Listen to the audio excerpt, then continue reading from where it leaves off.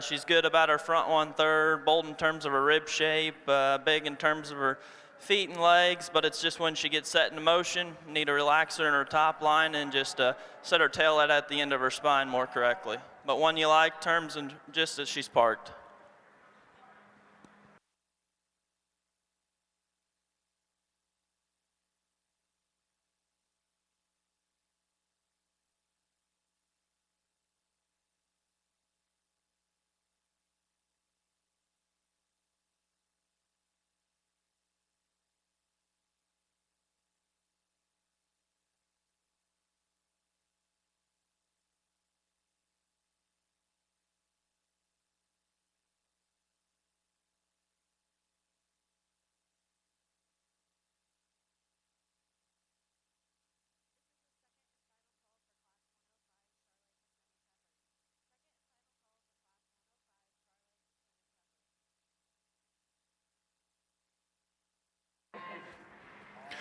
Let me catch up over on the breeding cattle side. 3 single entry breeds there. First was the Aberdeen Heifers. Champion Aberdeen going to Anna Holthouse of Ossian. Next up, the Black Hereford breed. Champion going to Jenna Smith of Newton. And the next single entry breed was Belingo. That goes to Evan Cohn of Deep River. And I guess we had one more. First class of Charlay percentage heifers goes to Caleb Junis of Agency. Caleb Junis of Agency. We don't waste any time over here on getting into a lot of heat, and there's a lot of heat in these top 2 steers, and with that, it's a pretty easy decision for Jake and I on the one that needs to win. I think this is an awfully unique animal in terms of how well he combines so much power and so much stoutness on a build like that, and to still have a front end that is that fresh and that attractive. And that's really the difference between these 2 steers. That one, in terms of his shoulder, the way his neck sits on the top side of his skin, in terms of his shoulder, the way his neck sits on the top side of his skeleton is just immaculate. He's one that's really opened up from their back, and even still, I think he sets down to the ground on a square, rounder, a better foot shape to all of that. You know, I don't know if he maybe just takes it as quite as comfortable just when he sets down initially as the steer directly behind him, but there's so many unique pieces in that steer to put together, and for us being people that raise Simatol cattle, he actually looks like a Simatol out here in this breed. Nothing to take away from the steer that stands here in second. This one's awfully good in terms of the center portion of his body. I really like him in terms of his rib cage. I just don't think he's quite as good in terms of the way he's constructed through his front end, and it really shows when she's out here walking him.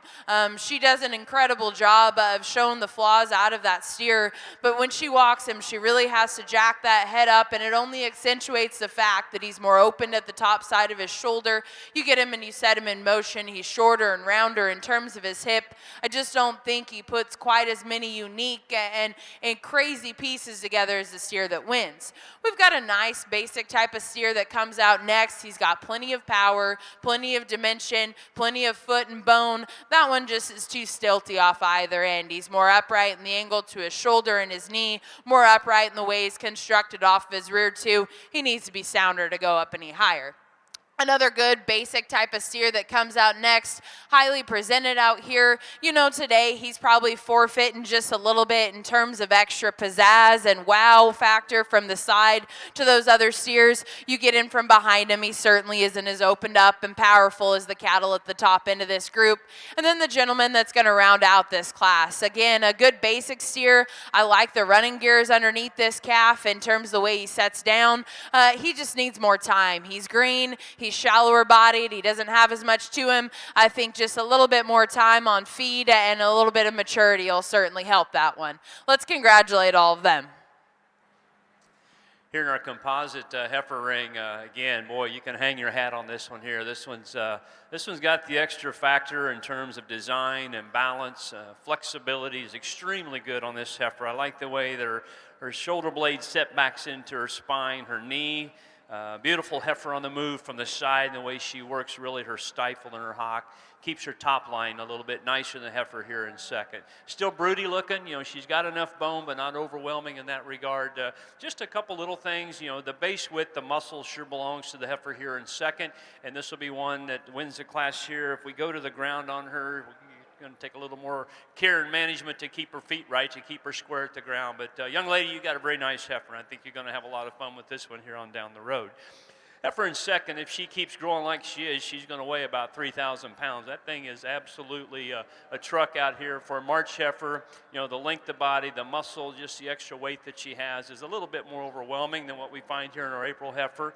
Now, with that being said, she's still one that's just tremendous in the muscle that she has, the base width. That's an advantage she has over the heifer that wins the class. Still a really nice hind leg, too. She sets down really square in terms of her base width. She's got some flexibility to it. I think if we're going to pick on some problems, it's a little bit more up in her shoulder and the way she rolls out of her front end. And then we see, obviously, again, some issues down her top line we'd like to fix her just a bit as well.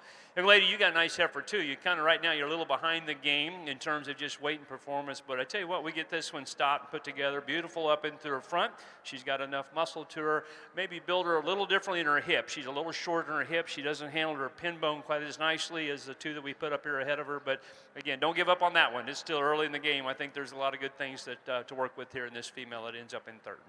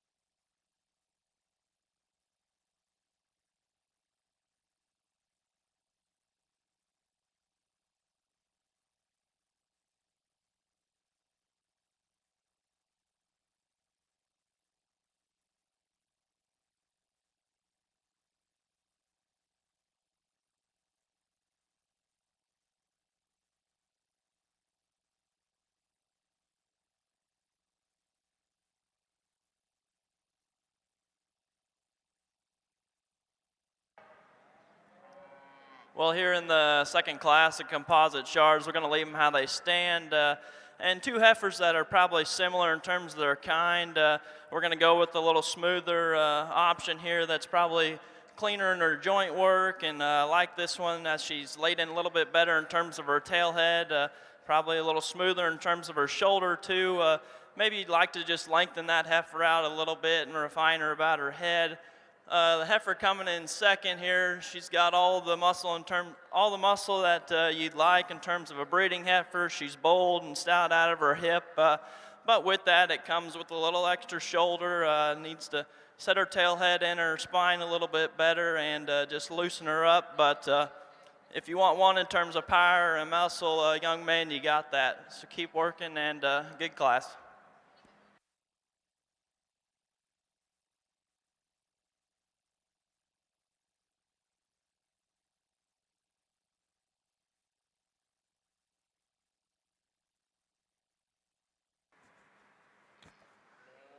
we get out here in the third class of Simitols, and I think the young man's Baldy calf comes to the top for us probably handily. I mean, in terms of just sheer quality, is he the soundest? Probably not, and that's where both of us would like to change him off either end of his structure, but he's big back, bold rib, sits down on a big leg. You got to appreciate those things about him. Young man's yellow calf or orange calf that comes second, probably longer and more extended there through his front end, but kind of similar story in terms of structure. Just need to kind of free him up there off of both ends, wants to get a little bit shorter coupled, but good calf to go ahead and go there in second. Young man's white calf that comes out in third. He's got some muscle and he's got some rib, and you certainly got to appreciate that about him, but just need to, it comes to us a little bit coarser, comes to us in maybe just too many pieces. If we could put them together in a smoother, more balanced kind of a package, I think he could run with the two above him. Young man's black calf that comes next, probably the one that we can appreciate the most for his structure. He probably reads the truest throughout all of his angles, sits down comfortably at the ground, and I love that about him, especially for what we try to do at home. But just it gets out-horsed in this class in terms of muscle and rib shape and boldness there, but good sound calf that kind of go there in fourth. And young lady's calf that comes next, a practical kind of feeding calf. Just needs to be freed up off of both ends of his skeleton for us, but good kind of a feeding calf that's going to make a nice project for this young lady.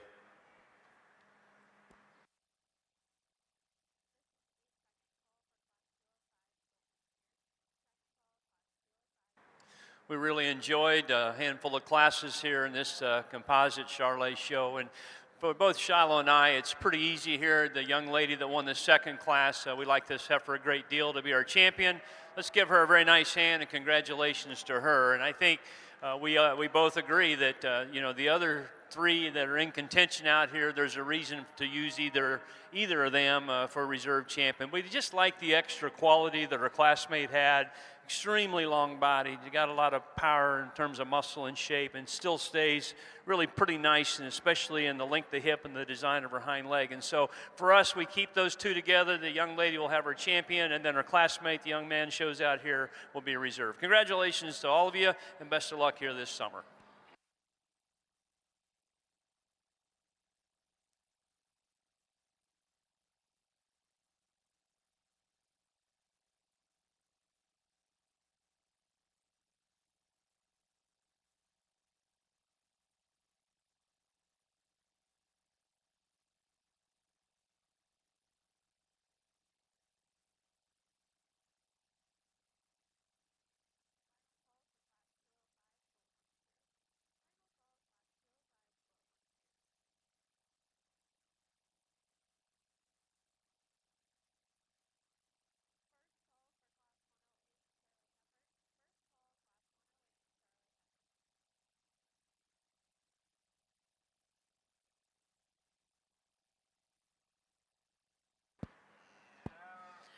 An incredibly impressive way to start out this first breed in the steer show, and I can promise you that Jake and I have been looking forward to coming and judging this show and doing this together for quite a while now, and it's exactly because we know the quality that's going to show up here today. This is arguably the most competitive jackpot show, Beef Expo, whatever you want to call it, in the entire country. And we know just how much time and money is spent to get to this point. And these cattle are absolutely awesome.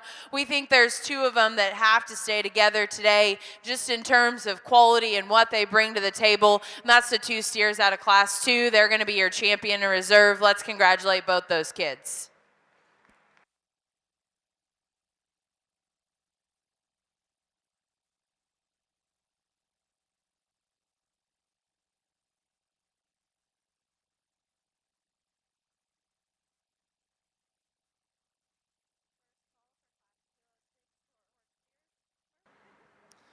Well, a good way to start off the Purebred show here, and certainly a youthful heifer that's really striking in terms of her appearance, like her build, and especially the way her neck comes out tie at the top side of her shoulder. She's good in terms of her rib shape, like her hind leg from the side. You know, if you'd change this heifer, maybe just set her tail head down in her ever so slightly, but really attractive, high-quality heifer to start off with.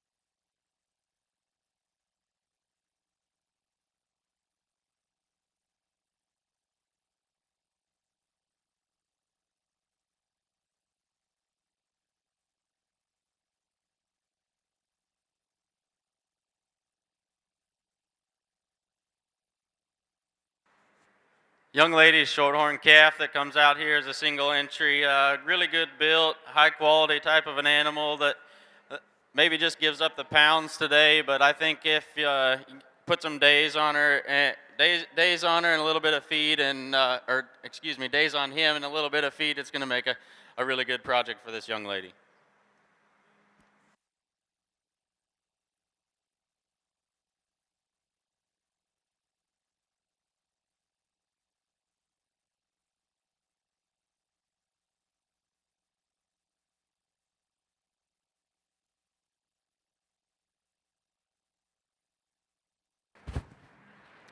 Well, let me catch you up over on the breeding cattle side.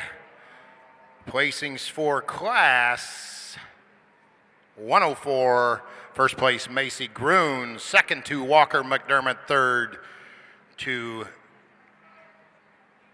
Kaya Byers.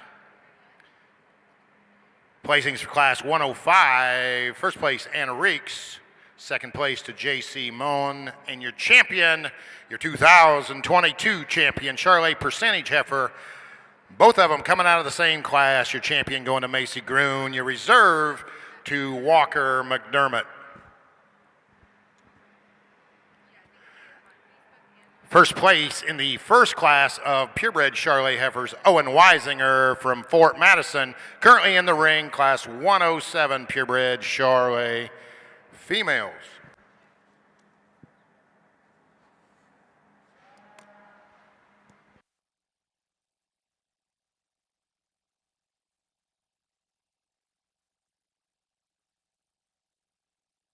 And let me catch a clear up over on the market animal side. We have finished the Simatol steer division. I'll run through that. Class 200. First place, Ty Becker, Williamsburg. Second to Andy Kleint of Bettendorf. 201. First place, Brant Will. Second to Ava Noonan. Third to McKenna DeCap. Fourth to Luke Poplo. And fifth to Colton Nedelicki. Brent Will, Wyota, Ava Bernard, Luke Nashua, Colton Fairfax, and McKenna from Dixon. Placings in the final class of Simatol steers. Class 203, first place, Jaron Funk from, I'm not sure. It's a little messed up. Second place to Drew Totemeyer, Columbus Junction. Third to Josh Wiley of Walker. Fourth to Kaya Byers of Runnels. And fifth to Chloe Sprague of Altoona. Your champion, your 2022 Iowa Beef Expo champion Semitol steer. Coming out of the second class, that's Brant Will. And your reserve also out of that class, class 201, goes to Ava Noonan. Brant Will, Wyota, Ava Noonan, Bernard.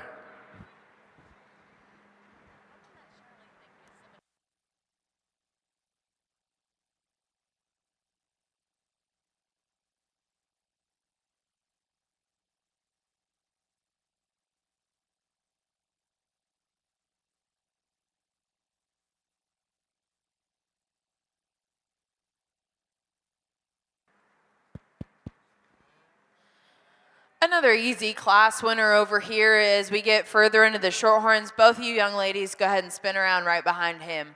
A steer that out here just has such an advantage in terms of structure, in terms of power and dimension. I love this one, the way he's constructed in his skeleton off either end, the angle to his shoulder, the set and flexibility he has in his hock and down at the ground. He's not perfect. That calf comes directly at you. You'd like to change him in terms of his knee. He kind of comes in in right there and wants to splay out a little bit up front. And I'm not going to sit here and tell you that he's the stoutest, the most powerful thing we've seen today, but out here in this class, he wins, and he does so handedly. After that, I think you can have some discussion between 2 and 3. These steers both have similar faults. They're both just entirely too straight off either end of their build, but the difference that Jake and I see in them is the young lady that's going to stand in second. This calf's smoother. He's smoother in every aspect of the angle to his shoulder, just how he blends all of his pieces and parts, together. He's still one that I think probably reads with just a little bit more mass and dimension. Again, like I said, that one needs to be changed in the angle to his shoulder. He's a little bit too tight in terms of his spine. I still think of these two steers that need to be changed from a structure standpoint. He's built better in terms of the way his hock is constructed and down at the surface in terms of his pastern. The steer that's going to be third has that advantage in terms of extra foot and bone. He certainly is rugged in that standpoint, but with that, he's probably just a little bit coarser all the way through. And then again, when you set that calf into motion, he just struggles too much off of either end. I'd like to free him up, especially in terms of his hip and his hock and all the way down to the ground there for him to go any higher for us. Let's congratulate all of them.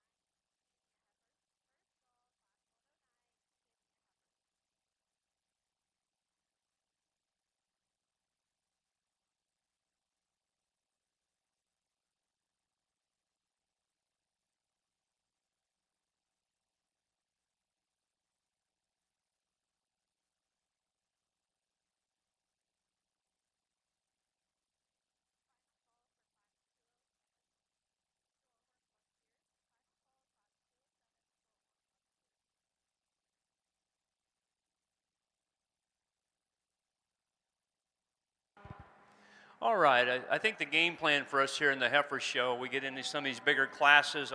One of us will talk the top 3, 4, whatever on the mic, and then the other one will spend some time with the others that we have over here on the line. So this is an interesting class, and we struggled just a little bit, and I think each of the 3 heifers have something that we just really, really like, and maybe each of them we could tweak just a little bit. You know, obviously we get them stopped and presented. This one up here on the front side of the class winner is really quite nice with regards to her length of body, and yet still preserve the kind of shape and muscle, and yet put it in a very feminine looking package. You know, her top, the way her spine is coming out of her rib coming out of her spine, and her general shape back into her hip is, I think, quite overwhelming in here. Length of hip, design of hind leg, squareness at the ground off her hind leg is certainly the advantage that she has. If we're going to improve this one, I would like to set her shoulder blade back just a little bit, change the way she comes out of her front end, and you can kind of detect that as she stands from up front, the way she at the floor of her chest and down at the ground, we can kind of recognize that there might be some issues, and it becomes a little more apparent, I guess, to me when we put this heifer on the lead, just the way that she handles that. But that's a really high quality heifer that I think just has a lot of good things to look at, talk about, and make a pretty nice breeding piece down the road.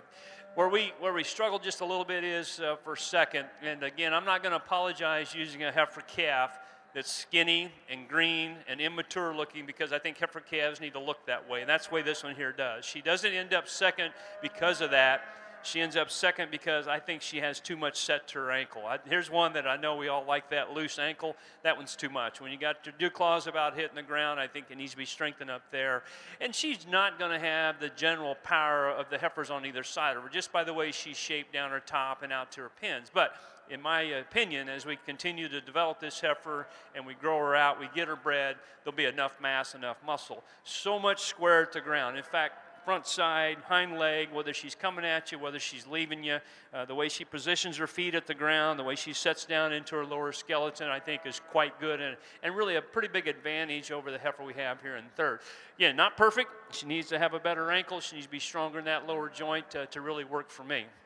On the stand, you'd want to switch him. This young lady does a great job in presentation. I don't think this heifer has been exactly to town very often the way she's acted at her, but boy, when she gets her stopped and presented, she's very nice. Good looking, long bodied, a lot of muscle to her, plenty of rib. And again, young lady, for me, it's really her feet, her outside claws, the way she sets to the ground. She rolls out really bad off her hind feet. And that, in this breed, becomes to me a little bit of an issue that we sure need to address and pay attention to. But a lot of good things about her. If you like them bigger, stouter, heavier weight, then obviously you'd want to switch those two heifers in second and third. Nice class. Congratulations to all of you.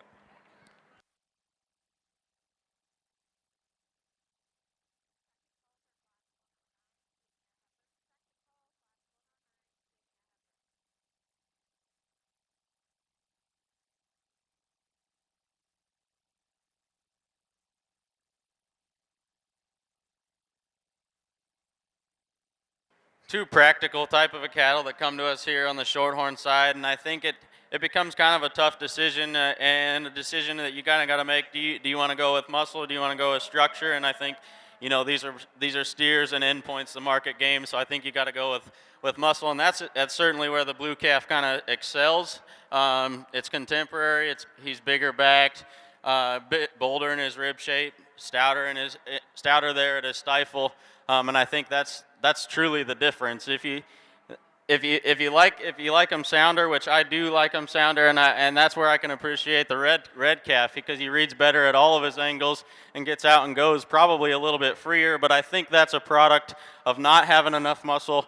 And I just worry, you know, as he gets older and more mature, you know, how that chest floor is going to look, and if it's going to stay in him or not. But two practical type of cattle that come here. Nice class.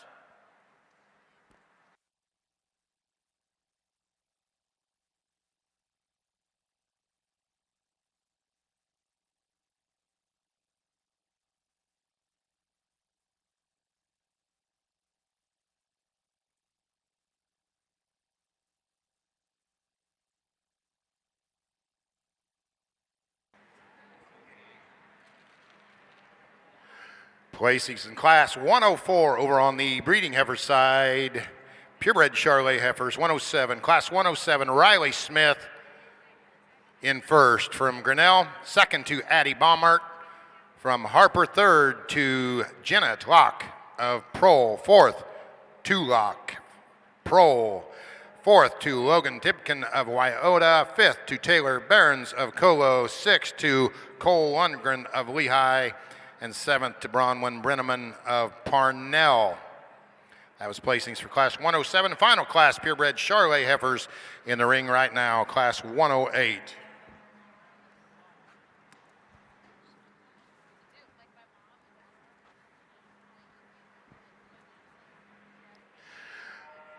Let me catch you up over on the market side.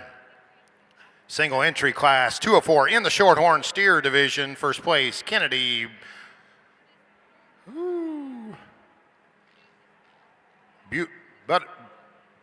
Buttercoffer from Hawkeye.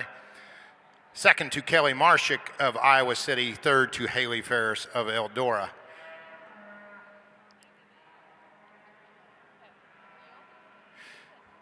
Let me correct that. First place, single entry, Kennedy Buttercuffer from Hawkeye. And then first place in class 205, Lane Sommerfeld from Walker. Second to Kelly Marshik of Iowa City. And third to Haley Ferris of Eldora. Final class, class 206, Shorthorn steers. First place, Peyton Leaders, Underwood. Second to Nathan Knabb from Loudon.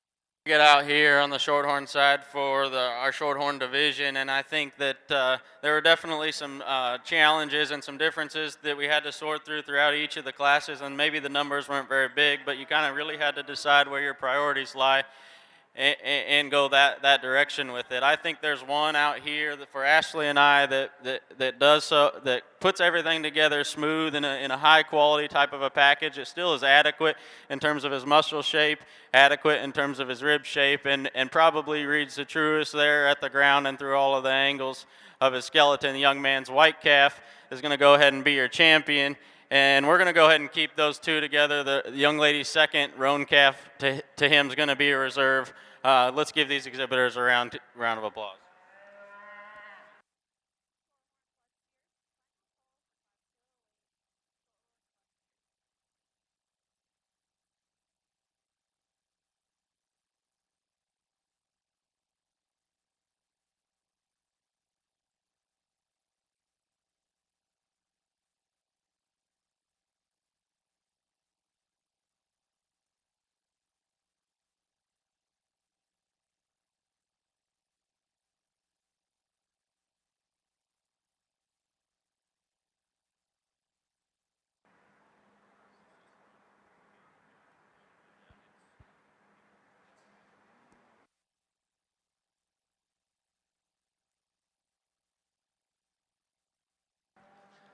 Well, a pair of heifers here that both have some give and take, and we're going to go ahead and use the young lady up front here. And I think just in terms of a quality look and her presence, like this one, the one that leads off in terms of she's a little bit better in terms she sets her chest in a little bit. She's tighter in terms of her chest. Like her in terms of her boldness. Her lower joints probably I prefer a little bit better than the heifer in second here. You know, if maybe lengthen this heifer out and just give her a little bit more feminine look, then that'd probably change her appearance. The heifer coming in second probably does that a little bit better in terms of her length. She's a little bit lower maintenance look, but for us, she's struggling off that offside hind leg and just needs to be looser in terms of her lower skeleton. But like this one's performance, length, certainly going to make a nice cow for this young lady. Heifer that rounds out the class here, high-performing heifer that's good in terms of her top line, just needs to be a little bit better as she's set into motion. Maybe just like to see her a little bit deeper in terms of her center body.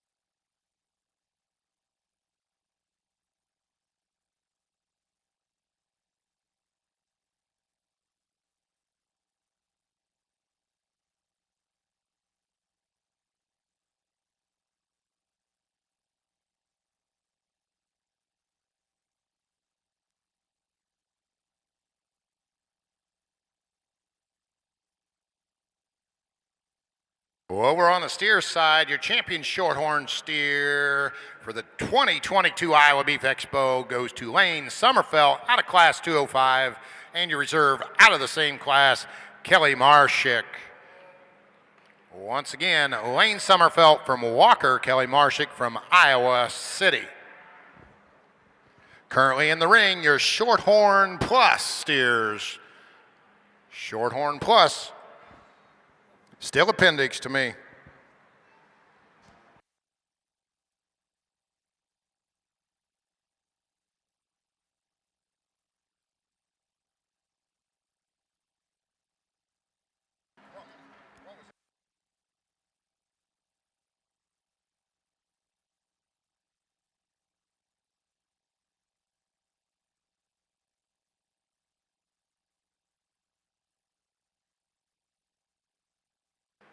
Currently over on the breeding side, placings for the final class of purebred Charlay Heifers, Class 108. First place, Jenna Toak of Prole. Second to Chloe Briggs of Sheraton. Third to Allison Wallace of Harris.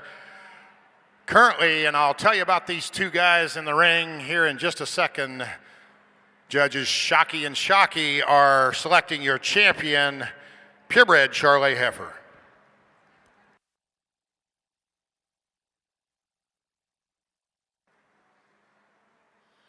We roll right into the Shorthorn Plus steers, and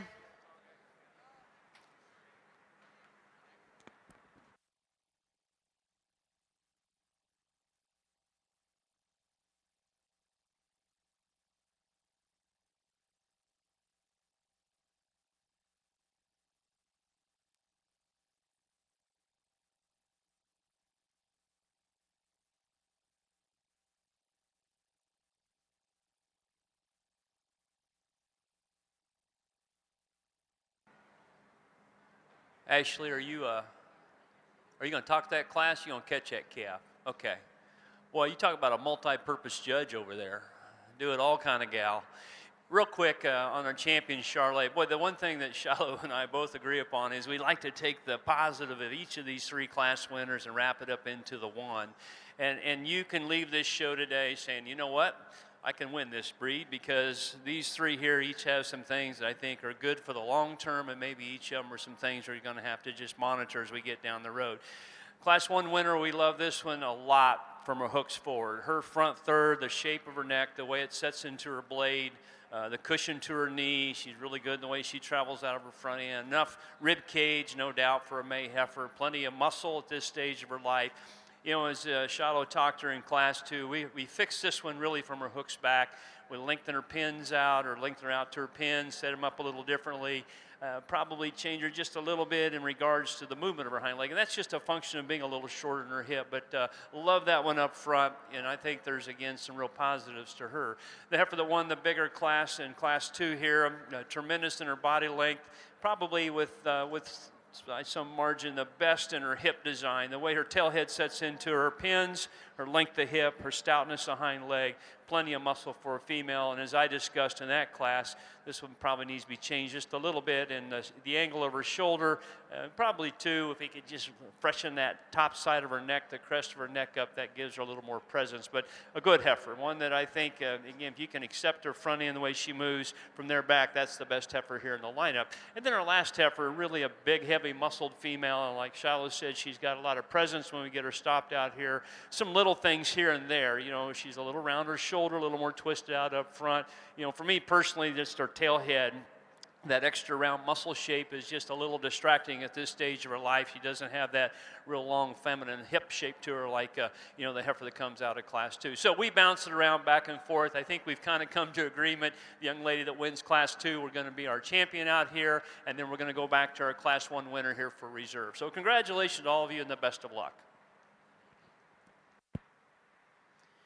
Momentary delay there, but again, we get into this Shorthorn Plus steer show, and the steer that's going to win this class is pretty sporty, guys. He does so, and he does so real quick. After that, you've got some decisions to make, but the one that wins is chubby in terms of his rib. He's stout, he's powerful, and he takes it all the way down to the ground. He's wild in terms of the way that neck sits onto his shoulder. That one's awfully, awfully good. Jake and I like him quite a bit. Like I said, we've got some discussion after that and a couple of different directions you can probably go.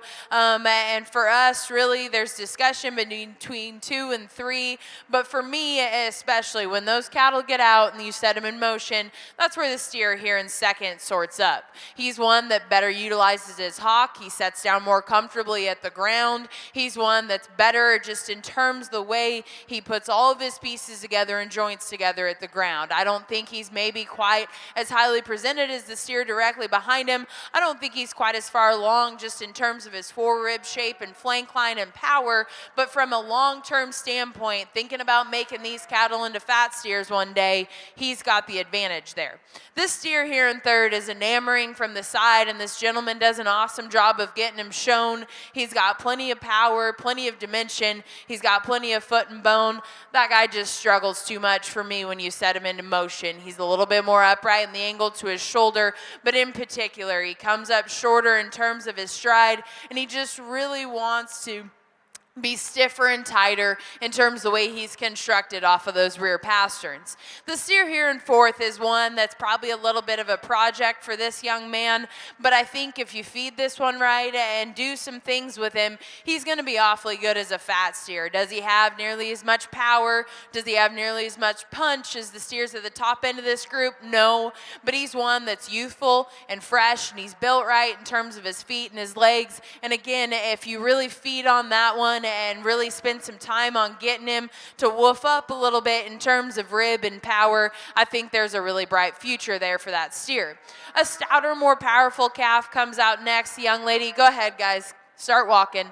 Unfortunately, that's a calf that just, again, struggles too much off of either end, is more upright in terms of his angles, and that's really the story with the steer that comes out directly behind her as well. Stout, powerful type of steer that, unfortunately, today just maybe hasn't decided he wants to be a show steer quite yet. He just needs to be freed up off either end. Certainly like to soften him in his rib cage. The young lady that's going to round out this class has got a steer that probably has just a little bit more natural depth to his rib. Unfortunately, that steer's really immature today and probably gives up as much power and dimension as anything. Let's congratulate all of them.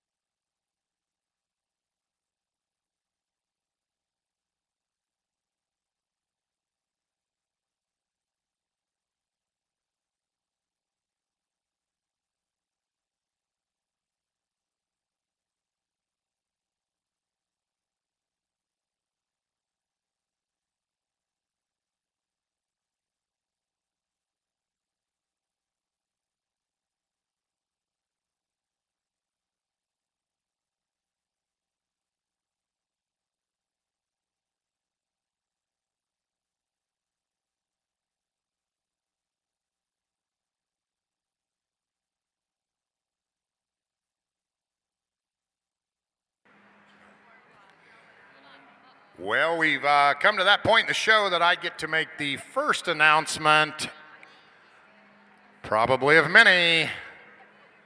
Only exhibitors and one person in the makeup area, please. We're getting a little jammed up according to the help. So only exhibitors and one other person in the makeup areas, please. And why don't I catch us up?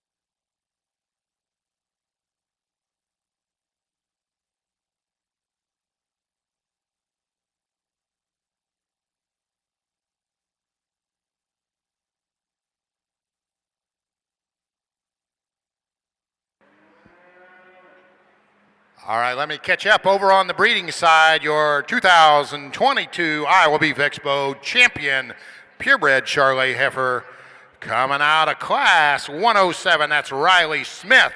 Reserve coming out of the first class, going to Owen Weisinger of Fort Madison. Riley Smith from Gunnell, your champion. Owen Weisinger from Fort Madison, your reserve. Currently in the ring, class 109 Canina Heifers.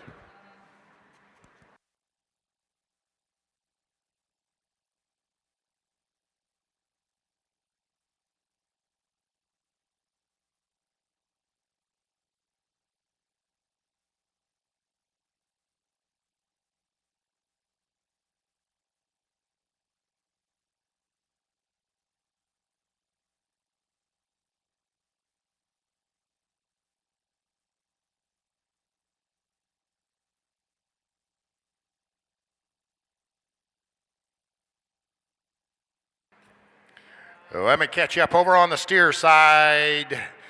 New division, class 207 of the Shorthorn Plus steers. First place, Drew Tuttle. Second to Brianna Wolfer. Drew Tuttle from Winterset, Brianna Wolfer from Albia. Third to Houston Holgraffer of Bryant. Fourth to Braden Grubel of Wacona. Fifth, Sophie Deacon from Ventura. Sixth to Madison Miner of Packwood. And seventh to Maya Christensen of Adele. That was placings for class 207 Shorthorn Plus steers.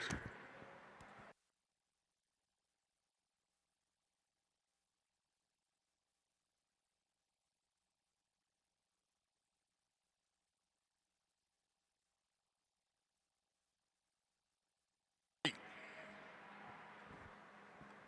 or no?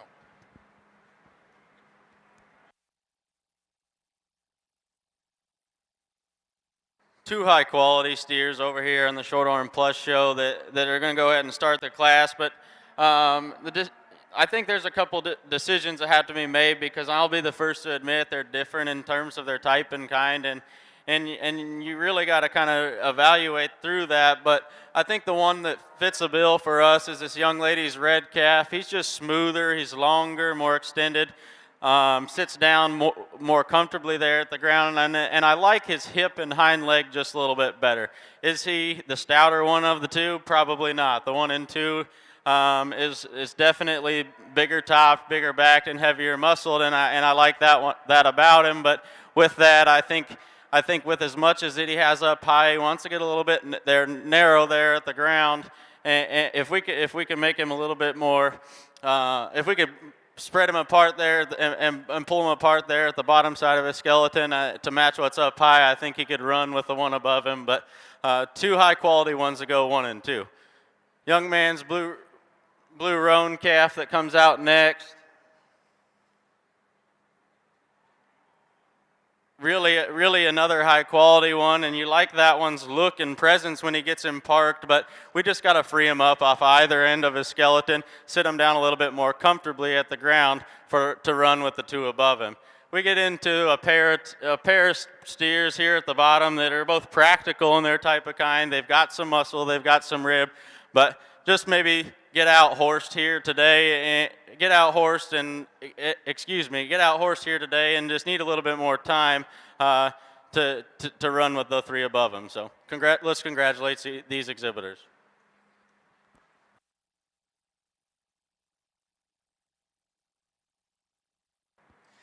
Another one of those classes here where, again, you leave the Beef Expo and don't get your dauber down. This is one of those classes where both Shiloh and I agree that there's not a right answer here today. I think we have several good options to work with, and it's just one of those factors where time will tell if we can keep things together right, or some heifers do some changing what needs to be changed, and obviously this thing can get jumbled up a lot different than it is here today. This one came in, and I told Shiloh, sometimes we just got to go back to that first impression. And when this heifer first came in the ring, we were drawn to her pretty quickly for the things that, again, in terms of her depth of body, the hip design, the hind leg, the way she handles her hock, her lower joint off her hind leg better than the female here in second. Again, to make her perfect, she needs to be built differently out of her front end. She's a little more twisted out up in her front feet, and not going to be, quite as square built and probably as muscular as a heifer or two we have here in the class. But I think for a female, she ought to have enough power down the road. It's just really her rib cage and the rear third of her skeleton, her hip and hind leg design that goes ahead and allows her to win this class here today. Young lady, you got a pretty interesting heifer too. Shiloh and I were kind of bouncing back and forth which one of these two do we need to start with, and we want to try to call this one better built in her front knee and front feet, and I think she is. She certainly toes ahead straighter up front than the heifer that we have that's going to beat you. And yet still has great body length, good muscle shape to this female when you get in behind her.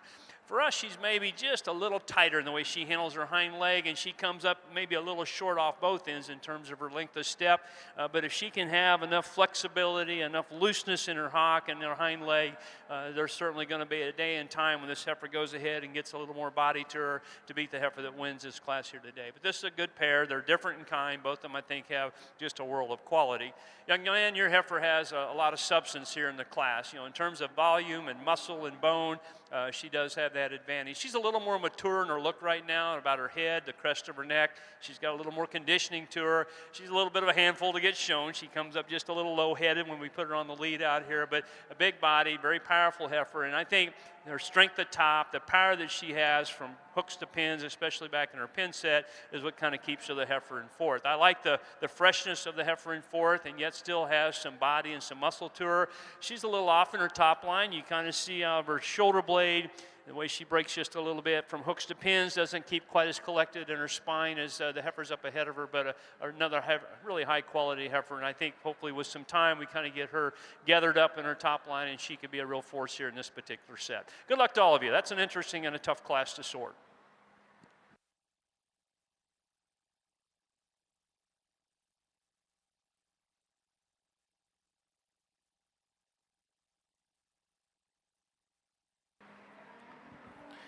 Over on the breeding cattle side, placings first class, Canina Heifers class 109, Bryn Young from Wellman in first. Second place to Abry Belcher from Blakesburg. Third, Riley Supel of Cascade. Fourth to Maverick Brown of Seymour. Fifth, Kennedy Burns, Oxford. Sixth to Hadley Brown of Afton. And seventh to Ty Haywood of Albia. That was placings for the first class of Key Heifers class 109. Jake's being really generous this morning and letting me talk all of these extra good ones, and that's an extra good one that goes and wins this class, and again, one of those that just does it real fast and real easy for Jake and I. This is a good steer in terms of his feet and his legs, tremendous in terms of his rib. He's probably not as crazy looking in terms of his front end as some of the cattle we've seen out here today, but this is the type and kind that and can bank on making it all the way to to the end. Getting to that point, he's got the running gears to get there, plenty of power and plenty of dimension. He's one that I think will be interesting to see in your champion lineup.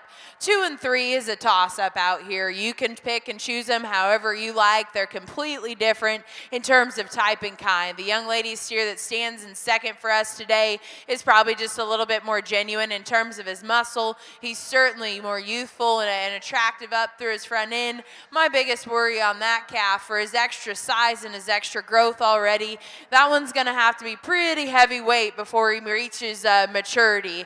On the other end of the spectrum, the steer that stands here in third is probably a little bit plainer in terms of his shape, just plainer all the way through. He does have the advantage in terms of foot and bone and rib. The opposite end of the spectrum, though, is that one's probably doesn't have as much growth to him. He's going to plateau pretty early and reach maturity pretty early. Like I said, flip a coin, place those two how you like them. There's a really nice one to go ahead and win. Let's congratulate all of them. Placings over on the steer side, Class 208 Shorthorn Plus steers, first place, Molly Chapman of Tipton. Second place to Kaylee Puddens of Story City. Third to Easton Maurer of Ladora. Fourth to Emma Weiner of Rockwell. And fifth to Trevor Reesberg of Harris. Placings for the last class, you just saw first place Marcy Bailey of Creston. Second to Addison Hokeson of Corning, and third to Anna Anderson of Mount Pleasant.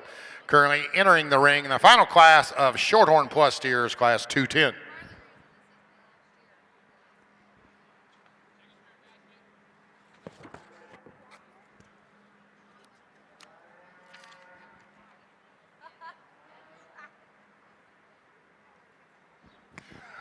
Let me take this time to officially welcome to the 2022 Iowa Beef Expo our market side judges Jake and Ashley Wagner.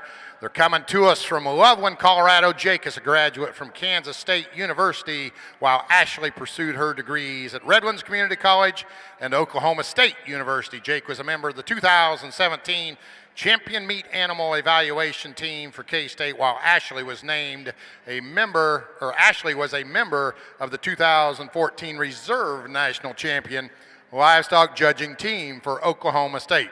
Also named High Individual at Louisville. Ashley also served as the assistant judging coach at Oklahoma State for 3 years while obtaining her master's in agricultural communications. Jake now works as a beef cattle nutrition consultant, and Ashley manages her own freelance marketing business. In addition, they both manage Beatty Livestock, a Simatol and Angus-based show cattle operation with the Beatty family, Ken, Jane, and Sydney. Would you please give on the market side a big Iowa Beef Expo warm welcome to our judges today, Jake and Ashley Wagner.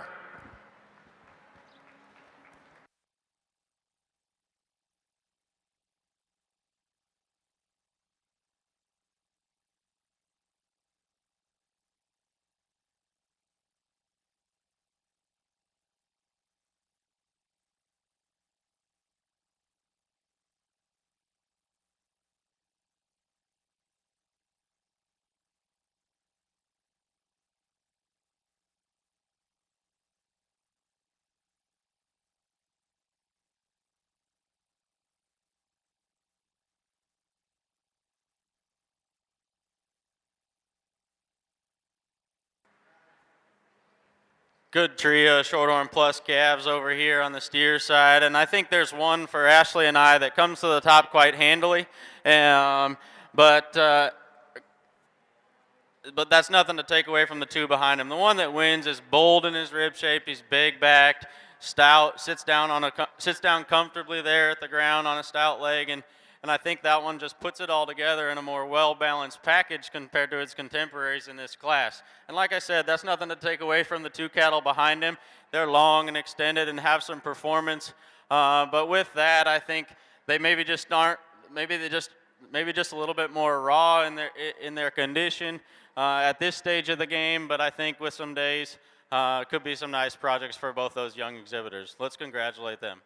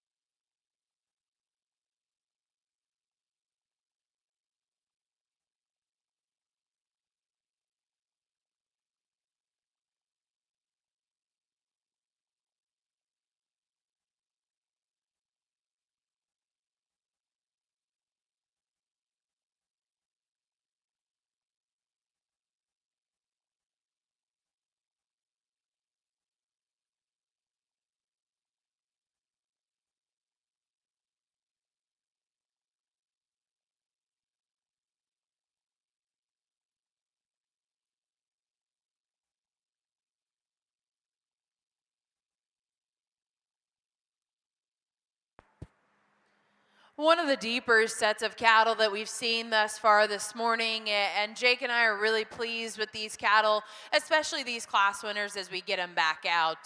Just to tell you what we see in them, you've got a calf out of this first class like I talked to him earlier. That one's just awfully unique. To put that type of neck on a shoulder that still lays into him that good, so good in his rib and stout and powerful, carries it all the way down to the ground. We like that one quite a bit. If you're going to harp on him, you know, he wants to narrow just a little bit in the base of his skeleton in comparison to everything he has up high, but I also think some of that comes from a maturity standpoint. He's awfully young, awfully lightweight. I think with time, I certainly hope that that'll fix just a little bit. The steer that comes here in the second class, you know, out here in this lineup probably gives up the extra power and punch to these other steers, but I think from a long-term standpoint, that one's got a lot of quality in terms of his feet and his legs, the way he's built in his skeleton, his length and his extension. Again, today, maybe not the punchiest thing, but certainly I think that one's going to be an awfully good fat steer. We get back to the steer that wins the third class, and similar to the steer that wins that first class, just awfully unique in terms of the pieces that he puts together. That neck sits really high on the top side of his shoulder. He's maybe not quite as stout in terms of his foot and his bone and opened up as his rib as that steer that wins the first class, but still that steer balances really well from the side. He's genuine in terms of his muscularity and his power. He too could maybe just come down to the surface a little bit squarer in his hock and right there at the ground wider in terms of the way he's constructed there. We get to the steer out of the fourth class. It's a good basic calf. He's really chubby in terms of his rib and his look, to the point where for Jake and I today, maybe just a little bit overdone for being a prospect calf. And more than anything, that one wants to run just a little bit downhill, get tighter in his spine, and maybe not be quite as good and long and level in that hip as we'd like to see. There's two of them in our mind that stand out here in terms of quality and what they bring to the table. One of them that's pretty wicked, if you ask both of us. We're going to go out and select your champion or reserve. Let's congratulate these kids one more time.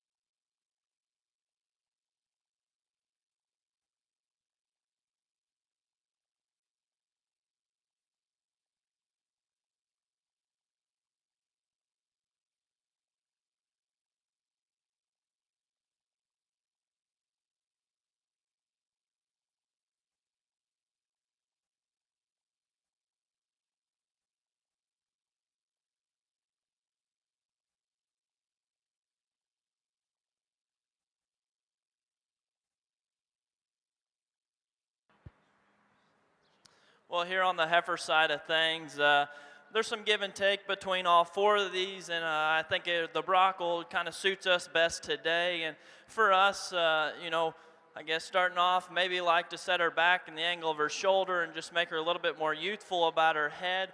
But from there back, she's big in terms of her rib cage, her squareness you appreciate, big in terms of her feet and legs, and just her length of hip you appreciate. And like I said, probably just puts together the most good in today. The heifer coming in second, like this one in terms of her length, her frameness, still has a youthful look about her. You know, maybe like to make her a little bit deeper in terms of her center rib and just loosen her up when you set her in motion. But in terms of just of her youthfulness, her maturity pattern, like this one awfully bit. And I think get her bred up early, you know, heifer that can do a lot of good for her.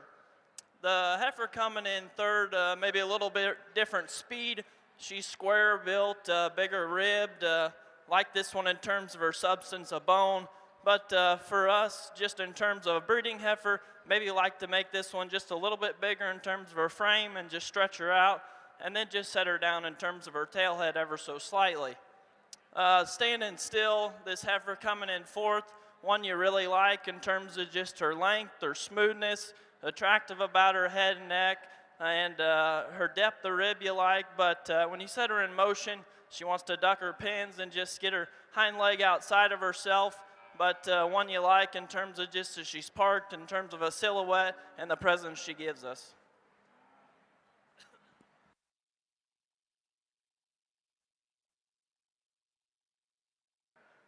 single entry over here on the steer side in the Salir breed, and I think one that is high quality. I think maybe if you study this one, he's got some rib shape, he's got some muscle, and I think with that he offers the breed character in terms of structure.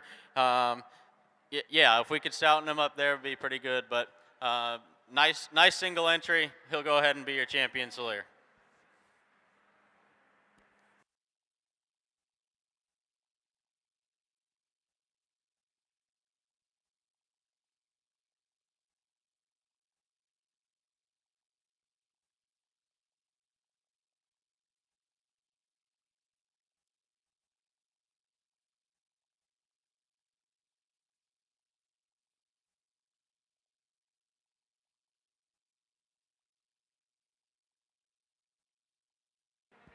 Oh, yep. Okay. Let me finish up over on the steer side here. The Shorthorn Plus division is done. Let me give you the placings for the final class. Class 210, first place, Trey Fukin of Mount Air. Second to Brody Schaff of Tabor. And third to Lacey Rouse of Mechanicsville. Your 2022 Iowa Beef Expo champion, Shorthorn Plus steer, coming out of class 207, and that's Drew Tuttle. Drew Tuttle from Winterset. Your reserve coming out of class 209, that's Marcy Bailey from Creston. So your champion Shorthorn Plus steer, Drew Tuttle, reserve Marcy Bailey. Also your champion single entry Solaire steer, Wyatt Pasteur from Mitchellville.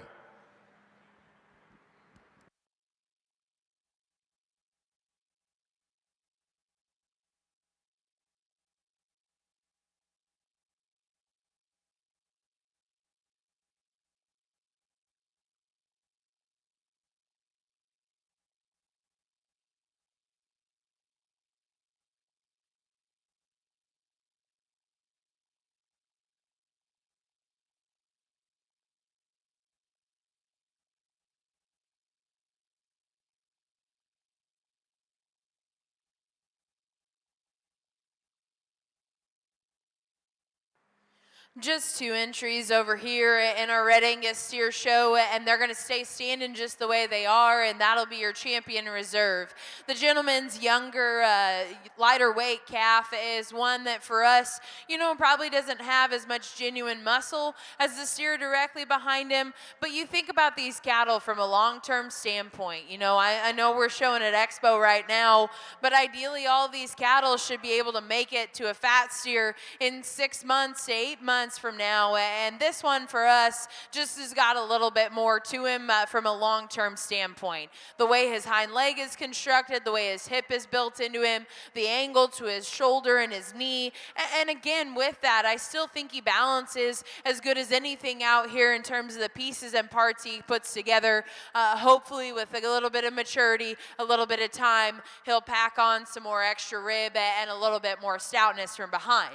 The steer that stands in second in reserve today, you get in on top of him. He is bigger up high. He's bigger out through his pin set. There's no doubt about that. That one's just more questionable in terms of his structure, and particularly his hip and hind leg, the way his hip is built into him.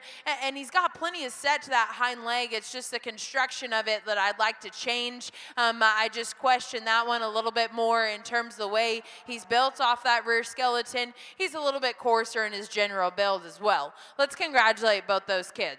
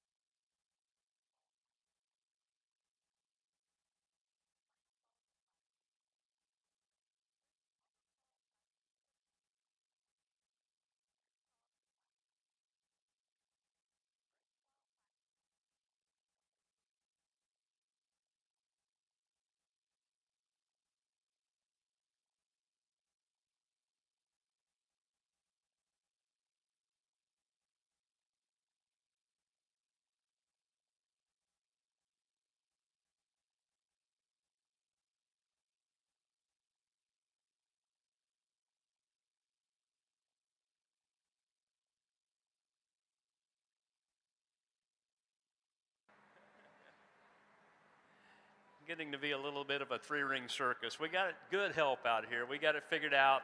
I told the young lady I'm giving her the option to come back or not. She's going to win the class out here, and I appreciate your willingness to stick with it. It's a very nice heifer, and I think, you know, pretty quickly when the class came in, Shiloh turned to me and said, well, I think that first one sure needs to win. And she does for several reasons, and really first and foremost for me, condition-wise, this heifer to me suits me the best. She's a little thinner condition than the other two. That helps the shape of her neck. She's a lot leaner up on the top side of her neck. Her length of body's really good. She's got enough rib cage. You know, some of you are going to watch her walk out the ring and she kind of rope walks and gets a little narrow based underneath. Yeah, I agree with that. For me, enough muscle for a breeding heifer. I'm not going to get real wound up. You know, she's not as thick and square and powerful as these other two, but her length, her freshness of conditioning, and still mobile enough from the side, I think, is what kind of excites us to let her win the class. So thanks to that young lady for keeping with her, and a very nice heifer. You know, the heifer in second, really, she just has had a lot of TLC. She's so much further along in her maturity and her conditioning, and she's that kind. That is one bold rib, big top, thick-ended, wide-based. I mean, all those things sure fits that heifer right there. And I bet, too, if we could lean some of the fat out of her inside, freshen up her shoulder blade, I think this one could still have good presence. So she's a good heifer, and I think for me, for a young heifer calf, just a little too round, a little too mature in terms of her conditioning right now. Young man, you're a lot like her, just shorter, okay? Thick and stout, big boned, a lot of presence in this female in terms of her rib cage, her power that she has. Her neck seems to set back a little straighter in her shoulders. She doesn't lift her head up out of her blade quite as correctly. And like we just said, if we could lengthen that one out, I think it makes her a lot better female to kind of compete for the class winner up here. But the way she stands today, just a little shorter in her general design, but lots of power, lots of punch in that particular female.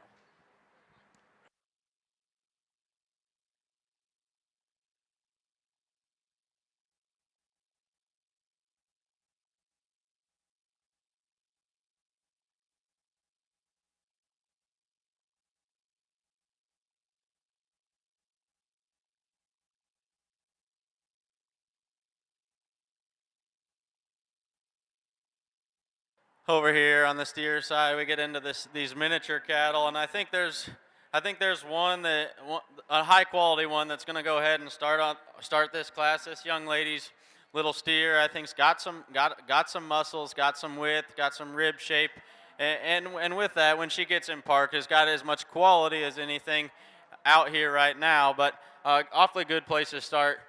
Nothing to take away from the young lady's calf in second. I think maybe has a little bit more grow in performance if you compare the two, but with that, maybe wants to get a little bit flatter in terms of his muscle shape and not get out his go nearly as good, and maybe duck his pins ever so slight. We could level him out there in his hip, and he could sure run with the one above him.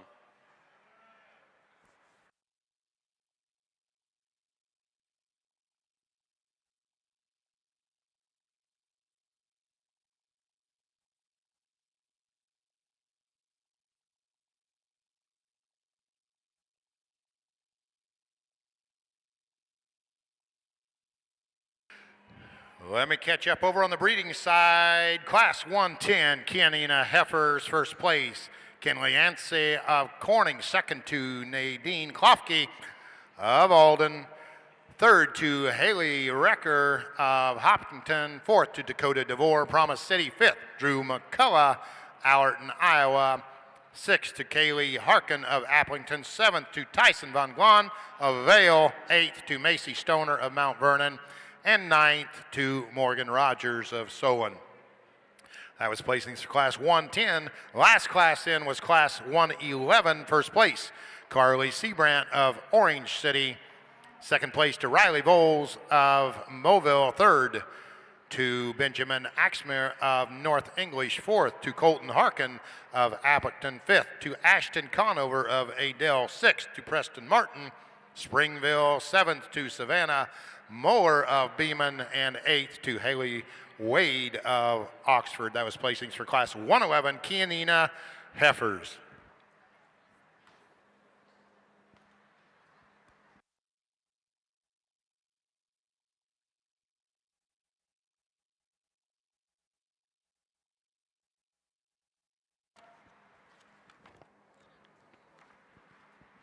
I haven't told you about the judges on the breeding cattle side of the ring. They come riding in a cloud of dust in a hearty hi-ho Suburban about 11:30 last night from Westmoreland, Kansas. Good friends of mine.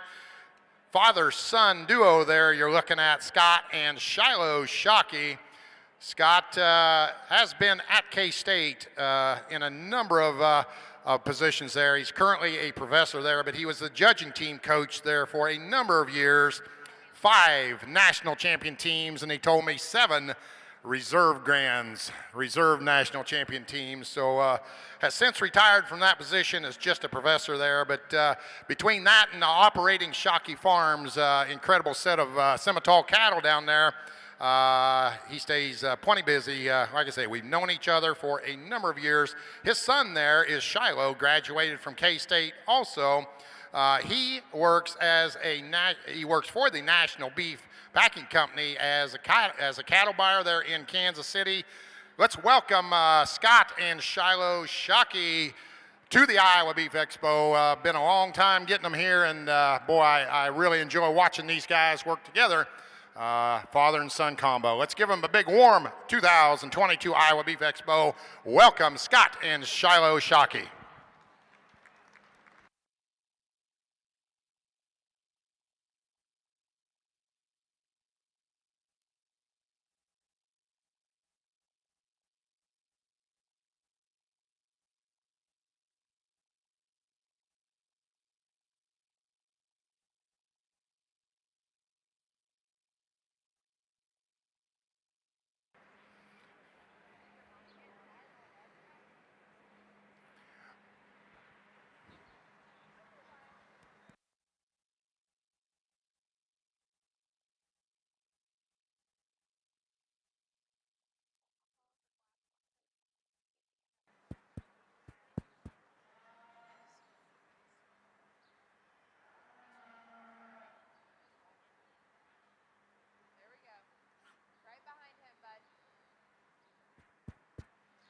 Out here in the second class of our miniature Hereford steers, there's some give and take between these top 2 for Jake and I. I think it's your classic power versus pretty out here, and unfortunately, if the steer in second just had any more real dimension and power to him, I think he wins.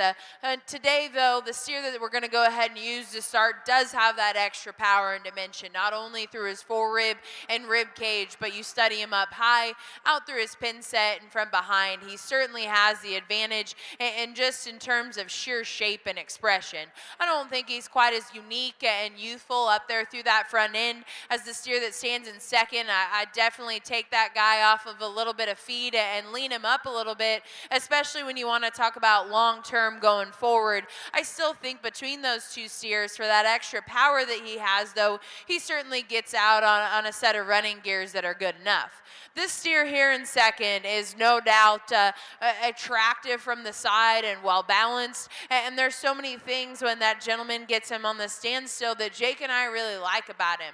Unfortunately, he's just out here the flattest and the narrowest, the most closed up in terms of his build and his skeleton. We just like to stouten him up all the way through. I do appreciate that one from a structural standpoint, though, especially compared to the steer here in third. Young lady, you've had an awfully nice steer, and whenever he decides that he wants to be a show calf, I think you guys are going to do big things. Unfortunately, today, he's just not maybe quite as comfortable out here, and that's okay. That's why we go to these shows early on. That one's stout, that one's powerful. Today, he's just a little bit further behind. He's a little bit coarser all the way through, and probably comes at a structural disadvantage, but don't give up on him just yet. A couple more times in the ring and you guys will be good to go. Let's congratulate all of those kids. Let me catch up over on the market side. Last we talked about was your champion Solaire steer, Wyatt Pasteur. Then we moved into the Red Angus steers, with your champion being Jace Peterson, your reserve, Jace Peterson of Pella, your reserve, Clara Smuck of Iowa Falls. That was your champion of Red Angus steers. And now it's mini Herf time. And class 213, first place went to Addison Woods of Sigourney, second to Riley Wyrick of Boone. Placings for Class 214 miniature Hereford steers. First place, White Walls, Edgewood. Second to Hunter Cress of Guthrie Center. And third, Hadley Jastorf of Underwood. Currently in the ring, the final class, Class 215 of miniature Hereford steers.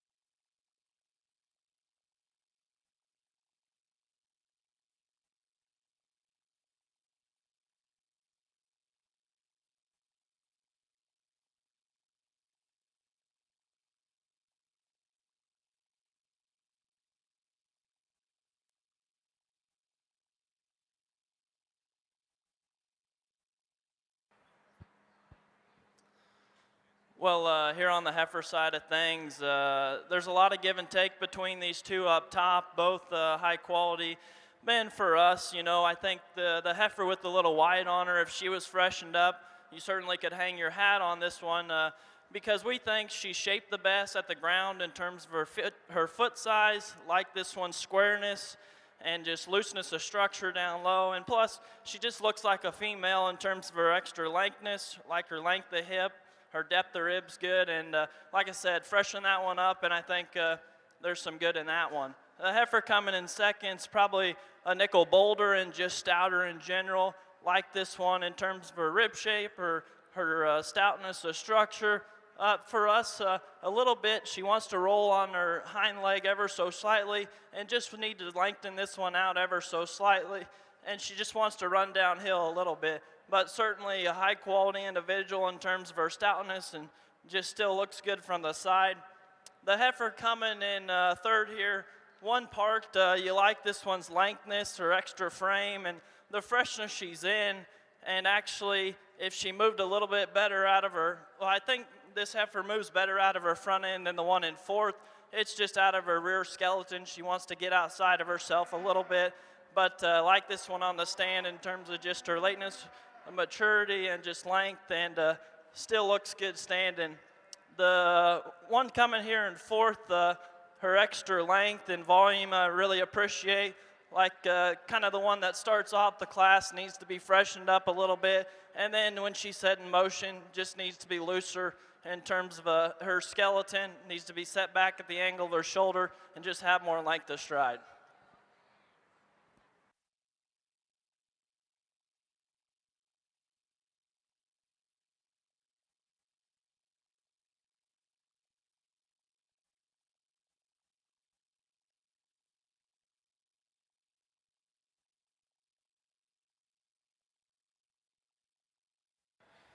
Over here on the steer side, I think too interesting.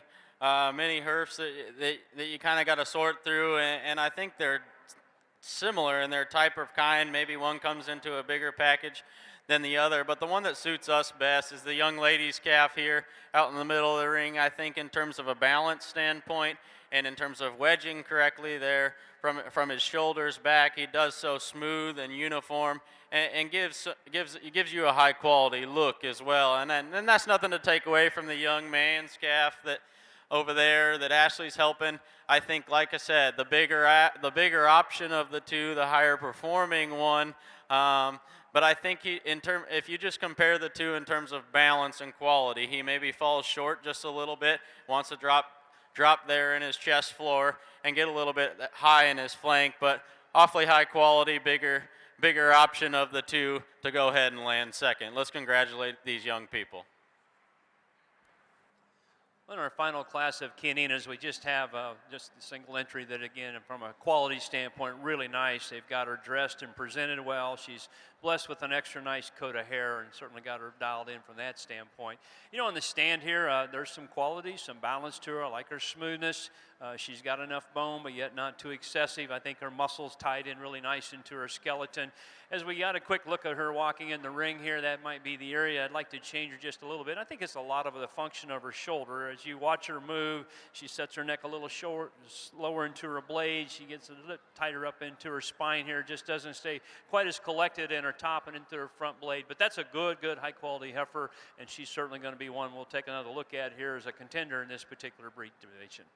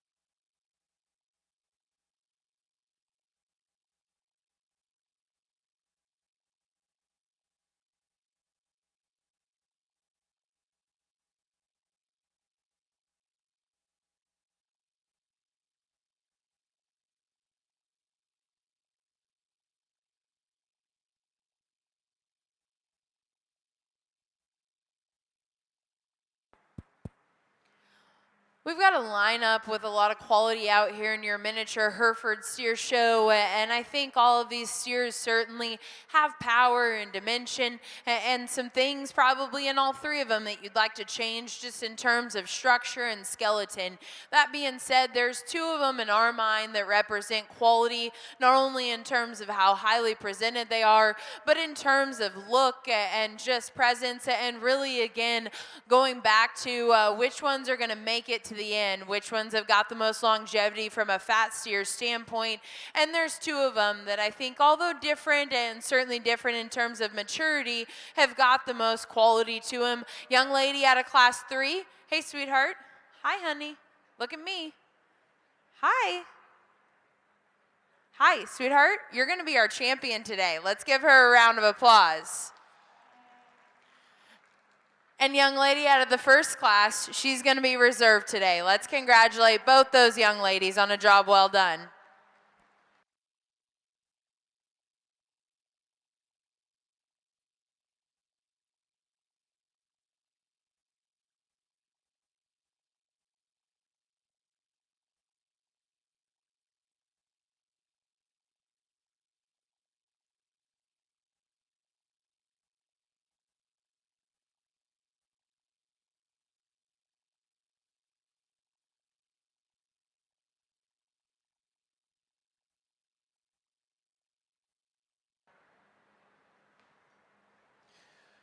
Well, again, another fun breed to sort through. Not easy.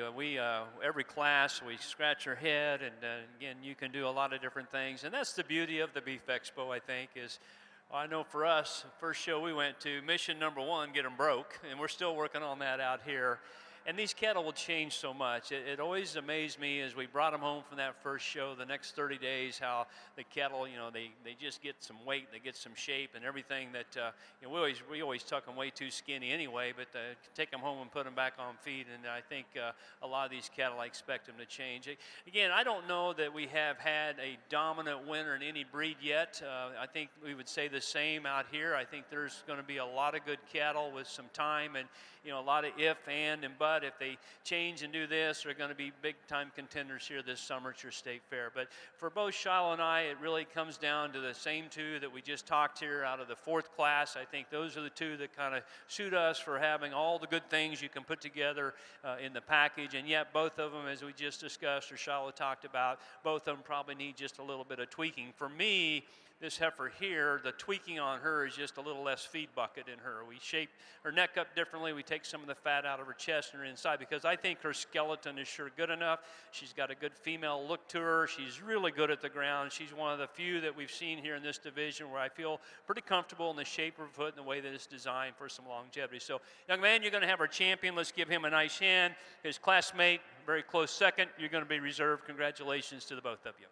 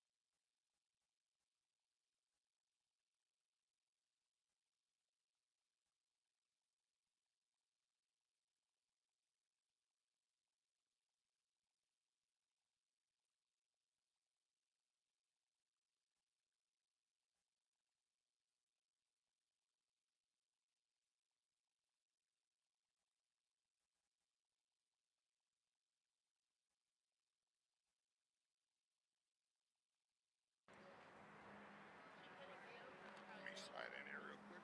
Sorry.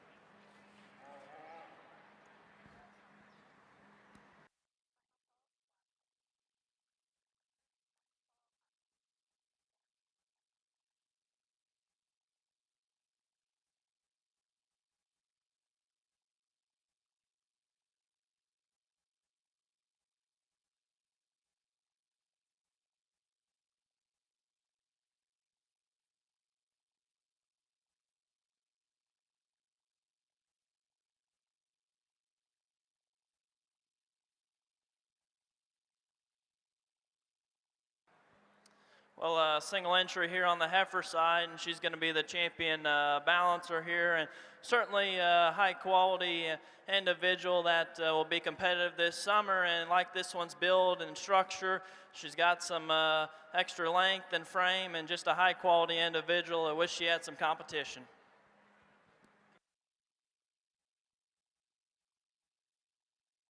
Over here on the steer side, we get into high mains or main cattle, and I think it's these trio of calves offer some challenges for Ashley and I. We talked a little bit about each and every one of them. There's things we like about them, but there's things that we like to change about all of them. So really, it's really kind of where do your preferences lie in this situation. And for us, the young ladies calf comes to the top, and I think in just terms of a uniform and smooth and balanced type of a package comparative to the other two, that's where she wins and has the advantage.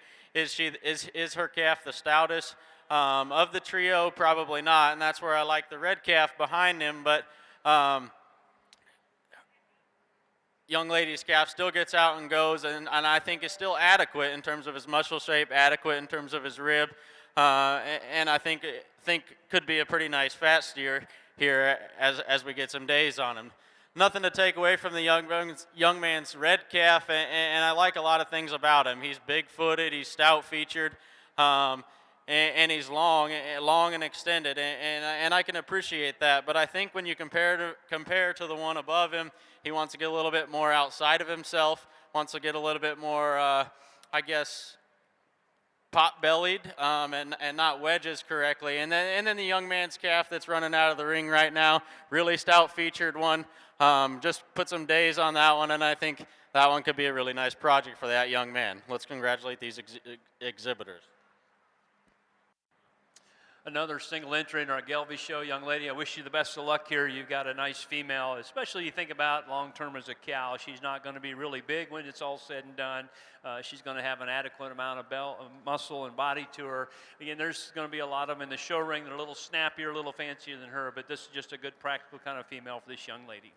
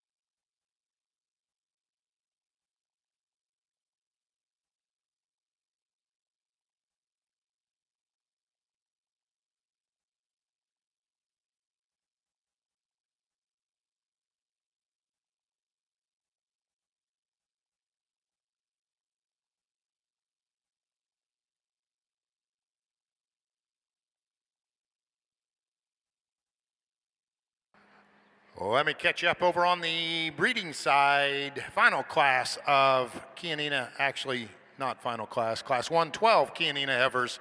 First place went to Cal Pryor of Woodbine, second of John Vanderveen of Hartley, third to Lauren Bayer of Albia, fourth to Campbell Thomas of State Center, fifth to Kenny Klingman of New Virginia, sixth to Luella Reeks of Lawler, and seventh to Wyatt Doral of Charter Oak. That was placings for class 112.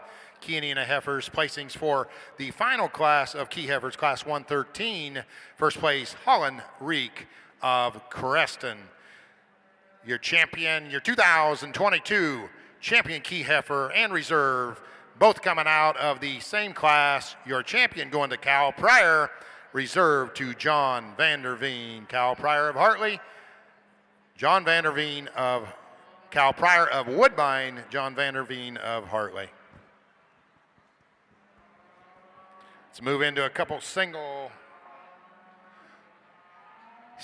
entry breeds here. Your champion Gilvey Balancer Heifer, Bryn Nickel of Clearfield. Your champion Purebred Gilvey Heifer, Chloe Sprague of Altoona. Starting up the Horned Hereford division, currently in the ring, class 116.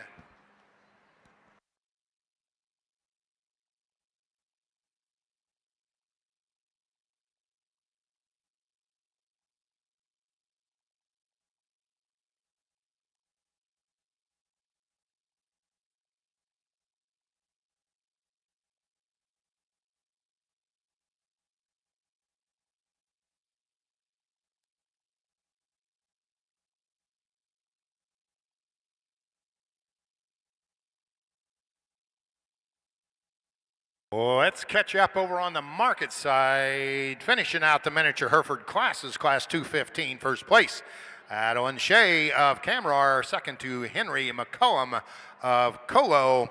And your 2022 Iowa Beef Expo champion, miniature Hereford steer, going to Adeline Shea of Camrar, and reserve to Addison Woods. Addison Woods from Sigourney. Moving on into the main Anjou steer division, Class 216, placings, first place, Tiana Kinzinger of Alden, second to Logan Evans of Humiston, and third to Blake Evans of Humiston. Currently in the ring, Class 217, main Anjou steers.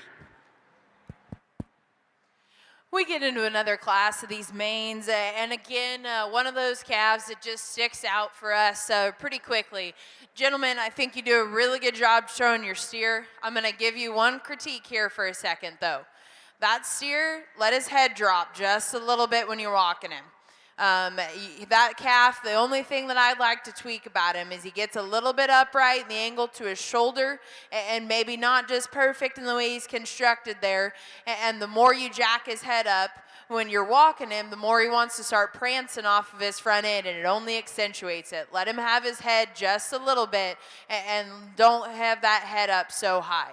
That's a calf that I think out here wins, like I said, and does so handedly. He's awesome in his rib. He's stout. He's powerful. He's tremendous in terms of the pieces he puts together from the side. And like I said, that gentleman does an awesome job of getting him stuck. You can only see when you get out and you set him in motion. Like I said, that shoulder, that knee, maybe just isn't constructed in him right, and he wants to get a little bit prancy off that front end. But that's a really, really high quality calf, like I said, wins pretty handedly for us. Meat and potatoes kind of steer that comes out next. Young man, you've got one that's chubby bellied, he's big footed, he's big legged, he's got as much power and as much punch as anything. Today he's one, you get in from behind him, he wants to get a little bit outside of himself, a little bit outside of his skeleton. For that one's extra power and punch, he's got a little bit more shoulder, he's a little bit more plainer and mature up there through that front end. I just don't know if that one's got a lot of long-term grow and get up and go to him, especially as you compare him to the steer that wins the class, but one of those that stands second in our mind pretty quickly. You can maybe have some discussion between 3 and 4, but really when you talk about these cattle from a long-term standpoint, the steer in third is one that I think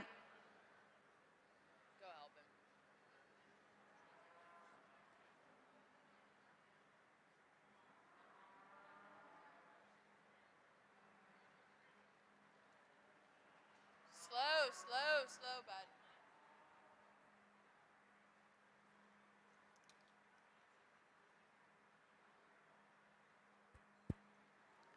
This steer in third is one that I think has got a world of future. I love the way the neck sits onto this one.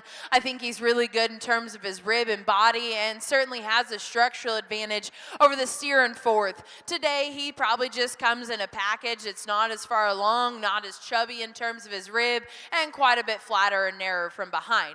Young lady's calf that's going to stand in fourth, he needs a little bit more time out in the ring just to get relaxed and acclimated out here. I like him in terms of his foot and his bone. For his extra frame size, I'd certainly like to soften him in the center portion of his body and give him just a little bit more genuine stoutness, especially underneath, open him up in terms of his skeleton. Let's congratulate all of them.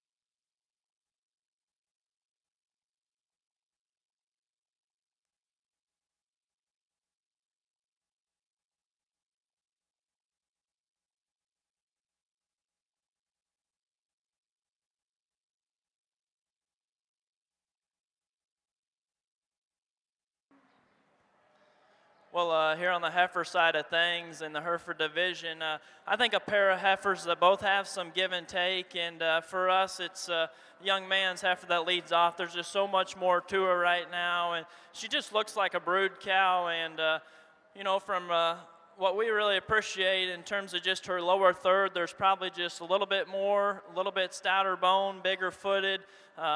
She's, you know, big in terms of her center rib cage, and for us, maybe just wants to get out in terms of the base of her shoulder, and maybe that's a case of just freshen her up a little bit, but from there back, one you really like in terms of just looking like a cow. I love that one in terms of her pin and hip and hind leg. Certainly a high quality one to lead off. The one coming in second, she's probably a little bit fresher in terms of her condition, like her maturity pattern, and probably smoother in terms of her shoulder. You know, this one's good in her lines, and I think get her bred up early, she'll certainly be a player down the road this summer. But for us, she just wants to hawk in a little bit from behind and just needs to be opened up and just a little bit bolder in terms of her skeleton down low, but one you really like in terms of her lines and just looking like a female about her front 1/3. The heifer coming in third, one you really like in terms of her length and extra frame. She's a smooth-made heifer that's got some look to her. She's good in terms of her build, but just needs to be stouter, just needs to be opened up and just have more time on feed.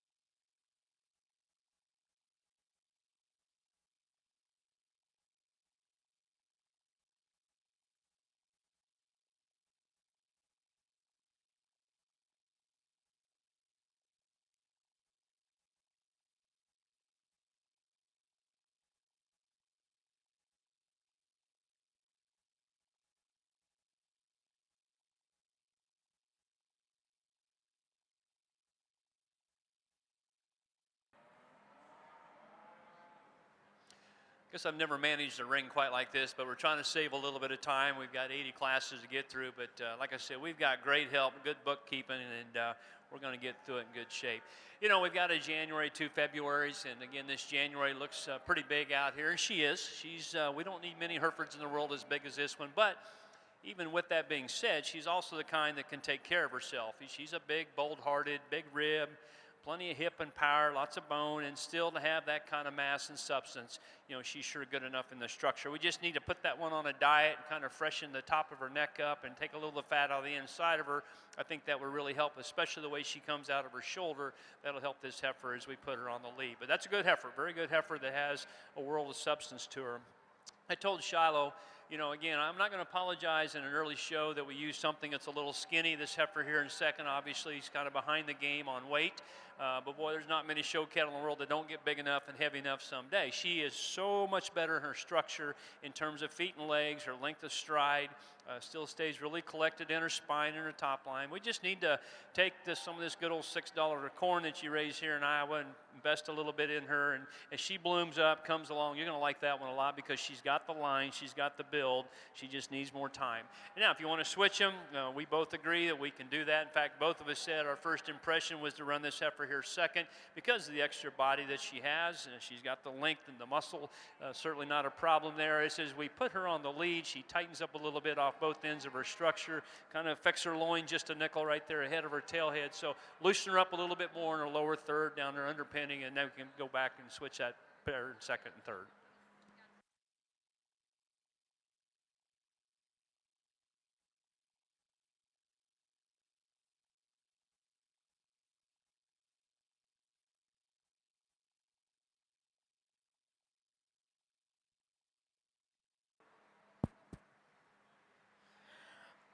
When you get into judging shows like this where you know the quality is going to be deep, you're always waiting for that first class where all the heaters come in and they come in at once.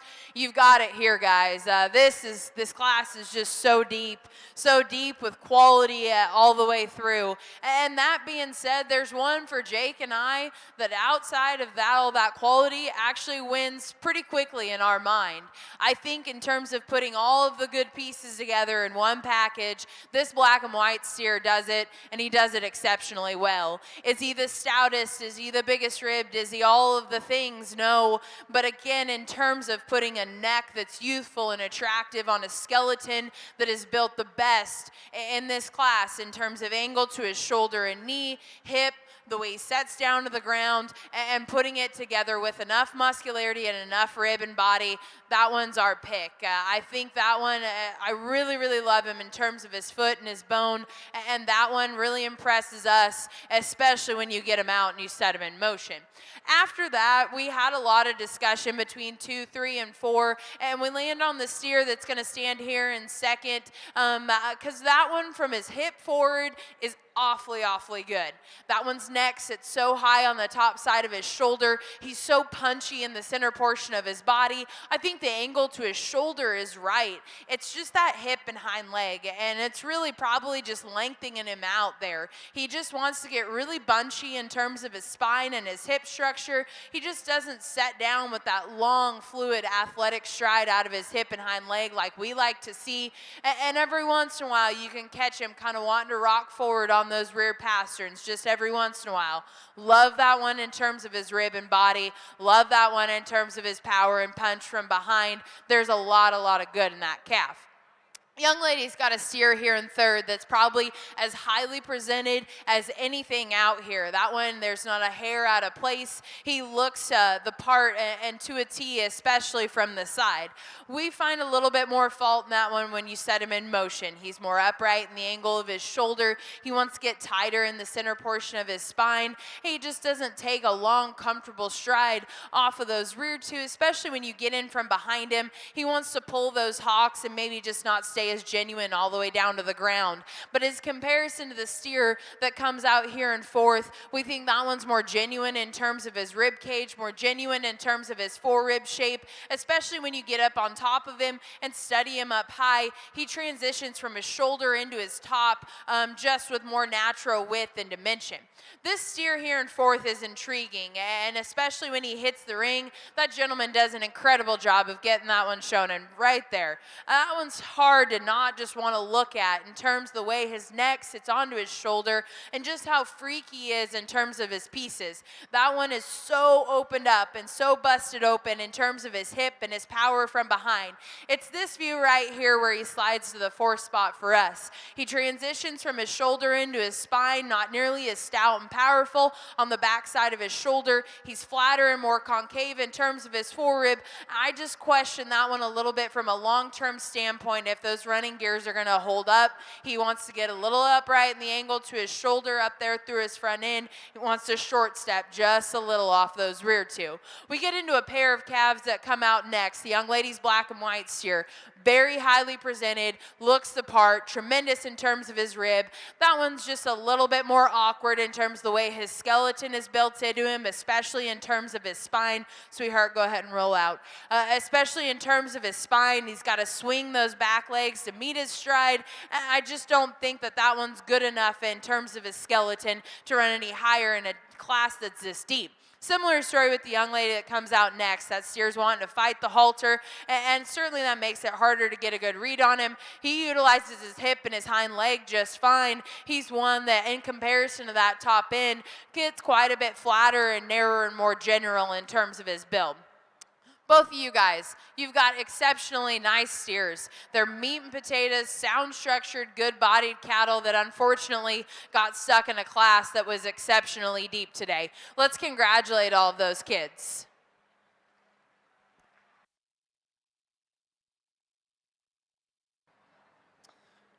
Well, here in the last class on the Hereford show, a pair of heifers that both are different in their own kind. We use just probably the cowier, bigger ribbed, stouter made heifer here that leads off.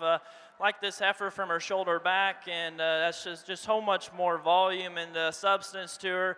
You know, she does need to be freshened up and just smoother about her shoulder and just get out and reach a little bit better out of her front end. And I think that's what the heifer in second probably complements her a little bit. You know, she's fresh and got some length of body and extension, stays collected in her top line. But for us, she just needs to have more just in her body and her rib and just needs to just balance out a little bit better. But certainly a heifer that got some length and extension and good looking in her own right.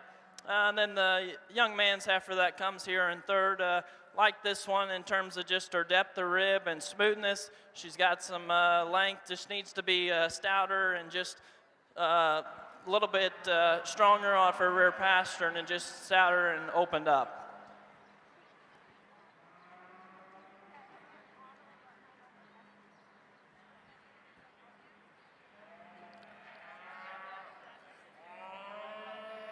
Hey, I've been asked to specifically mention to the steer side, one exhibitor, one person with that exhibitor only.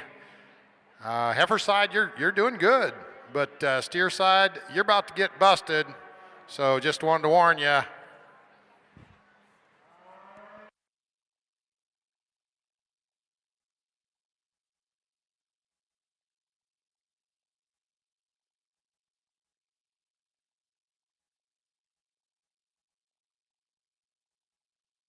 Let me catch up over on the heifer side over here with the Horned Hereford Heifer Show.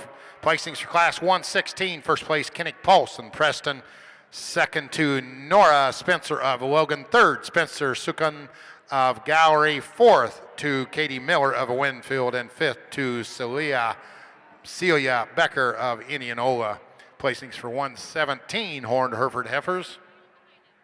First place, Rain Wagner of Hampton. Second to Kennedy Rife of Columbus Junction. Third to Macy Mackey of Lake City. Placings for the final class, Class 118 of Horned Hereford Heifers. First place, Spencer Sukan of Gowrie, second to Macy Mackey of Lake City, and third to Peyton Gonnerman of Sanborn. Judges Scott and Shiloh. Shockey now selecting your champion Horned Hereford female. All right, another fun breed to go through, and certainly that first class, Shiloh and I stood out here and we had a lot of discussion. We like both of those heifers a great deal. I think they're both the kind that as we take them into the summer here and continue to develop them, they're going to be those that can compete at a very high level. But what's more important to us, we think about these as cows. I also think those two have the right kind of build, the right kind of pieces to build a cow herd around. There's some things that from a breeder's perspective that we can do with them, and they're both very nice in their own right, just a nickel different. But those two that came out of the first class, young man, 6'6", whatever you are, congratulations. You're going to have our champion. You're going to be followed by the young lady that was her classmate. She's going to have reserve. Give them both a nice hand. That's a very, very nice pair of horned heifers. Congratulations. Your 2022 Iowa Beef Expo champion Horned Hereford heifer coming out of class 116 and going to Kennick Paulson of Preston. Reserve coming out of the same class, class 116, and going to Nora Spencer of Logan.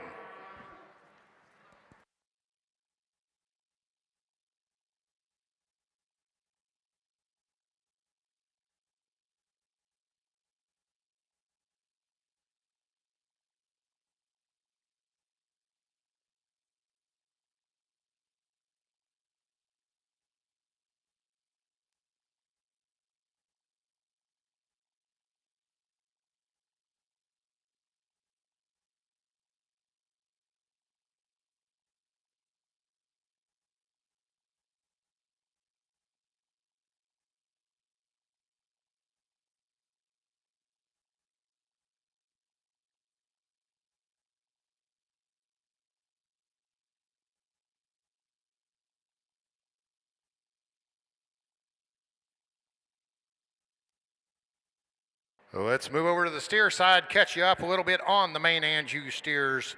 Placings for class 217, first place, Casey Crosscup of Ridgeway. Second to Jacob Ringcob of Mobile. Third to Miles Bockenstedt of Manchester. And fourth to Presley Klima of Walker. Klima. That was placings for class 217. Placings for class 218, main Anjou steers. First place, Lane Elmquist Audubon. Second to Ethan Height Susan of Williamsburg. Third to Hayden Sewer of Anita. Fourth to Lane Sommerfeld of Walker. Fifth to Elise Badger of Bagley. Sixth, Riley Steffes of Nevada. Seventh to Peyton Gall of Strawberry Point. And eighth to McKenna Burmeister of Rowley. Once again, that was placings for class 218. Class 219, main Anjou steers currently in the ring.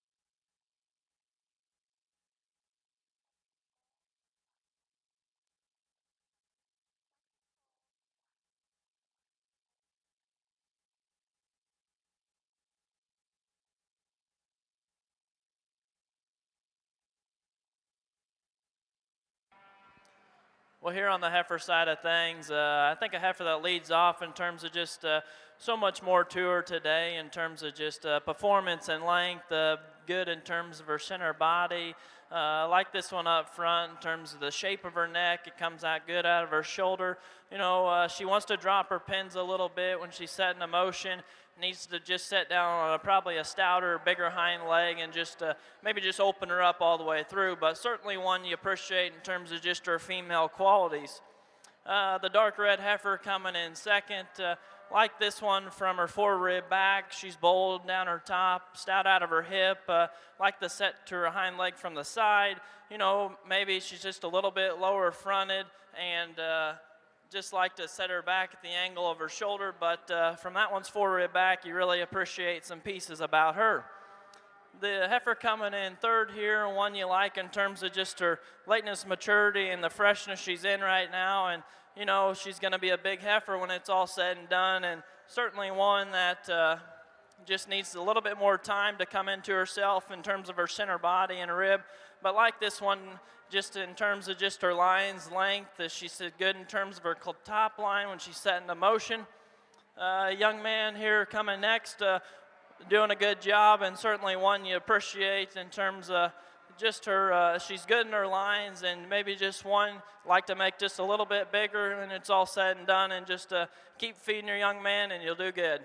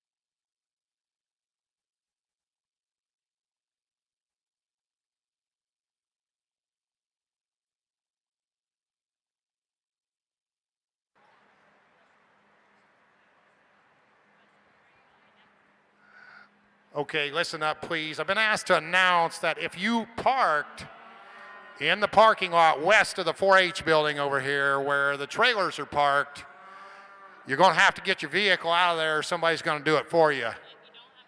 If you don't have a parking pass, because you're blocking trailers that are trying to get out. So we're talking about the parking lot over west of the 4-H building. If you don't have a pass to park there, you're going to have to find you a different place to park here pretty quick, please. That's coming from the straight up authority.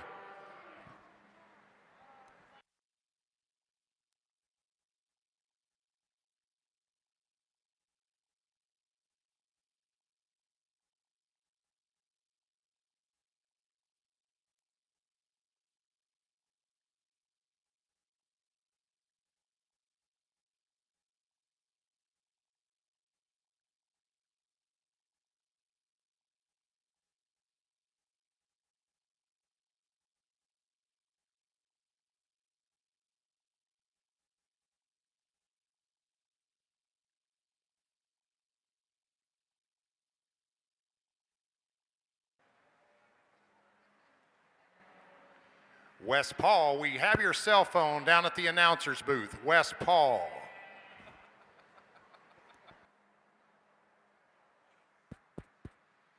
We get into this next class, the steers, and I'll be honest with you, Jake and I went back and forth quite a bit because I don't know if there's a right answer in this class. I think there's genuinely 4 steers that you can pick and choose from, but there's 4 steers that also have things that we'd certainly like to change about them and tweak about them, and that's why we land on the young lady's calf here at the front of the line. I'm not going to sit here and argue with you if you say, well, that one's not the stoutest, that one's not the most powerful, that one probably doesn't have the most wow factor out here.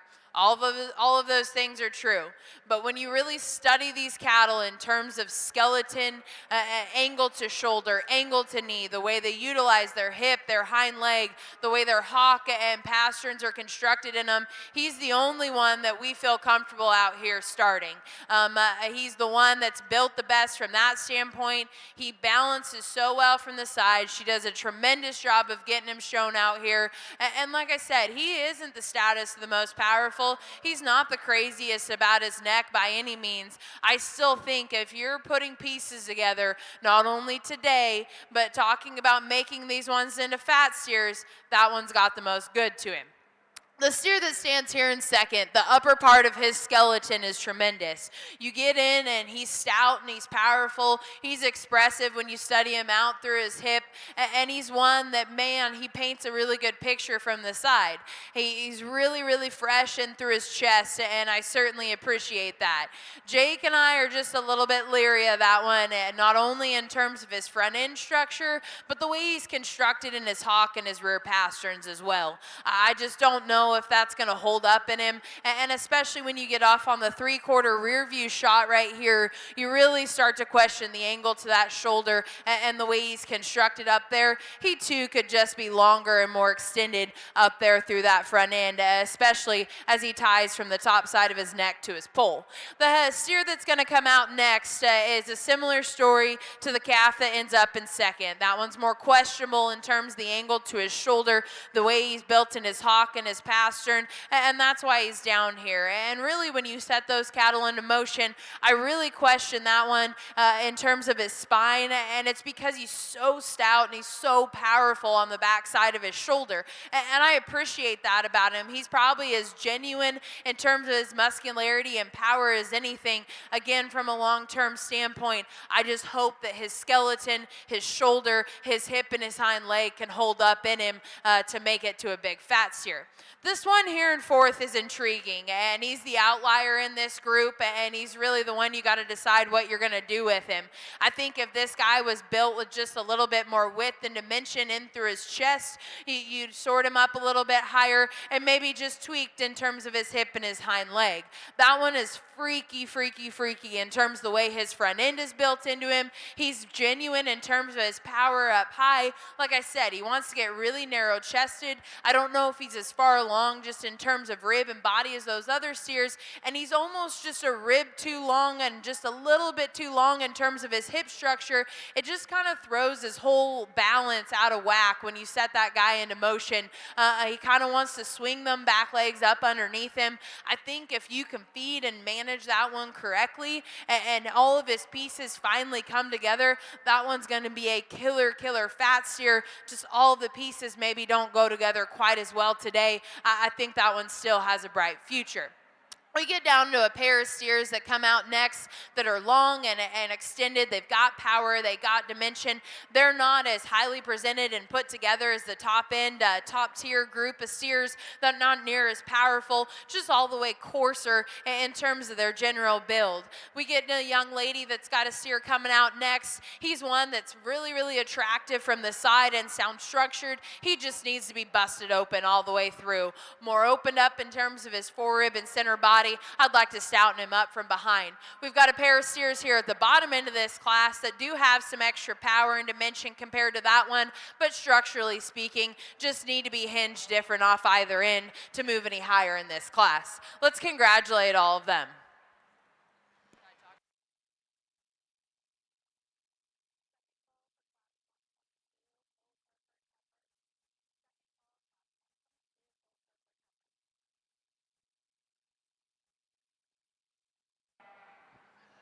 Well, I'm sure some of you are wondering what's taken me so long, and I told Shiloh you can stay out of this fight. But so I'm going to put the registered ages aside. I'm not going to worry about that. I'm just going to try to evaluate these as cattle, what I think they are in my mind as far as real age. And again, what happens here is sometimes things just get under my skin, and when we bring an April heifer in here with short ears, I don't know if she was born up in the North Pole with Santa Claus or whatever, but it don't fit. It don't fit, people. That's a good heifer. You know, that's a good heifer. The heifer that wins the class is really from her forerib back. She's bold. She's got a good hip shape. She's got some length to hip. She's got a stout hind leg. You know, there's things about that heifer I like a lot. And then again, something like that just irritates me a little bit, and it fits her maturity of her head and her bone. Again, it all kind of goes together. To say she's an easy winner, and again, I put that, you know, register birth date aside. We need to fix her a little bit up in her shoulder and down off her front feet. To me, I'd like to lay her blade back just a little bit differently and change her. I don't think she's near as severe as the heifer here in second in that regard, but that's the area I'd like to obviously change her. And again, just make her more youthful, make her fit a little bit better out here in this age group. The heifer in second is big, and she's naturally going to be bigger. She's longer shanked. Her skeleton's bigger and such that she's going to make a big old cow when it's all said and done. Depth of body's good. Smoothness is good. She struggles too much up front in her movement. She's a little straight in her shoulders. She doesn't reach out and is athletic on the go. And then you can even see that on her hind leg too. She kind of tiptoes out here, just doesn't look as comfortable, as graceful, if you will, as I personally like to see. So her length of body, her smoothness, her depth of rib is really good. Again, I think about an April Hereford heifer.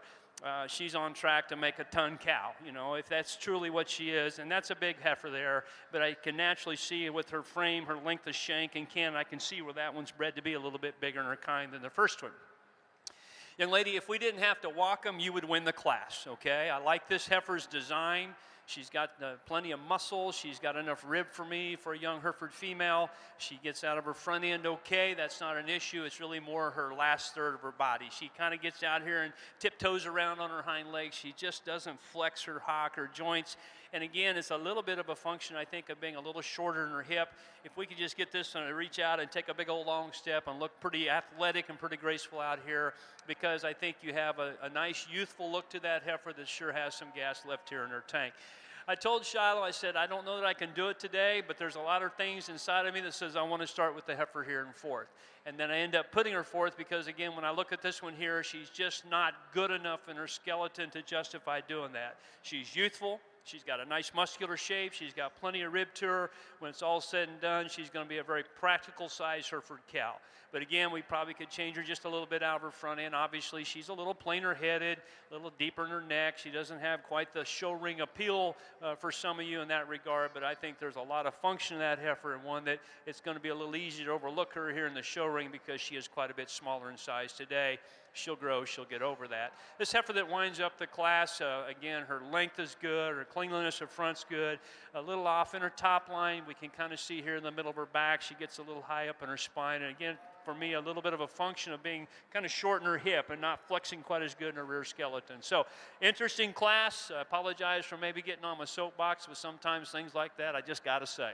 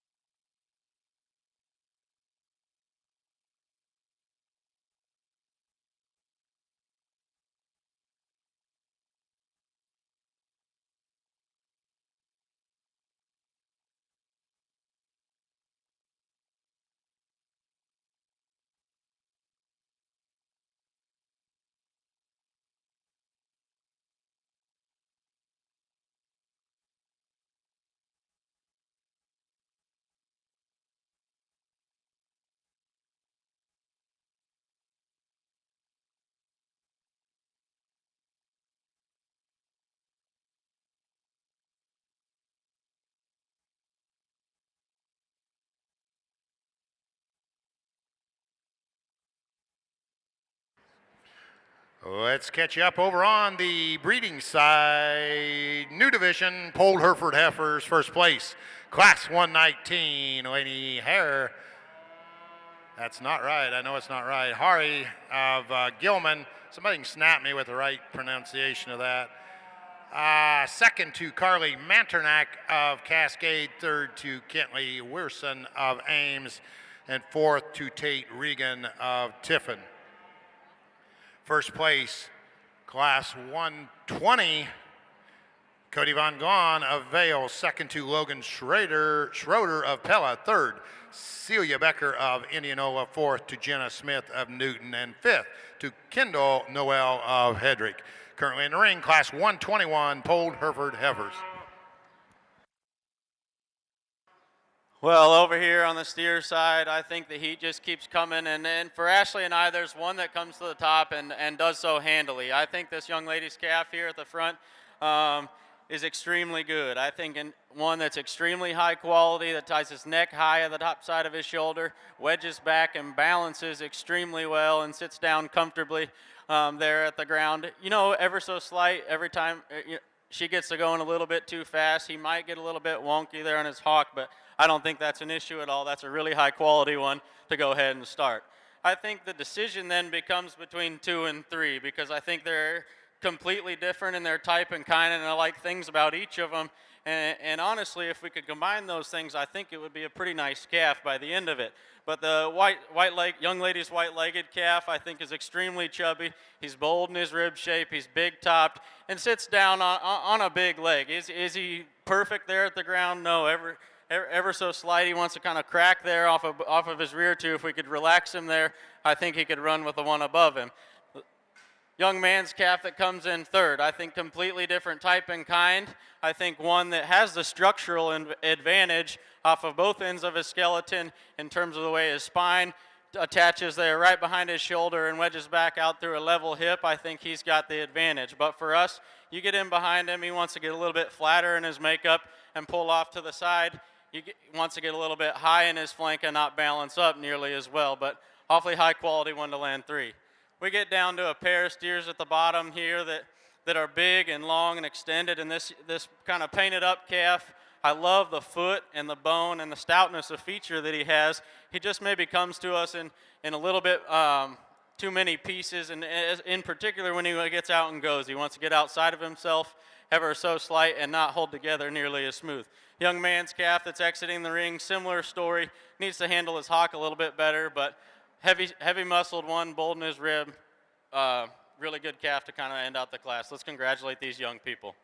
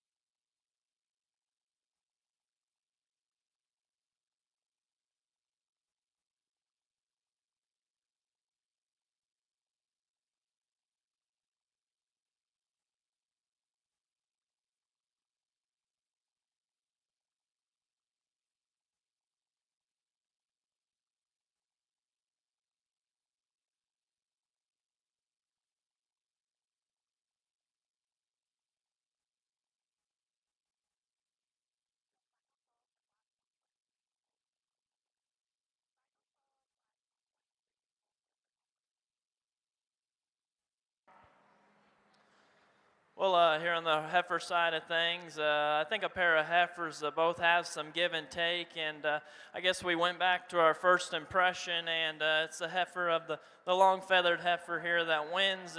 We think this one's just maybe stays a little bit more collected down her top line. She's a little bit bolder right in behind her shoulder, back in, you know, in terms of just her springness or rib, you know. If we change this heifer, like to set her down on her tail head and just clean her up about her chest and maybe just her front 1/3. And that's probably what the heifer in second, maybe complement her's a little bit better. She's better at the throat latch, you know, not as stout boned as the heifer that leads off. And from the side, there's some pieces you like of this one, you know, because her neck comes out higher than her shoulder, her depth of rib's good, but when you get in front or behind this heifer, she just needs to have more just true chest width, and from behind, she wants to hawk in a little bit. But as for us, she just wants to close in at the top side of her skeleton and just needs to be opened up ever so slightly. And as you see going away, she hawks in a little bit. Heifer coming in from third from this one shoulder back, there's a lot of things you like about her, and actually she's probably the boldest and maybe the truest going away in terms of her hip and hawk to ground. But for us, she's too straight at the angle of her shoulder and just maybe needs to have a little bit more center body. The heifer coming here is probably the, once again, stout, powerful, bold-ribbed heifer. Just needs to be loosened up, set in motion, and just a little bit in terms of just her depth of body.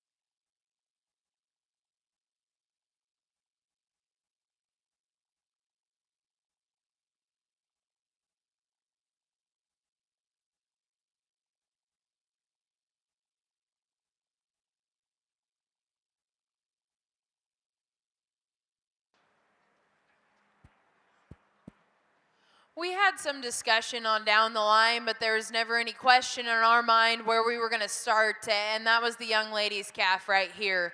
Again, just in terms of skeletons and skeleton and angle, structural build, and combining it with a look like that one has and plenty enough muscle, we thought that that one fit the bill pretty heavily in this class. And again, just all the pieces and parts fit together. Love him in terms of his foot and his bone. That's a pretty easy class winner for us in this class.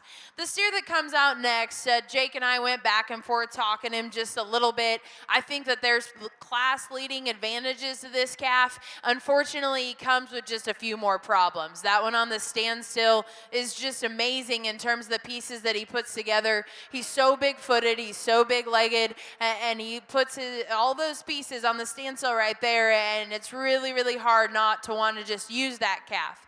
I think think when you really get in and you study him, that one's just a little bit more questionable in terms of his rib shape for me, and that one just really wants to narrow up at the base of his skeleton in comparison to how much he has up high. He wants to pull those hocks from behind, and I just wish that his lower skeleton matched his upper skeleton as well. This steer here in third has given this gentleman a little bit of a fit today, and it makes it a little bit more challenging to get a good read on him. That's a calf that has some rib and has some dimension. I read that one to be more genuine than the calf in fourth, and that's where we made that call. No, he's not as stout and powerful, but despite not being nearly as stout and powerful up high, he actually stays squarer and wider all the way down to the ground. This steer here in fourth is no doubt impressive when you get on top of him up high and you study him from behind. Unfortunately, for all that power he has up high, he wants to really narrow to the base of his skeleton. He swings those back legs to get underneath himself. I do like that one in terms of his rib and dimension. We've got a pair of steers here at the bottom end that maybe just become a little bit more common in terms of their look, maybe don't have the extra power or the extra look from the side to run any higher in this group. Let's congratulate all of them. In our Pulled Hereford show, 3 nice heifers again, and once again, I think we can just do a number of things as far as sorting them here in the show ring. Both Shiloh and I agree that this ring-eyed heifer has a lot of presence out here amongst the trio. Good looking, and she stays a little more correct in the way she handles her loin and back into her pin set as compared to the heifer that winds up here in second. Good in the angle of her shoulder. I think everything kind of fits to her correctly in terms of her frame size, the kind of rib cage she has, you know, the extra bone that she has. She fits together pretty nicely. The only big concern I would have about this one here, you know, the angle of her hock and her hind leg is nice. She doesn't have the best feet in the world. She's has a tendency to kind of roll out on her outside claws, and so it's going to be one of those things as she continues to grow. We get her heavier. It's going to take a little bit of a management thing, I think, to kind of keep that one right at the surface. But good female that I think has a lot of quality, and certainly I like the way that she's marked and the ring eye and the pigmentation that she has about her eye. This heifer in second's another one that's very flexible up in her shoulder. Her angle is right. Her length of step is really good. I like the length of top that she has. Again, probably for me, it's everything from her hooks back is where the ring-eyed heifer beats her. She's a little lower set in her pin. She's kind of odd in the way she wants to handle her tail here today, so those are a little out of kilter as well. Just not as strong and square again at the ground like we'd like to have one, but I love her length. I love the femininity, the angle of her shoulder, and basically just a bit more mobile than the heifer here in third. Young lady, you're a great show person. You did a good job out here. You got that heifer broke and always had her looking good. She is a nice-looking mama cow to me. She's got some body depth. She stays really nice in her top line. She's going to have some doability and get her kicked out on some stock fields. Again, from a show ring standpoint, she's a little short in her step off both ends, maybe not quite as fancy up in her front third. But, again, I give you the big thumbs up for an excellent job here in showmanship.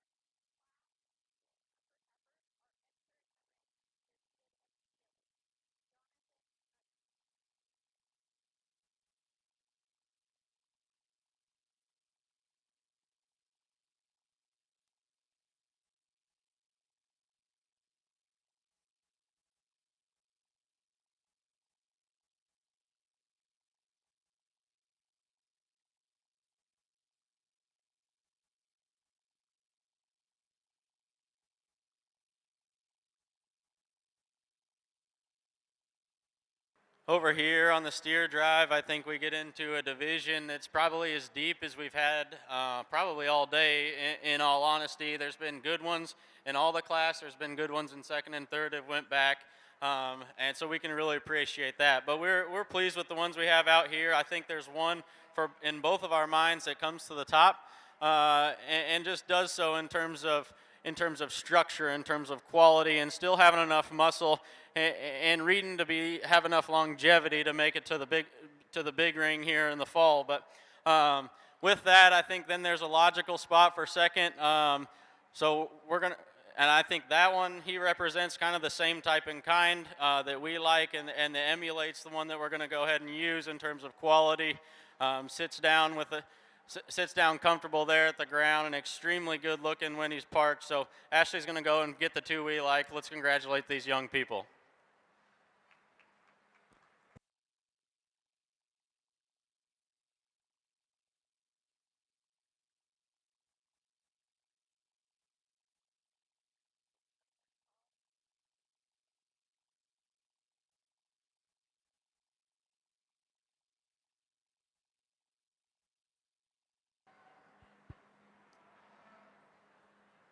Well, here on the heifer side of things, we're going to leave them how they come in, and young man up front's going to win. We like this one just in terms of probably, I'd say, more acceptable in terms of her structure. She stays more collected down her top line, liked her length of body.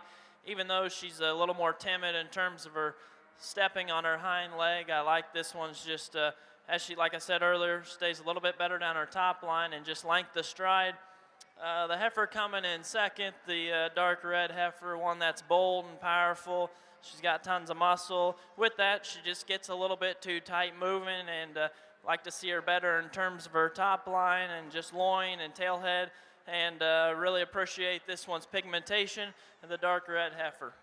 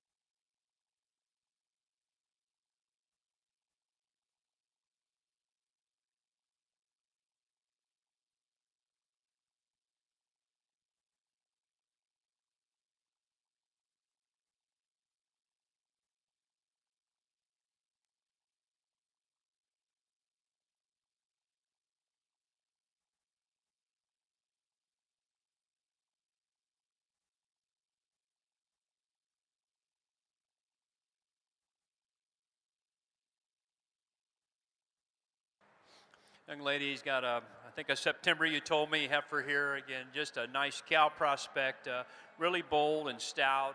Length of hip is good. She's designed nice from her hooks to her pins. And I think what you're going to like about this one, once you get done showing her and you throw that halter away and you kick her out and you lean her up, you're going to like her a lot better. I think that's the biggest thing right now. We can just freshen her up in the crest of her neck, pull all that fat out of the inside of her and freshen her up. I think this thing could really look the part because she's got a lot of quality to her.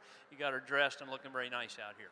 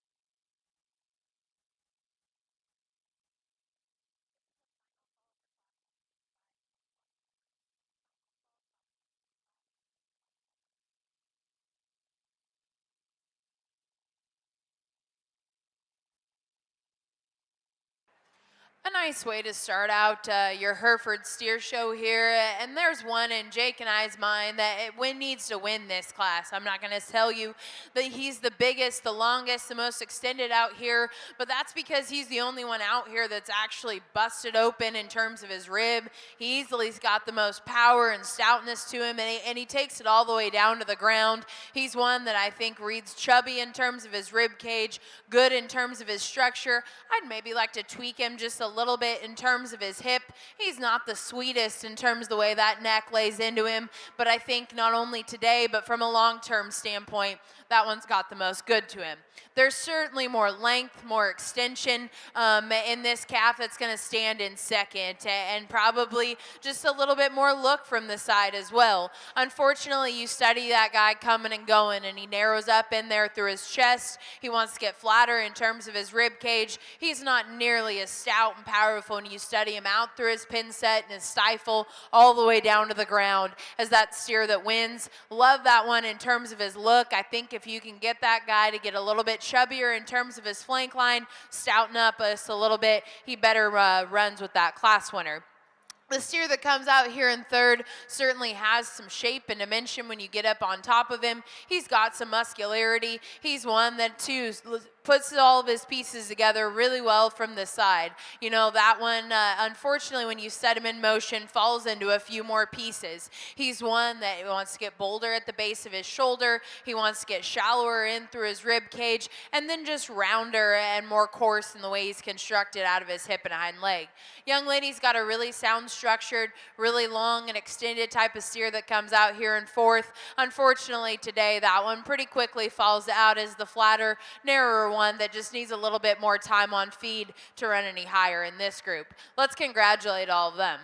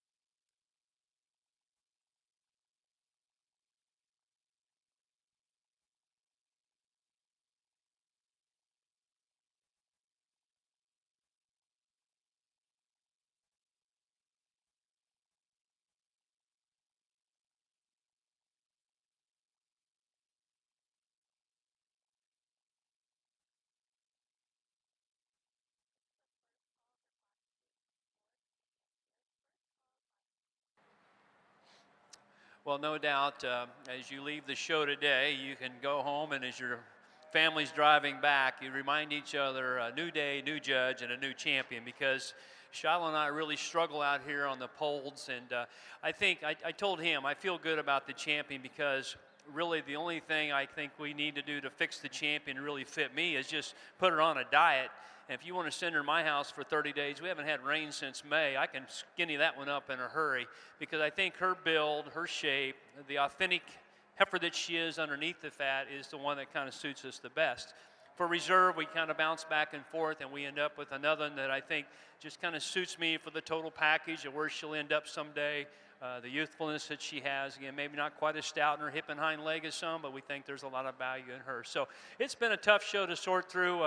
You know, like I said, in some of the other breeds, you always get to these first shows. Some of you have been to shows before, obviously, with some of these older cattle, but it's good to get them broke and get them out here. But the nice thing is some of these smaller cattle have plenty of days left ahead of them to go plenty of other shows. Young lady that won the last class, put her on a diet. She's our champion. I like her very well. Congratulations to you. The young lady that wins the first class will be our reserve champion. Congratulations to you. Best of luck to all of you.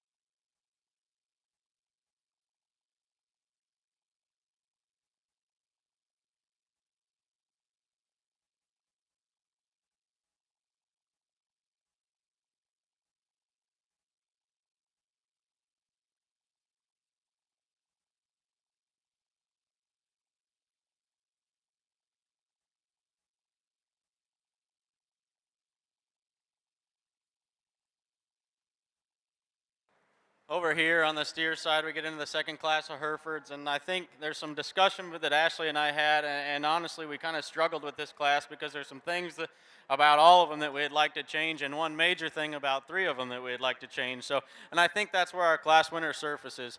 I think in terms of just added dimension and muscle shape and stoutness, this young lady's calf here in the front's going to go ahead and win. And do so for those reasons. I think he still gets out and goes adequately well, and I think with some more days he's going to continue to progress and be a nice breed steer for this young lady. Nothing to take away from the young man's calf in second, because I think from the side he silhouettes as good as any. He's ultra high quality and he's got a really good look, but you step in behind him and that's where you'd like to change him. He gets a little bit flatter there right behind his shoulder, and then not wedged back nearly as stout out through his hip.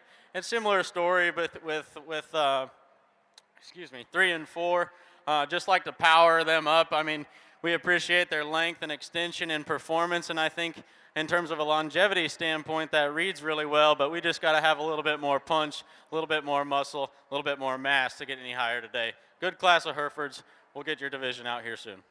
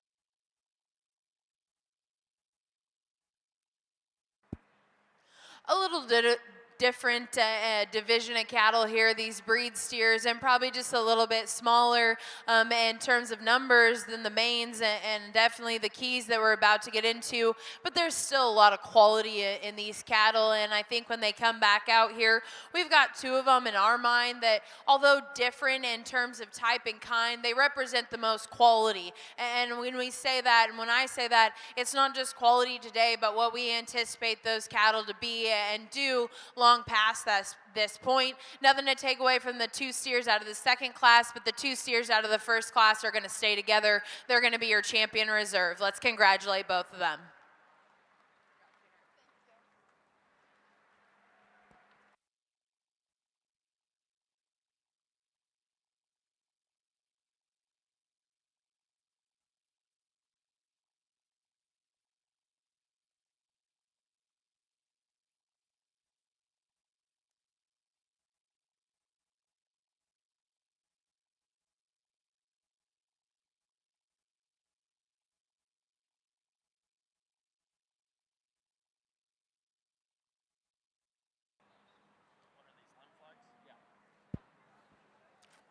Well, here on the heifer side of things, I believe they're limb flexes, and certainly one that sets the bar pretty high just in terms of structural build and correctness. Like this one at the ground, she's extremely good in terms of her foot size, hits the ground square and correct, and just still has a quality look about her. You know, maybe set her tail head in or ever so slightly, but that's getting awfully picky on a pretty nice one. The heifer coming in second, from her shoulder back, she resembles the heifer that leads off awful quite a bit in terms of just her boldness and her springer rib and extra length. And like this one set to her hind leg, just like to change her off her front end, but a lot of things you appreciate in terms of just making a cow in terms of her boldness and stoutness. The heifer coming in third, you know, if she ever does mature and just come into herself in terms of just power and true width, I like this one's build and design. She's good looking and looks like a female, but just needs to open her up just ever so slightly. And then young man's Red Heifer coming next is going to make a nice cow for him. She's bold, big-ribbed, and powerful. Just needs to be just loosened up in terms of her structure and just have a little extra quality look to her.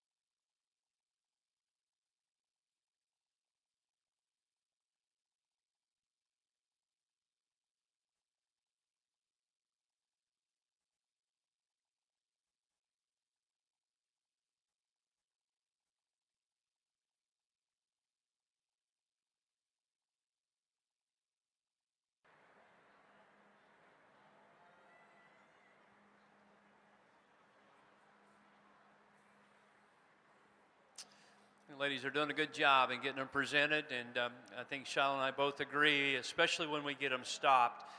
Just a lot of good in this heifer that wins the class. To me, she's the most female in terms of type and character. I like the way her shoulder blades are laid into her. She's a little nicer up in her chest and the extra rib cage that she has. I think it's really the length for me that really says female. The length of the hip, the way her muscle ties into her skeleton. You know, not as heavy bone, not as burly built as the one here in second, but for a female, I like the kind of bone that she has. She's not, again, probably not quite as graceful on the move as I would expect. I read this one's angle to her shoulder, the length of hip. I would expect her to really reach out and collect a nice easy step, but she's just a little sluggish off her hind leg. But very nice heifer. We'll get a little more cooperative out here in our grand drive, and I think she's going to be one we sure deserve a second and third look at. You know, this one in second here, young lady, again, great job in presentation. You're a hand out here and getting her shown. That thing's different. Some of you love her, some of you may not. And I think what's good about her is, again, to have that kind of bone and muscle and mass, and yet she still has good presence out here in the ring. Part of it is she's got a beautiful coat of hair and they've got her presented nice. She's not exactly sure which way to snap her ankle when she goes. And for me, she's just a little bit too much on the, you know, the coarser side than what I think a female needs to look like. But there's some different breeding pieces to her that make her pretty unique in this set. This heifer that ends up in third, if we kind of tuck her up in her chest a little differently, then we get one that can really play very nicely at her, because her top shape in terms of her spring rib and the kind of muscle that's built up in it, squareness of hip, again, one for as muscular as she is, I think she handles her hind leg just fine. It's a little bit more of a struggle up into her shoulder, the way it's opened up and the way that she kind of paddles a little bit more out of her front end. But another real high quality heifer. I just think all three of them are really good. They each have something just a little bit different, I think, to offer this particular lymphic set of females.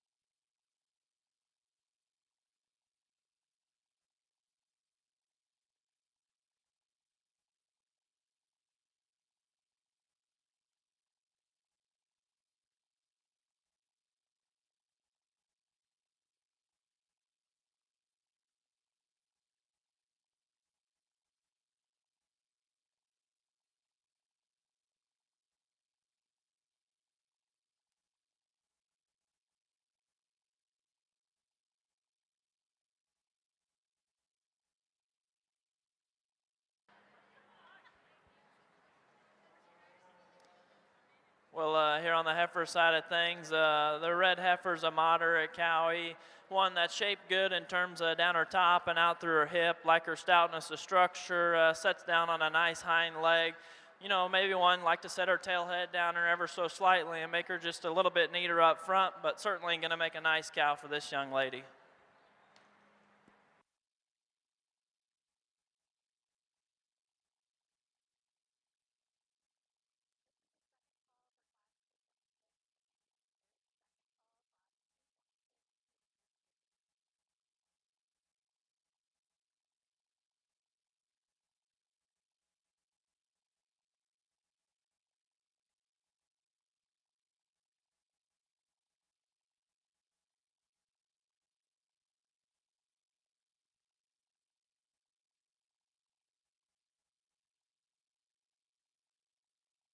Over here on the steer side of things, we get in the first class of keys, and I think it's an interesting class, and I think there's some decisions that obviously have to be made, but the white calf comes to the top for both Ashley and I, undoubtedly. I think one, in terms of just look and quality from the side, you really got to appreciate the angle to his shoulder, the angle to his hip and hind leg. You really like that, and he's still bold in his rib shape and still plenty stout.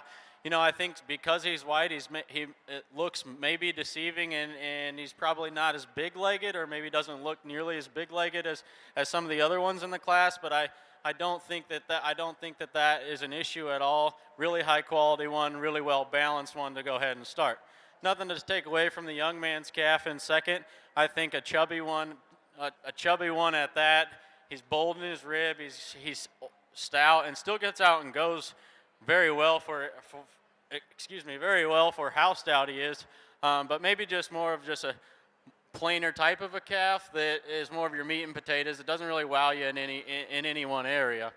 Young man's calf that comes out next, I think one that is ultra big backed and ultra stout hipped, and you really like that one from that standpoint. And I think in terms of a look, when he is parked, he gives you a nice enough look. He ties his neck extremely high. Is it the longest? Probably not.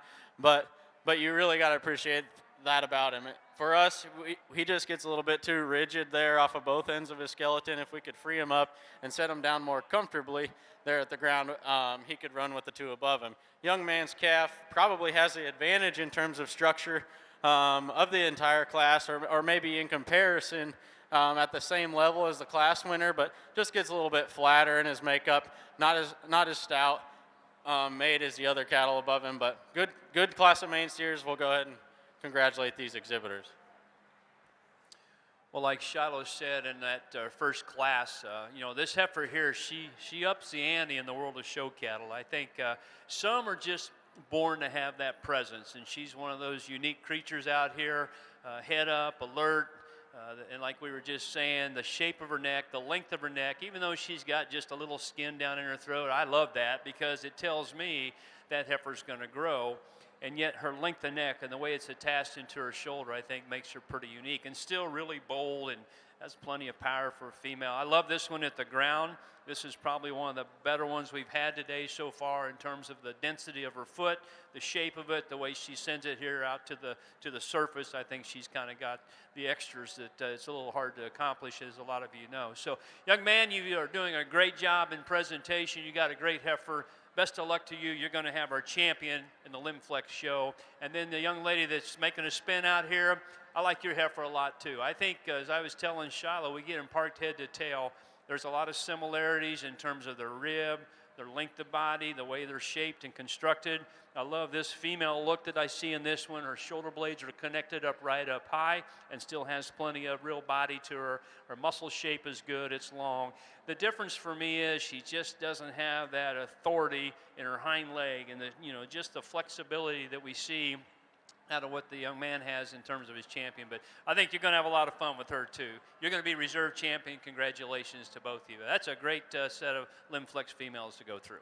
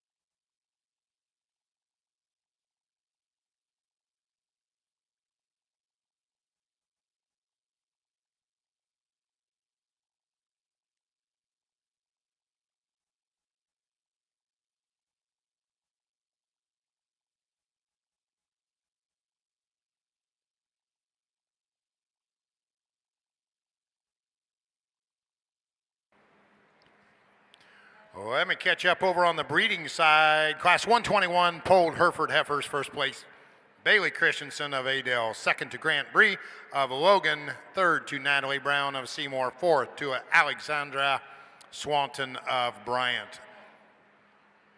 Placings for Class 122 polled Hereford Heifers. First place, Colton Davison of Calamus. Second to Avery Harris of Waverly. Third to Liberty Sukan of Gowrie. Suchin. Somebody snap me with that name. In Class 123, first place, Hunter Kress, Guthrie Center. Second to Ross Dyer of Grundy Center. And your 2022, you want something to eat? Your 2022 Iowa Beef Expo polled Hereford Heifer champion, coming out of Class 124. Leona Mandernack and Laney Hare was reserved.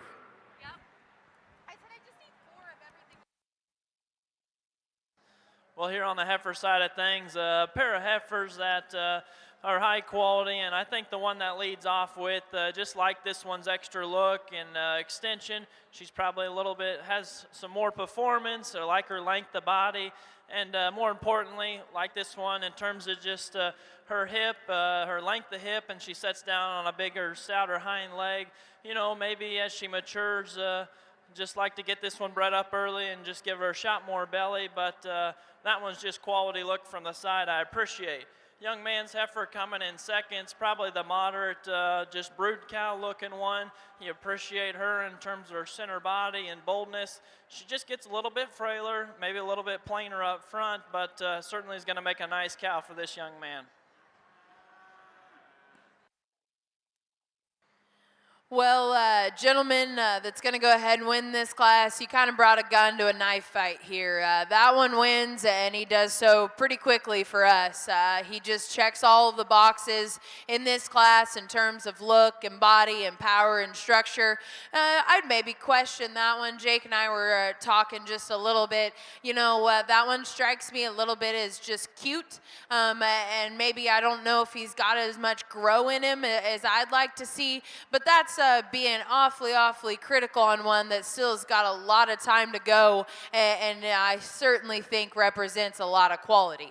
The steer that stands in second, another one that logically slides into that hole. You know, he doesn't have the extras in terms of foot and bone and look of the steer that wins, and more than anything, I'd like to tweak him in terms of his hip structure and the way that tail head sits into him, but that's a good calf in terms of rib, that's a good calf in terms of power and dimension, and that's a steer that I think has a structural advantage over the calf that stands in third. This black and white calf is enamoring in terms of his extra foot and his bone, and he's got pieces that I really like in terms of the length from his shoulder forward, the length and levelness in terms of his spine and his hip. You get in from behind that calf, of those top three, he's the least genuine in terms of his power and dimension on the back side of his shoulder, through his loin and out through his pin set. I just don't think he has the extras in terms of power and dimension and real genuine width to run with those top two steers. The smoky colored calf that comes out next is one that if you can loosen this one up, I think you can maybe justify putting him a little bit higher in this class. Unfortunately, that one just is too restricted in the way he goes off of either end. He slams them back wheels into the ground just a little bit too hard, and he's got plenty of muscularity, but I think that's what really hinders him in his structure. He's maybe just a little bit too tight in terms of the way his muscle lays onto his skeleton. The steer that comes out next is a good practical type of steer. I guess again from a maturity standpoint, we question that one just a little bit. I think that he's probably going to hit that fat steer stage a little bit early, and I'd like to maybe give him just a little bit more grow. He's one that probably is really complete, but maybe just doesn't have the extras in terms of look and really power from behind to go any higher. A pair of steers here at the bottom end that have some length, have some extension. We'd certainly like to soften them up, not only in terms of their muscularity pattern, but soften them up in terms of their rib, let them get out and go with just a little bit more flexibility as well. Let's congratulate all of them.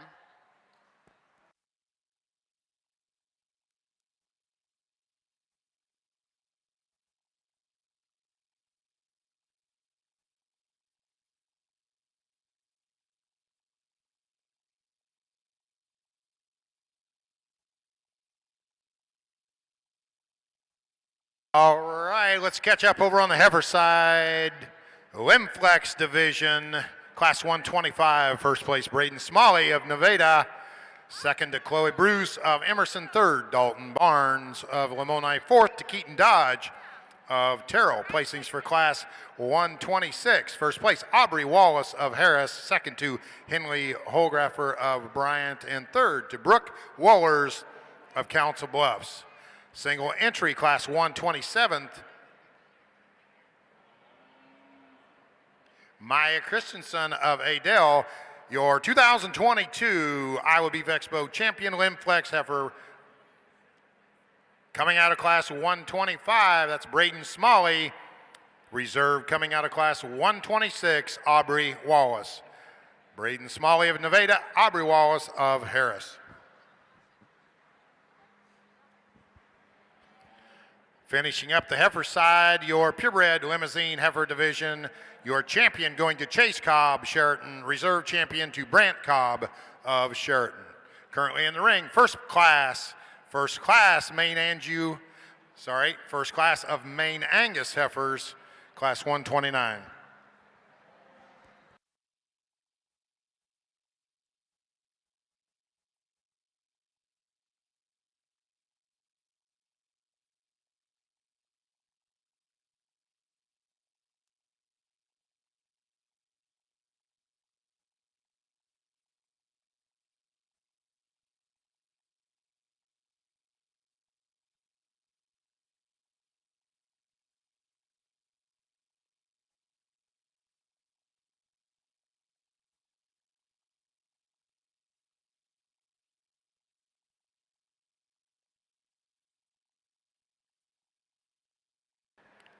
All right, I'll catch you up over on the market side of things. Back to the main Anjou steers, class 219, first place Laney DeVries, Red Oak. Second to Hayden Holgraffer of Bryant, third to Taylor Thomas of Gilman, fourth to Garrett Arnold of Webster City, fifth to Zoe Walls of Edgewood, sixth to Brooke Conover, Sully, seventh to Brooklyn Steffen of Wyota, eighth to Josie Tolsfrud of Decorah, and ninth to Brady Eastman of Waverly. That was class 219 main steers. Class 220 main steers, first place, Maddie Kane, North English. Second to Morgan Will of Wyota, third, Reese Holstein, Burlington, fourth to Chloe Bruce of Emerson, and fifth to Logan Kroc of Mechanicsville. That was the placings for class 220 main steers. Placings for class 221, first place, Harbor Lonigan of Corridon, second to Keaton Kralik of Creston, third, Jaron Gertis of West Point, fourth to Ada Lund of Corning, fifth to Hayde DeVore of Atlantic, sixth to Maverick Wolf of Donahue. Your champion, your 2022 Iowa Beef Expo champion main steer goes to Lane Elmquist, reserve champion main steer Maddie Kane.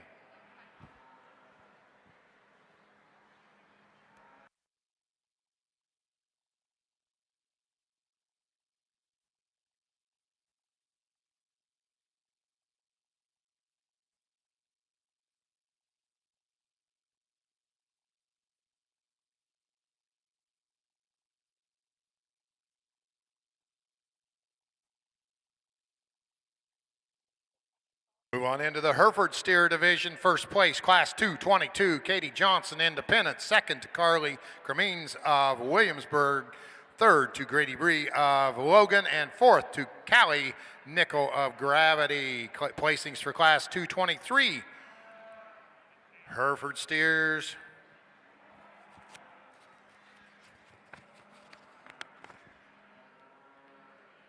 First place, Reagan Burmeister of Raleigh. Second to Wyatt Monroe of Truro. Third to Jenna Smith of Newton. And fourth to Gwendolyn Bree of Logan.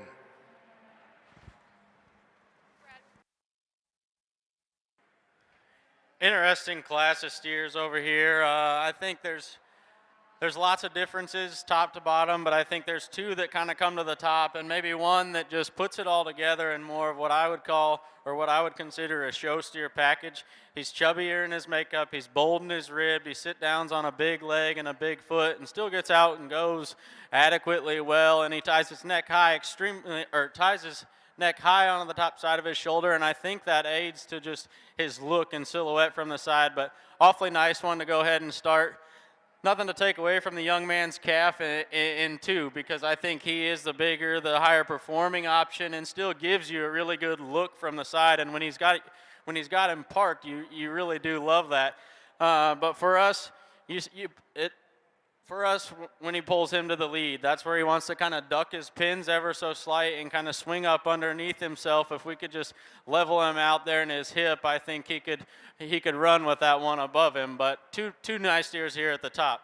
Young lady that comes out next, I think he too is another chubby one that's bold in his rib and bold in his makeup, but just gets a little bit more rigid and more upright there at the angle of his shoulder. And you can really tell there, as she's starting to pull him up, he just wants to kind of get a little bit tippy there. If we could lay him back to that angle, and I think he would wedge back extremely well and balance up just a little bit better. But nice steer to go ahead and go second. Steer that comes out next, I think a long and extended one, and I really like that about him. But in terms of a balance standpoint, I think he gets a little bit high there in his flank and doesn't give you nearly as good a look as some of those cattle above him. But really stout, powerful one. You really gotta like the length and extension about him. Young lady's Brockle that comes next, I think one that's extremely big bodied and depth of rib is really good, but we've got to change him structurally. He wants to get extremely tight in his spine, and as you can see right there, he wants to pull it up a pretty good there, and I think as a combination of that and a combination of ducking his pins and getting up underneath himself, I think just accentuates it. But when she gets him parked, he does give you a good look and good show ring presence, and you got to like that about him. Young man that rounds out the class, I think, is a long and extended type of a calf that's practical in his makeup. Just gets a little bit too raw in his body shape, and I question just the doability of that kind. But good steer, good class of steers. Let's congratulate these young people.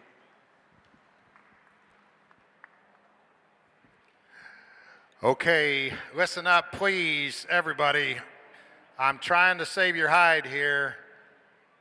I just got a phone call, and listen real close to make sure your vehicle is not parked in one of these spots. And please don't throw anything at me. I'm just repeating the message because the tow truck is on the way. If you are parked west of the 4-H building without a permit, you better get down there. If you are parked on the south side of the hog barn, you better get down there. If you are parked on the north side of the cattle barn, you better get down there. Basically, if you're parked anywhere around here that it said no parking, the tow trucks are already on their way. So that's not us, that's the fairgrounds. We're just trying to save you a lot of headaches here, keep you enjoying the Iowa Beef Expo. Once again, south side of the hog barn, north side of the cattle barn, west side of the 4-H building. If you do not have a permit, better get there.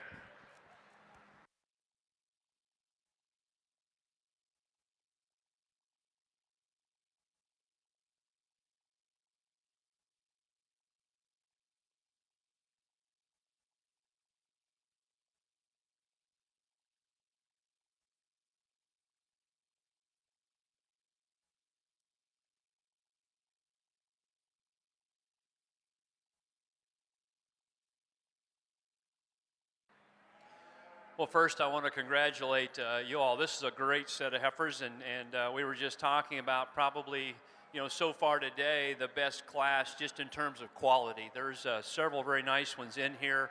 We kept these 4 out for me to discuss here on the microphone, and Shiloh will spend some time with the young people over here. I guess when they first came in, I thought that this first heifer was just so overwhelming in the amount of power and bone and substance that she has that it's an easy call. But honestly, that heifer's blessed with great hair. She's got a lot thicker hair coat than the heifer here in second, and she does have more bone. And so what you originally think is probably maybe not quite as true when you get right up on them. I still think this one's got just a little bit more wolf to her, a little more punch and power, if you will. And it kind of starts at the ground, a little more foot. Definitely the bone belongs to this heifer here that ends up winning the class. And as you get up front, you kind of study them through the plane of their chest. This heifer is cracked open just a little bit wider in her lower skeleton. Now, I don't know that there's really a nickel's worth difference up high. I think the way the two cattle are shaped out of their upper rib and out of their spine, they're very much alike in that regard. Plus, this one's just got that extra presence, you know. She keeps her head up at all times. Like Shiloh said, he said, when I watch him walk, I like this one's authority off her hind legs. She just plants it and looks a little more flexible there in her stifle and her hock, maybe as compared to the heifer in second. Now, not that the heifer in second's unsound, by no means am I saying that, but this one here has just got that little extra wow factor, I think, out here in the ring. You know, I do like that heifer in second. That is one good-looking, beautiful jawline. Her chest, her length of spine is really good. I think she just has tremendous female character to her.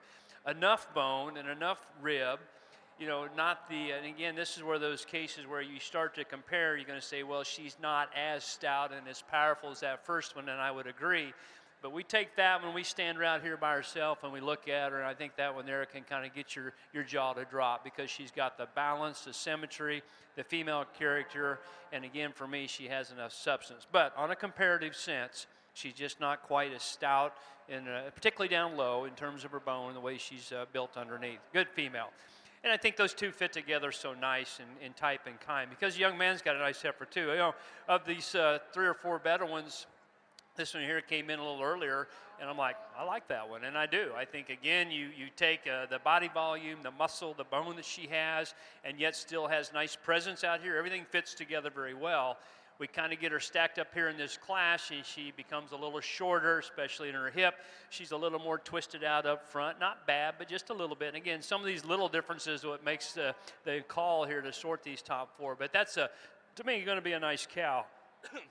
She's going to be one of those that probably is not going to take a lot of extra feed. We're going to have to kind of watch her on the other end of not getting her too fat because she just kind of has that bold and that mold and build that she could get pretty chubby on us. But she's not today. That's a good heifer. Really stout, really a lot of substance. Again, maybe just a nickel short off both ends. Heifer in fourth, good looking. She's long-bodied, you know, like really all of them here on the top end. That female's got a big old square hip and lots of bone work underneath her. Struggles a little bit more off her hind leg when she moves, and today maybe not quite the balance because the lower third hasn't come into this heifer here like these first 3, but there's a lot of really good things to work with on that female there. Her extra length of body, length of neck, I think is going to be a real attribute to this heifer here as we continue to let her grow and develop. Fun class. We enjoy looking through these cattle up here on the top end.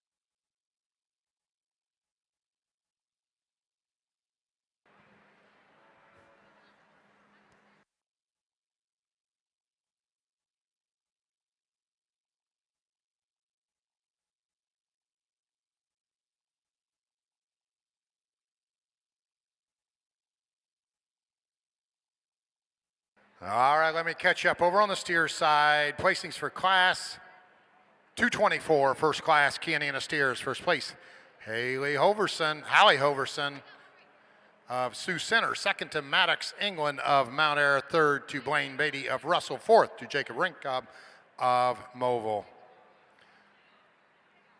Placings for class 225 Caninas steers. First place, Drew Jacobson, Osceola.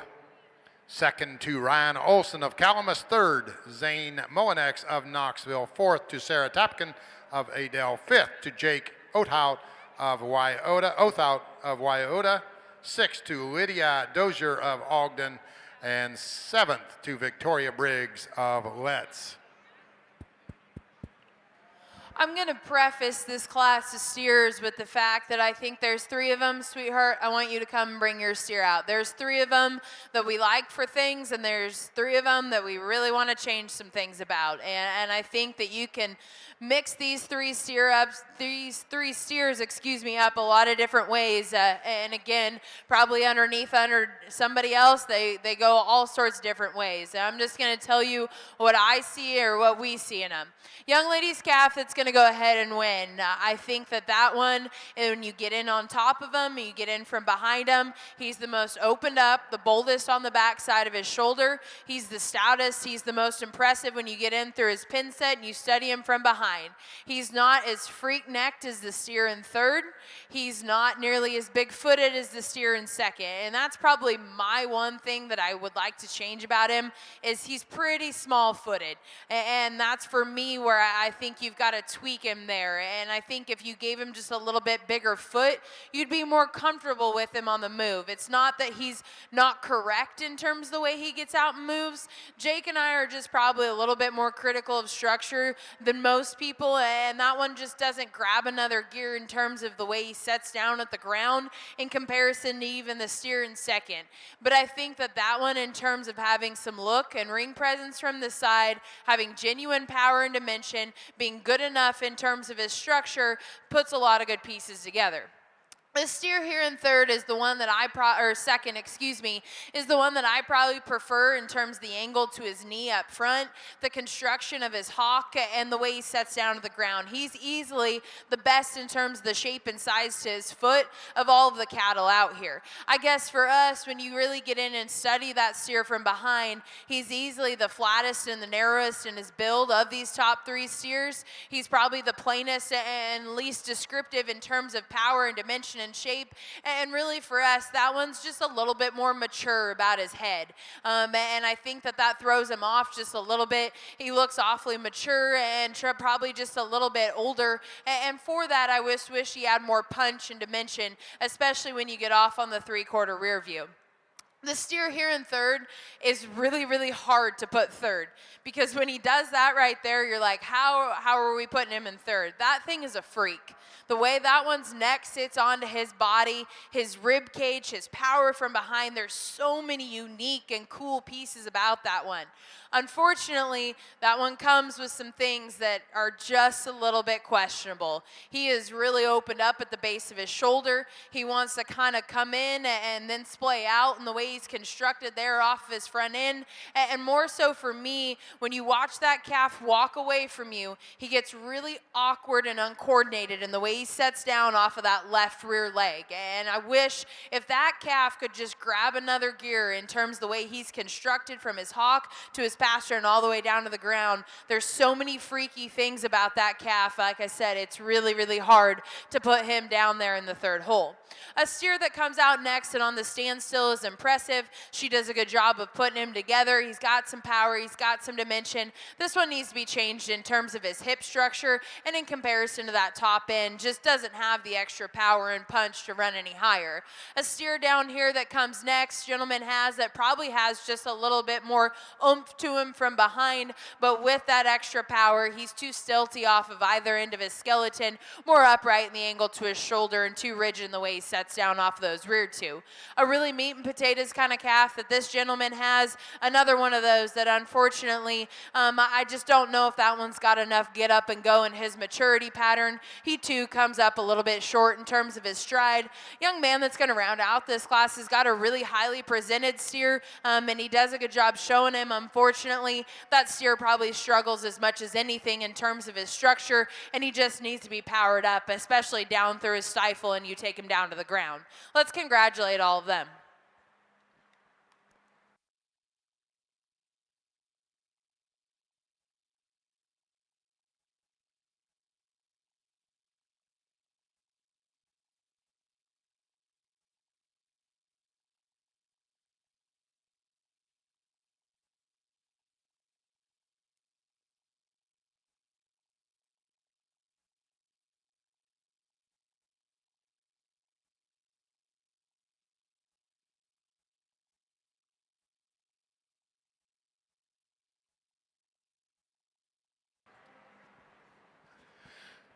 All right, let me finish up over on the steer side. Class 226, Caninas steers. First place, Gabby Welberg of Panora.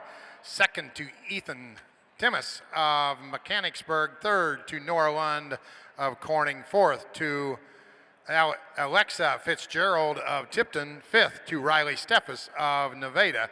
And sixth to Vance Joyner of Plano. Placings for class 227, Caninas steers. First place, Taylor Thomas.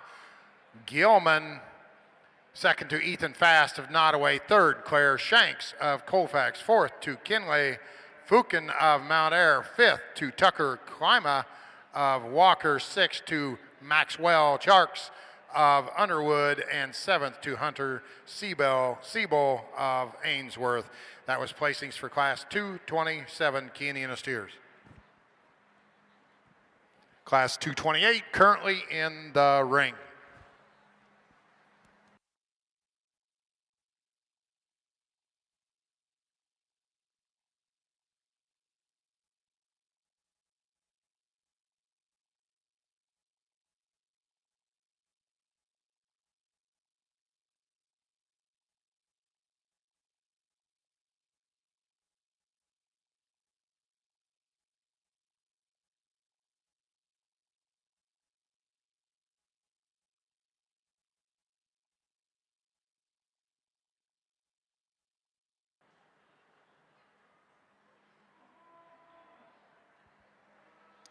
Well, here on the heifer side of things, really all four of these heifers and the other two are extremely nice, and I think we got a pair of heifers that has some give and take, and we switched them here, and we think, there's just so much to this heifer that leads off in terms of just her rib shape and mass and power, and, I think if we lean this heifer up a little bit, it'll help her problems, and, I like this one as she's square and probably a little bit more truer, as she's longer, a little bit leveler out of her hip, but probably sets down on a stouter and more secure hind leg is her true advantage over this heifer in second. But a lot of good in that one in terms of just boldness and just true power. The heifer in second, maybe a little different speed. She's probably maybe a little bit more youthful. She's fresher in her condition. Like the shape on the top side of her neck better. She's smoother probably into her shoulder. But like I said, for us, it's just when you set this heifer in motion, she gets a little bit shorter out of her hip, has a little extra set to her hind leg, and just gets a little bit goofy off her hind leg. But certainly a high quality one as she's parked there from the side. She's got a lot of pieces you can really tie into. Same thing with this heifer coming in third from the side. You like this one in terms of just her female qualities, her extra length of neck, smoothness of shoulder, depth of ribs good. But when you set this heifer in motion, she just comes up a little bit shorter strided, and then she's just not as overwhelming as those two that beat her. She just needs to be a little bit stouter out of her pins. Certainly a high quality one there coming in fourth. One that you like this one's smoothness and just the look that she gives you from the side. But for us, she just needs to have a little bit more gas in her tank, a little extra, just needs to be a little bit bigger frame, but one you like in terms of just her look and balance and certainly build. But certainly nice quality class. Put your hands together.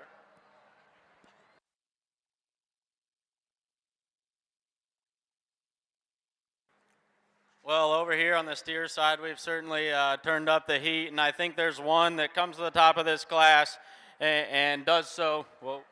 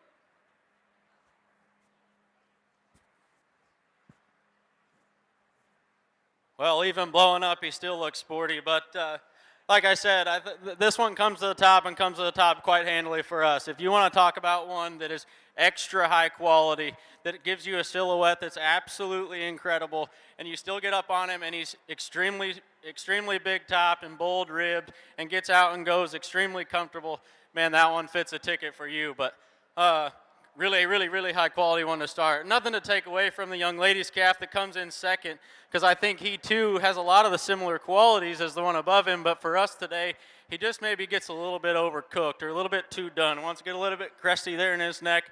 I'd like to freshen him up there through his front 1/3, but to run with that one above him. But two really high quality ones at the top, one that's ultra good. Brockle face steer that comes out next, I think one that's extremely freaky. I think one that when he's parked, his neck ties so high on the top side of his shoulder, like right there, you love him. And I think when he wedges back with a good look and balances up really well, I think for us, we just need to free him up off of both ends of his skeleton. He wants to get a little bit rigid there in the way he flexes his hock and goes there off of his rear too, but really freaky kind of a calf that goes ahead and goes third. Kind of your meat and potatoes type of a calf that has some quality, and in any other class probably would make it to the top, because from his shoulders back he's really good. He's bold in his rib, he's stout hipped, he gets out and goes with some ease. I think for us we just got to stretch him out there in his neck set, maybe clean him up there in terms of his chest floor, but really good one that ran into a couple buzzsaws at the top. Young lady's calf that rounds out the class is long and extended. I think there's a lot of good to come with this calf with some time and some days, but ran into some really good ones at the top. But let's congratulate these young people.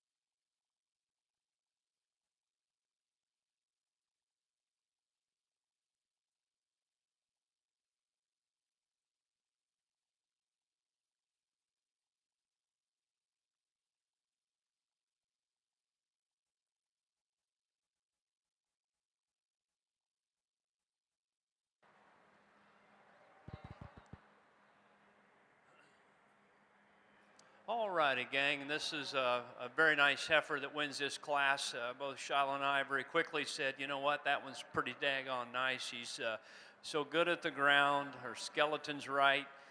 Rib cage, beautiful, plenty of muscle. Got a female look to her. You know, again, she's just got all the things we like. And there's not, you know, some of this EST thing. She's not the biggest. She's not the heaviest muscled. She's not the fanciest. She's just the best one. I think that one's just got a lot of good to her, and that young lady's done a very nice job in presentation. So good female, good showman. Everything's kind of clicking for her here today in this class. Young man, you got a nice heifer here in second, too. You know, you're a little stouter bone. You got some pin width. You got some muscle to her. Again, one of those really bold-made cattle. It's got a lot of substance and length of body to her. A couple little things. She probably doesn't handle her pins quite as nicely in the way we get her out on the move out here. And then, as my good friend Kevin Jensen would say, I just don't like her head, and you don't. She's too flat in her jaw. She's too long in her muzzle. She just doesn't have a real stout enough feature about her head, but there's a lot of good in her, and really her length of body, the movement out of her front end is what keeps her over the heifer here in third. Stopped and propped up, another nice heifer here in third. You know, moderate in her size, but lots of body, lots of muscle to her. She's a little shorter off both ends, and probably the biggest thing I'd like to do is just redesign this heifer from her hooks back and the way she goes to her pins and the way she handles her hind leg out here. But boy, I tell you what, she's still a good, useful kind of a cow prospect that I think is going to have some doability to her here on down the road. So nice trio, but there's that one that I think really kind of sets the bar pretty high.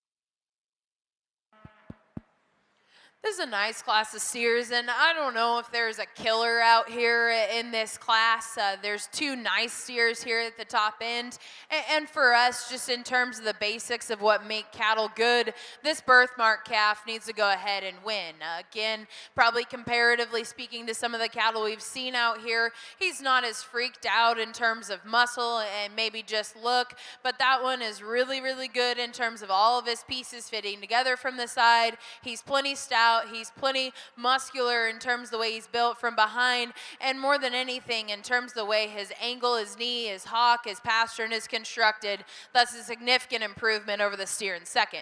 The steer in second is the freaked out one.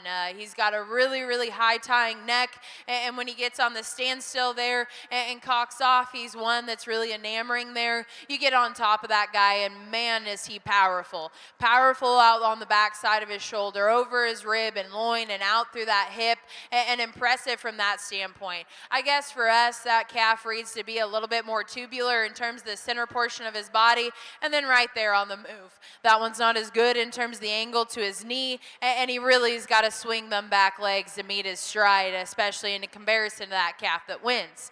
This steer here in third is interesting, and I'm not going to sit here and tell you that he's the heaviest muscled calf out here, because he's not. If you could put him on some feed additives and maybe just blow him apart, this one's got as much quality as anything. He's the best in terms of his structure, in terms of his angles, the way he sets down. He just needs more power to him. He needs more top. He needs more shape and dimension out through his pin set, and he just needs to be stoutened up all the way through. That one's green. That one needs more time and needs a little bit more time on the feed bucket, but I think there's still a lot of quality there. Steer down here in fourth is one, alternatively to him, has all the extra power and dimension in the world. That one's too stilty off of his front end and the angle to his shoulder. He too wants to really swing them back legs to try and meet his stride. For all that extra power and dimension he has, he still wants to pull his hocks from behind. We've got a really big, burly type of calf that comes out next. For Jake and I and what we like, I wish we could maybe just smooth him up, especially in terms of the way he's put together. Just kind of smooth him up in terms of his joints, take some of that extra hair off of him, because I think there's some genuine quality in that calf. He just looks too coarse out here. You watch him go from behind, he narrows up at the base of his skeleton. A long extended type of calf this gentleman has, he doesn't really want to be a show calf today, and that's not why he's down further. He's one that we'd like to loosen up off either end. He wants to get a little bit too outside of himself from behind. The black and white steer that's going to round out this class, free him up, give him a little bit more width and dimension, and I think he rolls a little bit higher. Let's congratulate all of them.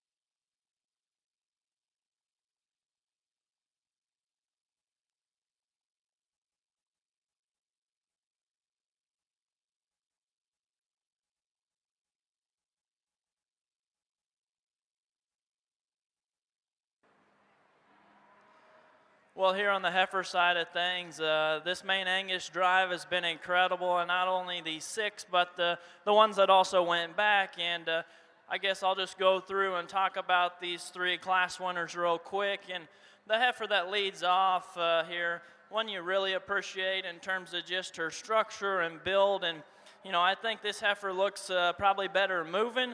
And, you know, coming back after class, she might have not came back with just that just exact same fill as we seen her earlier, but you know, that's okay, because we don't have to have one that's just incredibly swoopy bellied, but just like that one's look and build from the side.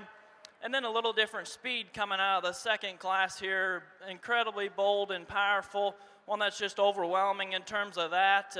You know, for us, like we talked in class, she needs to be just a nickel fresher at this stage of the game, and also just like to change her if she moves from behind. She wants to roll off her hind leg, but just so much overwhelming and just true cow power right there in that heifer in second. And then the one behind that one out of the third class, really there's not too many big holes in this heifer, a heifer that you really appreciate in terms of just her female quality. Heifer from the side, you really like a lot of things about her. And I think, you know, she's sound enough not to pick a big hole in her, but I think just from here, just so much good in that heifer, and just so much just true, honest, and look like that one quite a bit. We'll go ahead and be the heifer out of the third class will be champion, and the heifer out of the first one will be reserve.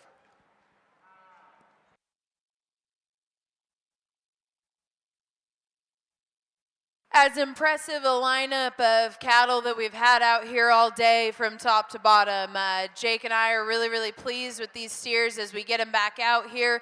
And that's not to say that they all maybe match up quite as much as we'd like to see. I think in a couple of these classes we got into some steers that there was a lot of give and take, and maybe one that we didn't just absolutely love in terms of type and kind and what they brought to the table. But there's two steers out here that we do absolutely love, and probably for different reasons. There's one of them that's just chubby and fat and just has so many unique things in terms of power and bone and dimension. Maybe one that I just question a little bit in terms of maturity and where they are from a long-term standpoint. Another one that just is so impeccable in terms of look from the side and body and rib and dimension. Maybe not the extra punch and power of another one out here, and maybe one that I think you probably just don't really like his head shape, but that's not really something to beat him on. And so that becomes a discussion for us. We're pretty confident in the way we're going to go, and still think, even though those two steers are a little bit different in terms of type and kind, they still represent the most quality out here. Let's congratulate all of these kids one more time, and Jake will go out and show you how we like them.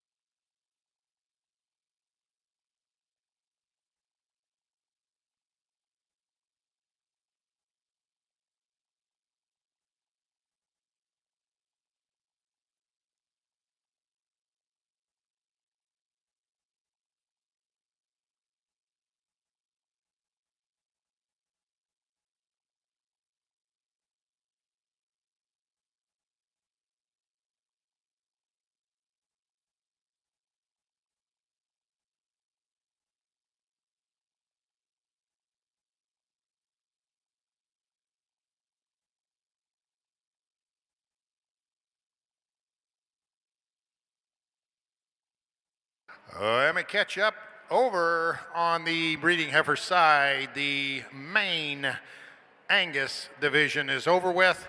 I'll go through those classes. Class 129, first place Gentry Johnson. Second, Ware Ballinger of Moravia, Gentry Johnson from Makokada.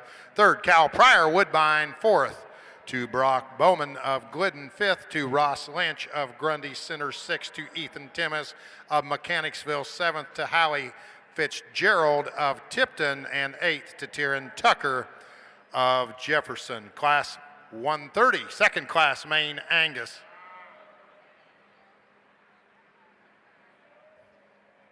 First place, Riley Short, Masonville. Second to Riley Johansson of Spirit Lake. 3rd, Cale Plug of Charlotte. 4th to Landon Tipkin of Wyota. 5th, Miles Buckenstedt of Manchester. And 6th to Jamie Hellick of Garner. Once again, that was placings for Class 130, placings for the final class of Maine Angus Heifers. First place, Maya Curran, Sheraton, Lane Johnson, Makokata in second. 3rd to Landon Rosenboom of Bussy. 4th, Tayden Freeman of Cascade. 5th, Olivia Stout of Marble Rock. 6th, Lauren Bayer of Albia. And 7th to Carly Lynch, your 2022 Iowa Beef Expo champion Maine Angus heifer coming out of Sheraton, Iowa, and that's Maya Kern, Reserve Gentry Johnson, Makokata. All right, another good start here. And we've got two heifers that really kind of resemble one another. And again, that's not always the case, but I think here they sure work together as a nice pair. And just more length of body, tremendous flexibility and mobility here in this first heifer. She kind of has her spine set in her right because the extra length of hip and the way she's constructed in the lower joints. She looks the part whether she's standing there or whether she's on the move. And still very green in her conditioning. I see a lot of gas left in her tank.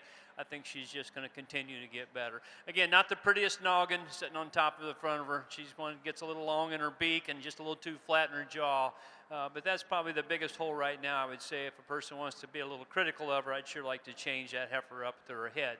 Heifer in second, like we've already said, is a lot like her in terms of her length, the flexibility she has, but it's primarily the female look that I see in her and comparing her to the female in third that I like about her. Just a little nicer in her shoulder blade, a little flatter in the way she's constructed in her muscle shape, and still has enough to her in my regard. Just not as long, not as elegant up through her neck and the way it sets into her shoulder like your class winner. In third's a big, stout bone, heavy muscled female, really tremendous in the shape that she has down her top. It's a little shorter for us, and probably the big thing is her hip. We'd just like to lengthen that one up in her hip. But if you like extra bone and muscle and power, then obviously you would be a fan to start the class with her, because with all that muscle, she still becomes very, very mobile. I like that about her. I just like to lengthen her up. Her correctness at top line, spine's a little bit better than a heifer in fourth. There's maybe a nickel more length of body in the fourth place heifer, linked up through her front end. She's a little nicer through her throat and chest. She has a tendency of getting a little high in her top when she moves, and I don't think just quite as accurate in the way she sets on her hind leg. More substance, more length in the heifer completing the class. That's a really good-looking heifer that winds this class up in her neck and her chest. She's very smooth in the way she's made in through her shoulder. Probably just not quite as big and horsey today in terms of power, but I think a lot of quality in the female that winds up completing this group. Over here on the steer side, we pull the first class of white ones in, and I think there's one that for us just comes in and grabs your attention and will continue to do so. I think this one young lady's calf that we're going to go ahead and get started with, when he is parked, he gives you an absolutely incredible look, and he's probably as balanced, as good as anything we've seen today in terms of wedging from his shoulder back and having some depth of flank and some depth of body to go with it. He reads true at all of his angles and gets out and goes fairly comfortably. Every now and then he'll want to knuckle there off of his rear too, but I think maybe it could be a product of getting him going too fast, but awfully high quality, nice one to go ahead and start the Charlays off. Nothing to take away the young lady's calf that comes in second. I think a high quality one that ties his neck extremely high on the top side of his shoulder and is long and kind of wild looking, but maybe just gives up some pounds, gives up some presence to the one above him, but really nice kind of wild looking one that's going to go ahead and go second. Young man's kind of cream colored steer that comes next, you really got to appreciate in terms of just his depth of body, his depth of rib, and he too balances up fairly well. But for us, he wants to get a little bit up in his spine and maybe get outside of his skeleton ever so slight on the move. So if we can kind of maintain him there, I think he could run with the two calves above him. Young man's calf that rounds out next, just kind of your meat and potatoes kind of a calf, good feeding kind of a calf, and honestly, he's one that I'd like to take to the feed yard because I think he could yield pretty well when you're all said and done. But really high quality set of Charlay steers. Let's go ahead and congratulate these exhibitors.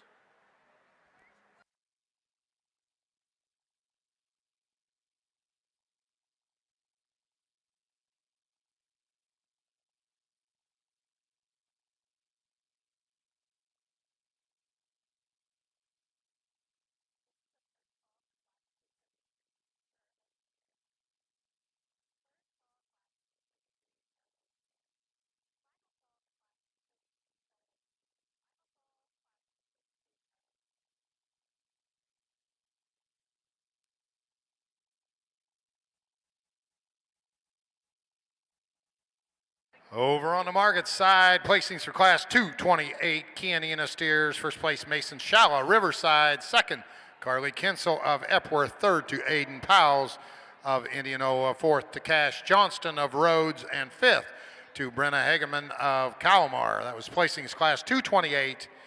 Class 229, first place, Ellie Neal, Fairbank. Second to Dylan Manning of Waukee. Third to Colton Finley of Lavilla. Fourth to Dayton Weaver of Mobile. Fifth to Taylor Deppie of Bernard. Sixth, Ethan Graber of Mount Pleasant. And seventh to Jaden Nab of Loudon. Your 2022 Iowa Beef Expo champion, Canina steer, Mason Shiloh. Coming out of Class 228, your reserve champion key steer, Drew Jacobson, Class 225. Once again, Mason Shiloh with your champion key, Drew Jacobson with your reserve.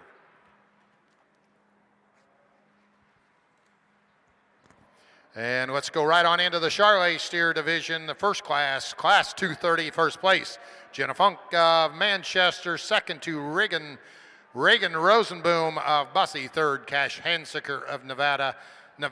And fourth to Trevor Reesberg of Harris. Currently in the ring, Class 231, Charlay steers.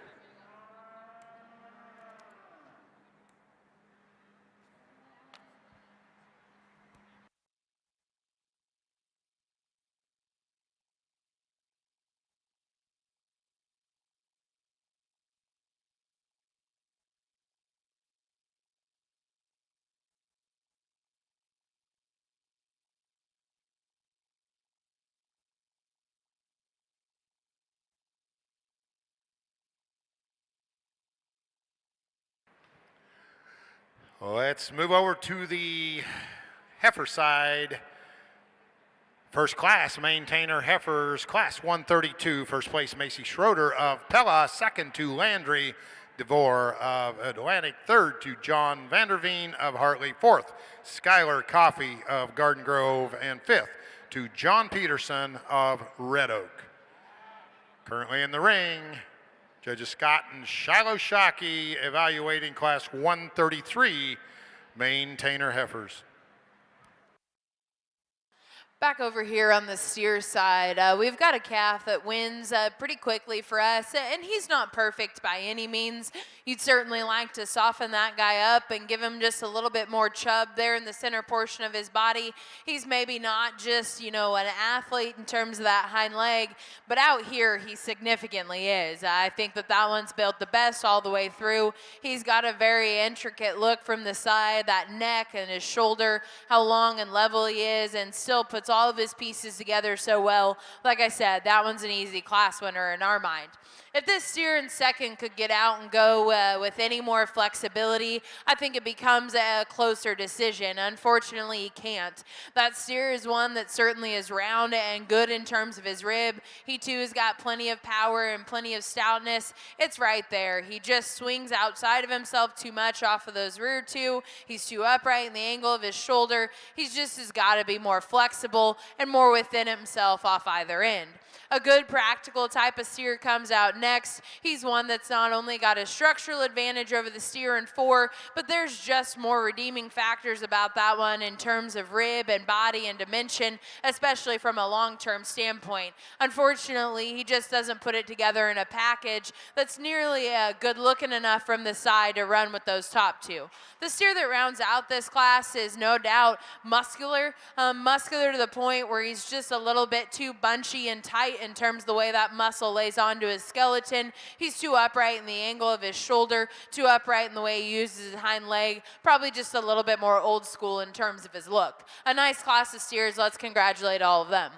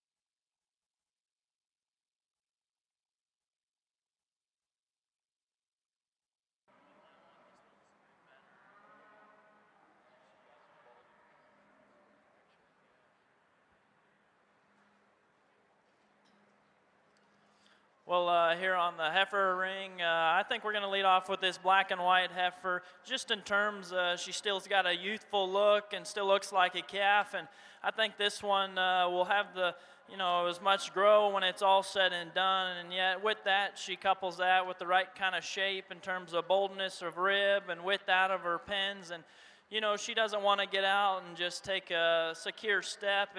Part of that's just her attitude, but she's probably never going to be, softest in terms of her hind leg. But I think one that just couples a youthful, attractive look is the black and white heifer.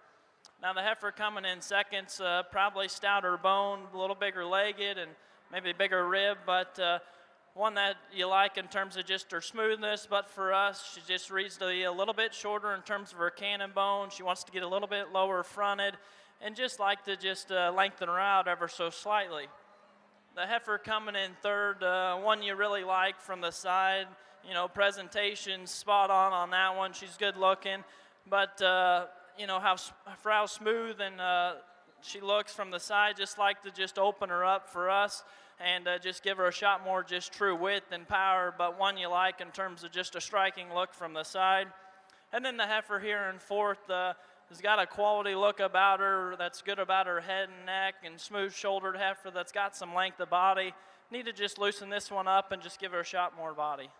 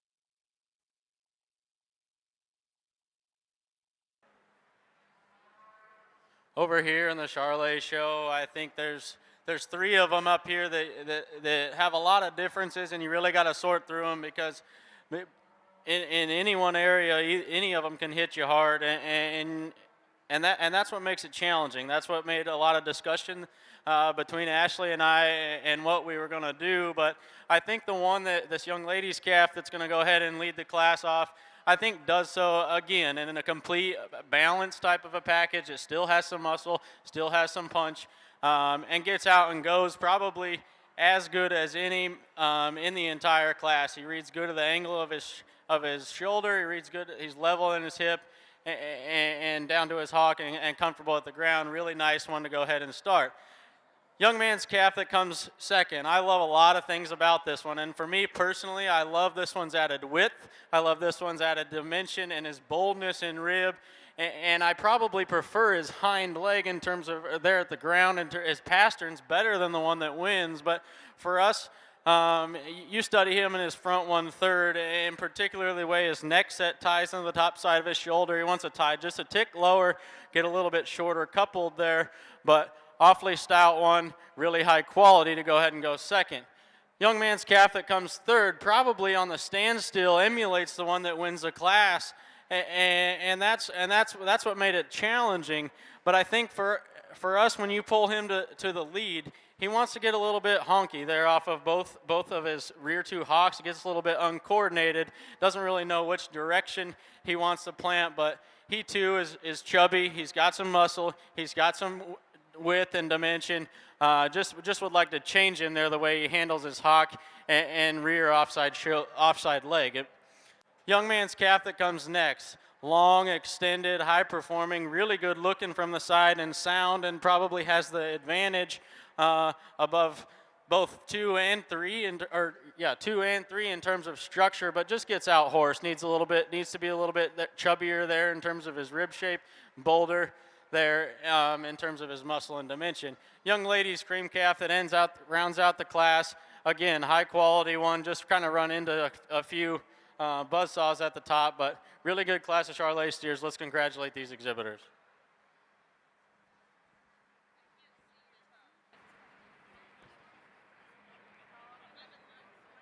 All right, listen up, please. I am not the bearer of bad news this trip. I'm the bearer of good news with the Purina raffle winners. Got some pretty good stuff we're giving away here, and I'm about to announce who the lucky person is that gets it. Please stop by the Purina booth and pick it up. Justin Murphy, you won a Weaver Pro Air blower. Justin Murphy wins a Weaver Pro Air blower. Andy's Clippers go to David Edwards. David Edwards wins Andy's Clippers. 10 bags of Purina Full Control goes to Jeremy Hageman. 10 bags of Purina Full Control, Jeremy Hageman. 10 bags of Purina Full Range goes to Jenny Bourne. Once again, 10 bags Purina Full Range, Jenny Bourne, and the signed by several young exhibitors Purina banner goes to Jackson Fisher. Jackson Fisher wins the Purina banner. Stop by the Purina booth, pick up those winnings, folks. Thanks, big thanks to Purina.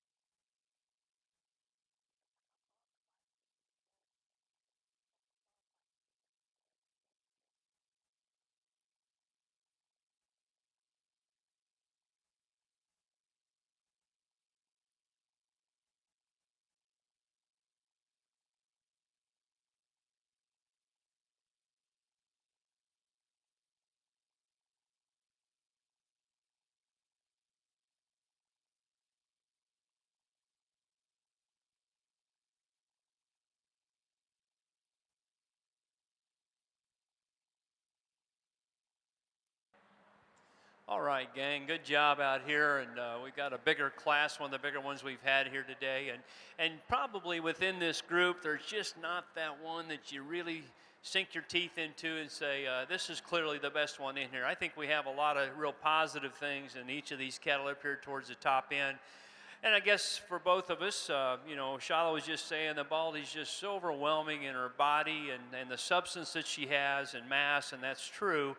And with that, you know, we also recognize here's one with a little more conditioning than what we like, but we still feel like you melt that one down, there's still just a bit more real cow here. Her heart, her forerib, the kind of rib cage she has, it starts out of her spine and then comes to the lower part of her body is a lot truer, I think, than the heifer here in second. Big, strong hip in that female.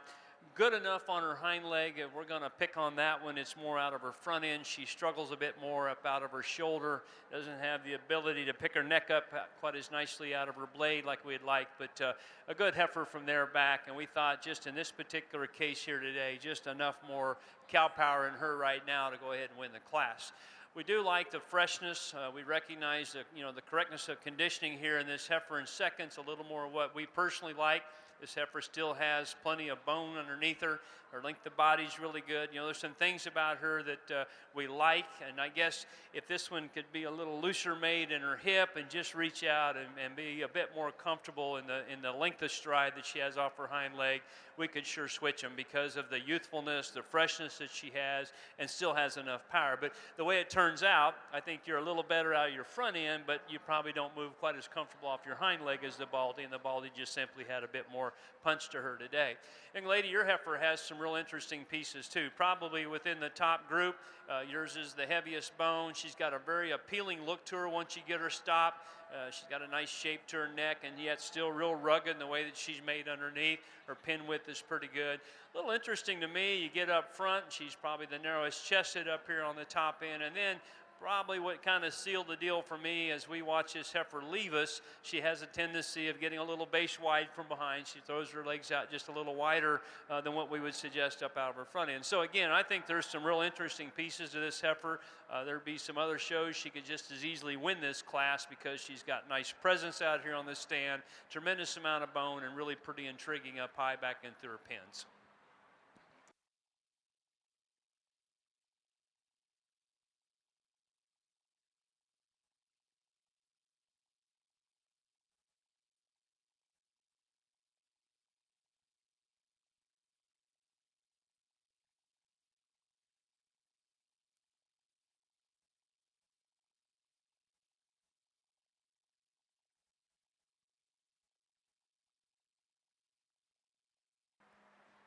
Over here on the Charlay side, we get into some, and two in particular that we have a fair amount of discussion on, and I don't think it's bad discussion. I think it's just explaining the differences. I think the one that fits us the best, and me particularly, is this young man's calf here at the front. I think when he gets him parked, he's got a really good look. He's ties his neck high in the top side of his shoulder and balances extremely well. For me, you know, our problem, I'd like to free him up there and sit him down a little bit more comfortably off of his rear tube. But boy, when he's parked, he gives you a good look. He's got some muscle. He's bold in his rib shape. I think a nice place to start. I think the calf that comes next, I think probably has the advantage in terms of structure and in particular his hip and hind leg. But for us, he just wants to get a little bit deeper in his chest floor there, a little bit cresty at the top side of his neck, and maybe not as balanced up nearly as well as the calf above him, but really, really nice kind of a calf that's going to go ahead and go second. Young man's calf that comes next, I think an ultra big bodied one that's got some muscle shape, got some practicality about him. Just like to maybe strengthen him there at his hock and have him handle that just with a little bit more comfort there. Young lady's big steer that comes out next, ultra long, really high performing type of a cattle that's got some muscle, got some muscle shape to go along with it, but maybe just doesn't have the quality as the cattle above him. But let's congratulate these young people.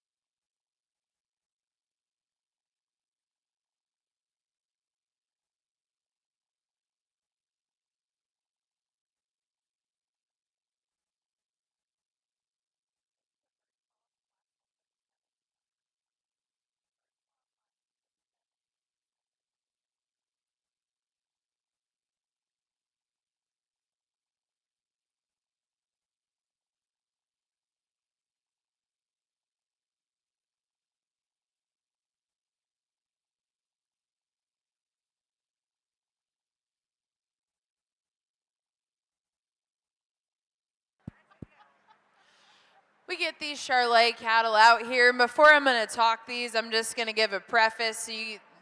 Pet peeve of mine, when we get out in this championship lineup, you guys, quit bumping out. Stay in line with everybody else. You bumping out is not going to give you any more advantage than anybody else, I promise you. We're going to pick them, and we're going to choose them how we like them, whether you decide to bump 10 feet out or stay in line.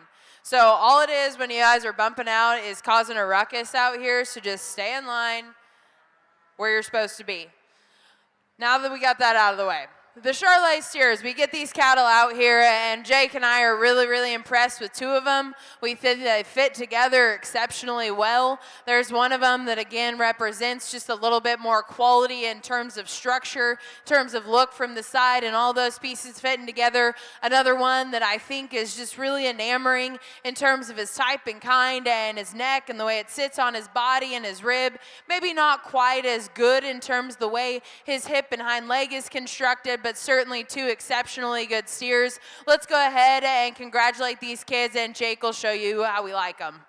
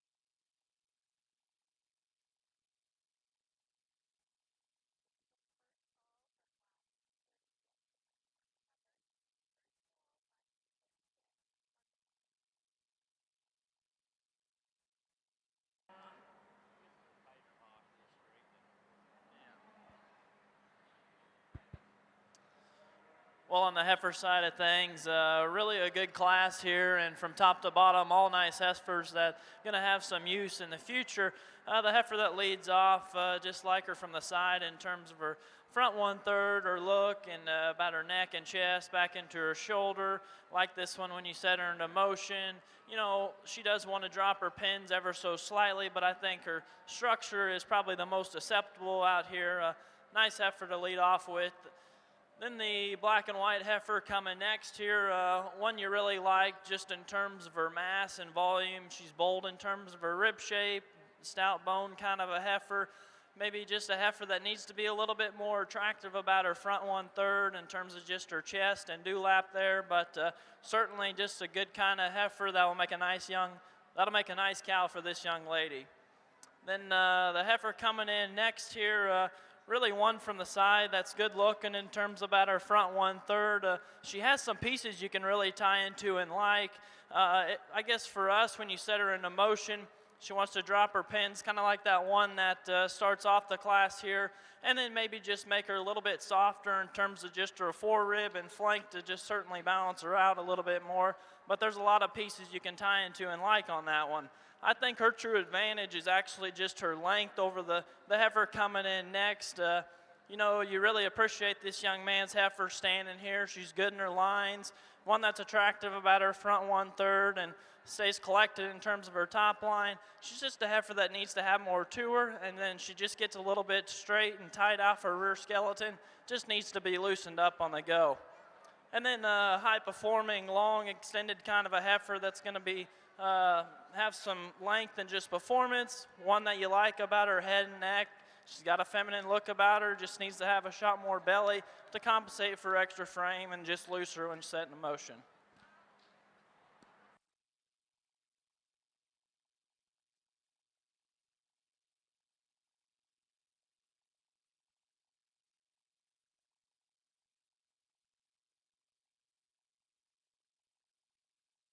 Over here on the steer side, we get into these Angus, and I think this young man brings us one that's of extremely high quality, especially for this breed. I think there's one that I think maybe he's an outlier in terms of muscle shape for this breed, in terms of dimension, and I really appreciate that about him. But even still, you get off to the side of him, and he ties his neck high and gives you a really good look from the side. He gets out and goes extremely well and reads very good in all of his angles. And honestly, for an Angus, he's actually pretty good at there and the way he sets in at his knees. So awfully good Angus, kind of a steer to go ahead and go first.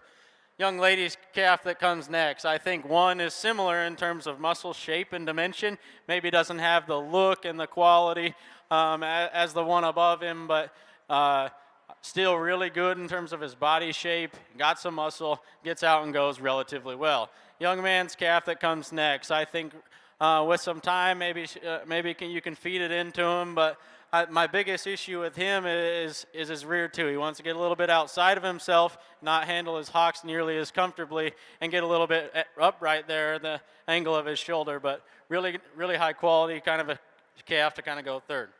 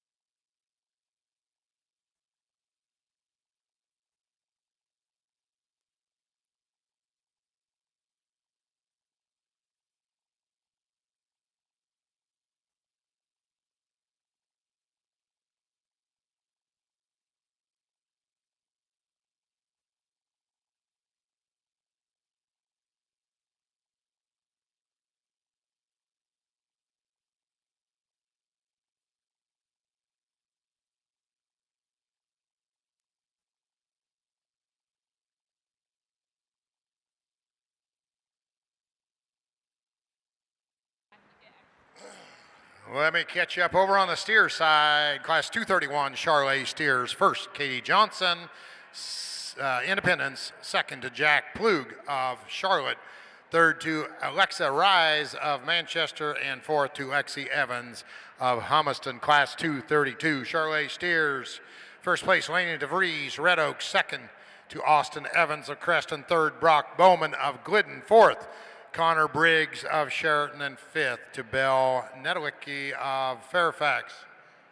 And finishing up the Charlay class division, class 233, first place, Will Conover, Sully. Second to Addie McKenna, Sioux City. Third to Troy Condon of Palmer, and fourth to Lexi Staley of Lake Park. Champion 2022 Iowa Beef Expo Charlay steer, Laney DeVries out of class 232. Your reserve champion coming out of class 30, Jenna Funk.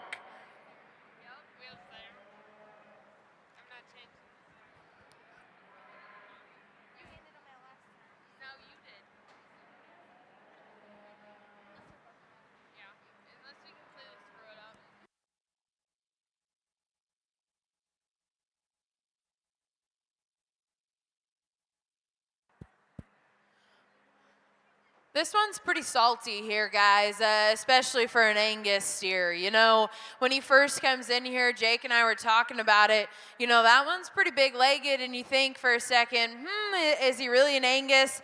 But that guy's an Angus, and he's a good one. You study him in terms of his rib. You study him in terms of the way his muscle lays on his skeleton, his head, his neck, his ears. That one's just really, really good, and we think that there's so much quality in that one, not only in terms of freshness and youthfulness, the way his neck sits onto his body, but just the way he's built at the ground is flawless. And we love him in terms of his structure. He couples it with a lot of rib and plenty of genuine muscularity.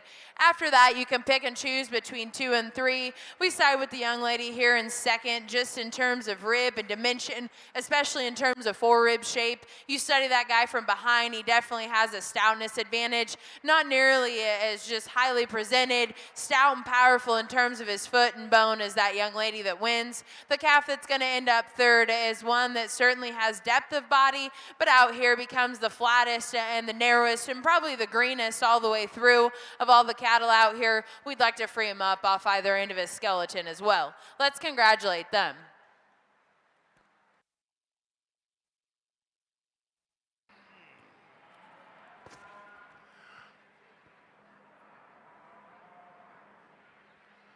Let me catch you up over on the steer side in the Angus division. Both classes have been placed.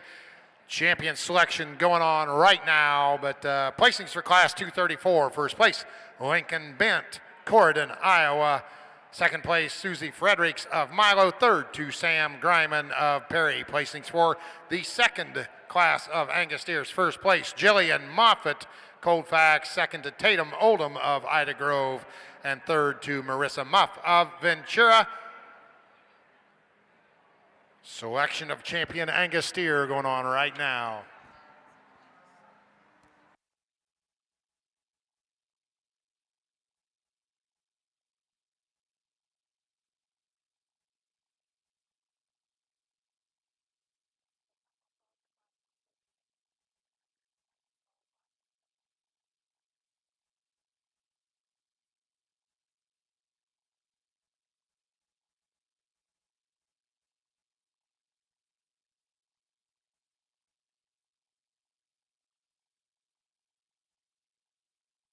Over here in the Angus ring, I think not a lot of numbers, but I think at the top end, extremely high quality. In our minds, in talking, I think there's 2 of them that come to the top and do so handily.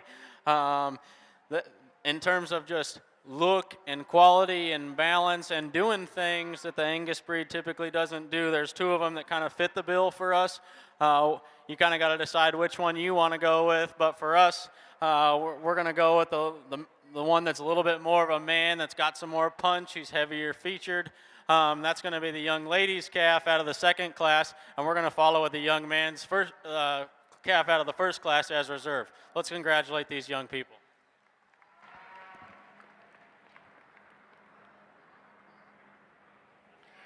Well, your 2022 champion Angus steer coming out of the second class, Miss Jillian Moffitt of Colfax. Reserve coming out of the first class, that's Lincoln Bent of Corydon. Okay, Shiloh is going to talk to those 3 students there, and I'm going to visit about these first 4. And I just think this Red Baldy, she brings the cow side to the show ring here pretty quickly. And I know that there's some of you that don't think she's got just enough wow factor, but boy, I tell you, for a cow herd, if you can build them like that, I think it keeps you in the business. I like this one for a lot of things that when you think about production traits and rib and mobile and looks like a female, she does that very nice. And one of the very few that we've had in here today that, for having that kind of length to her length of body, she's still just really, really bold and very powerful in her shape, and yet handles it very nicely. I just think she's got a lot of really good real world things working for her. Not so much the show ring side, but we think about building cow herds, build them like that, we're in good shape. This heifer in second, is a very immature, later maturing kind of female. I'm a little old school. I probably appreciate these kind a bit more than some of you do. I just think this one here, give her some time, get a baby inside of her, let her mature. we're going to like this one a lot because her skeleton's nice. Her lines are good. You know, obviously today she doesn't have near the belly and rib in her. She's not as bold as some of these cattle here in the class, but she'll get over that. You know, time takes care of all those things. I think all we got to do is just continue to develop this heifer. Again, I go back to you know, my preference of keeping heifer calves looking like calves. I think she does that very nicely in a very nice structure. We moved this heifer up in third, and we switched these two, and I think it needs to be done when we get them stopped out here head to tail. I was probably a little harder on the young man's heifer when she first came in. She's a little tighter moving, and I thought, well, just structure-wise, I maybe don't like her quite as well. But honestly, when we get her stopped, the way she hooks up in her top line out of her shoulder blade, her general smoothness and balance, she's just got a bit more shape, I think, out of her spine and down her top than the heifer we have here in fourth. And like we were just saying, too, she's just a lot more youthful looking. Her head, the shoulder blade, the way it's laid into her, to me, she kind of fits more of a calf description than the female here in fourth. It's a big old house, a big old horse here in fourth. I mean, she's big and long and heavy boned and will weigh up as good as anything. I think it's, again, for me, I think of one that's probably just a little big on the mature size. If she continues at this rate, I'd like to build her differently out of her shoulder. She breaks quite a bit out of her blade and her top. Probably, again, just doesn't hold together quite as well because of the extra frame that she has. But a very nice set of cattle. Again, I'm just going to call the Red Baldy real world beef right there. That's a good kind of female that a lot of cow herds need to look like.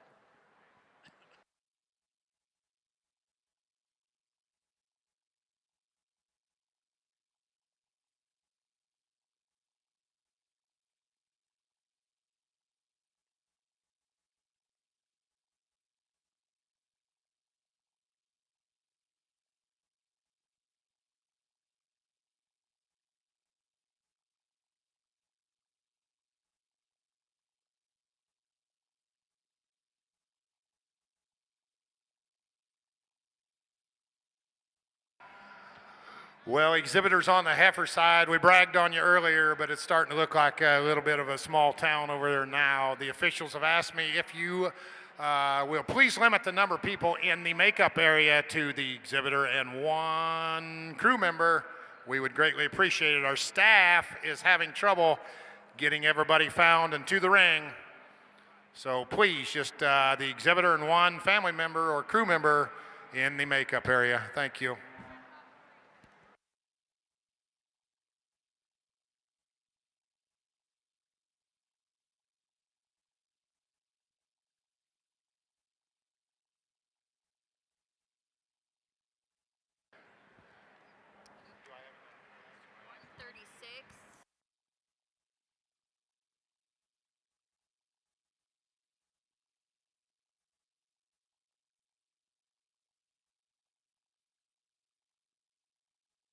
All right, let me catch you up over on the breeding side here real quick in the maintainer heifer division. Class 133, first place Abby Talak of Prohl, second to Kaiser Will of Anita, third Carson Reek of Creston, and fourth to Reese Glenn. That was class 133 maintainers. Class 134 maintainer heifers, first place Brenna Wilkins, second to Lauren Bayer, third Brenna Wilkins of Bennett, Lauren Bayer of Albia, third McKinley White of Storm Lake, fourth to Kayla Muir of Rippey, fifth to Samantha Noteboom of Sheldon, sixth to Wyatt Ebersol of Kellerton, seven Theo Baumer of Onslow, eighth to Kenley Richardson of Lake City, and ninth JC Delaney of Fairfield. That was placings for class 134 maintainers.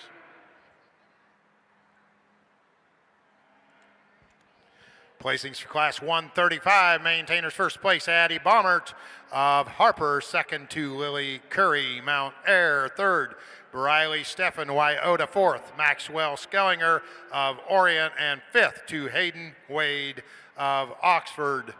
Last class that was just in the ring, class 136 maintainers, first place Addison Brigaman of Paulina, second to Pacey Hawkins of Cincinnati, third Braxton Doncheski of Dunlap, fourth to Taylor Lazoom of Fort Atkinson, fifth McKaylee McCartan of Pocahontas, sixth to Ashlyn Hay of Webster City, and seventh to Emerson Wirt of Guthrie Center. That was placings for class 136. 137 currently in the ring.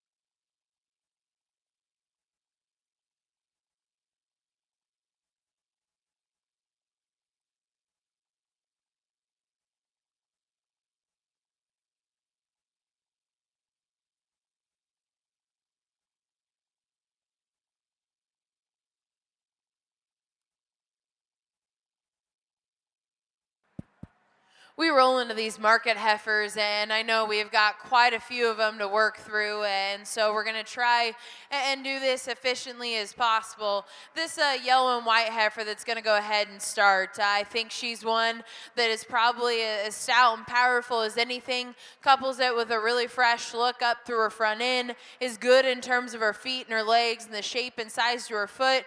I guess from a market heifer standpoint, she probably reads just a little bit more breeding cattle in terms of the center body shape that she has, but I don't think that takes away from her out here in this class. For Jake and I personally, we'd maybe just like to take all of that hair pulled down there on their show side and maybe just kind of comb it all out. It's just a little gummy there, and I don't think it really helps her any in terms of looking better ribbed, especially from the side.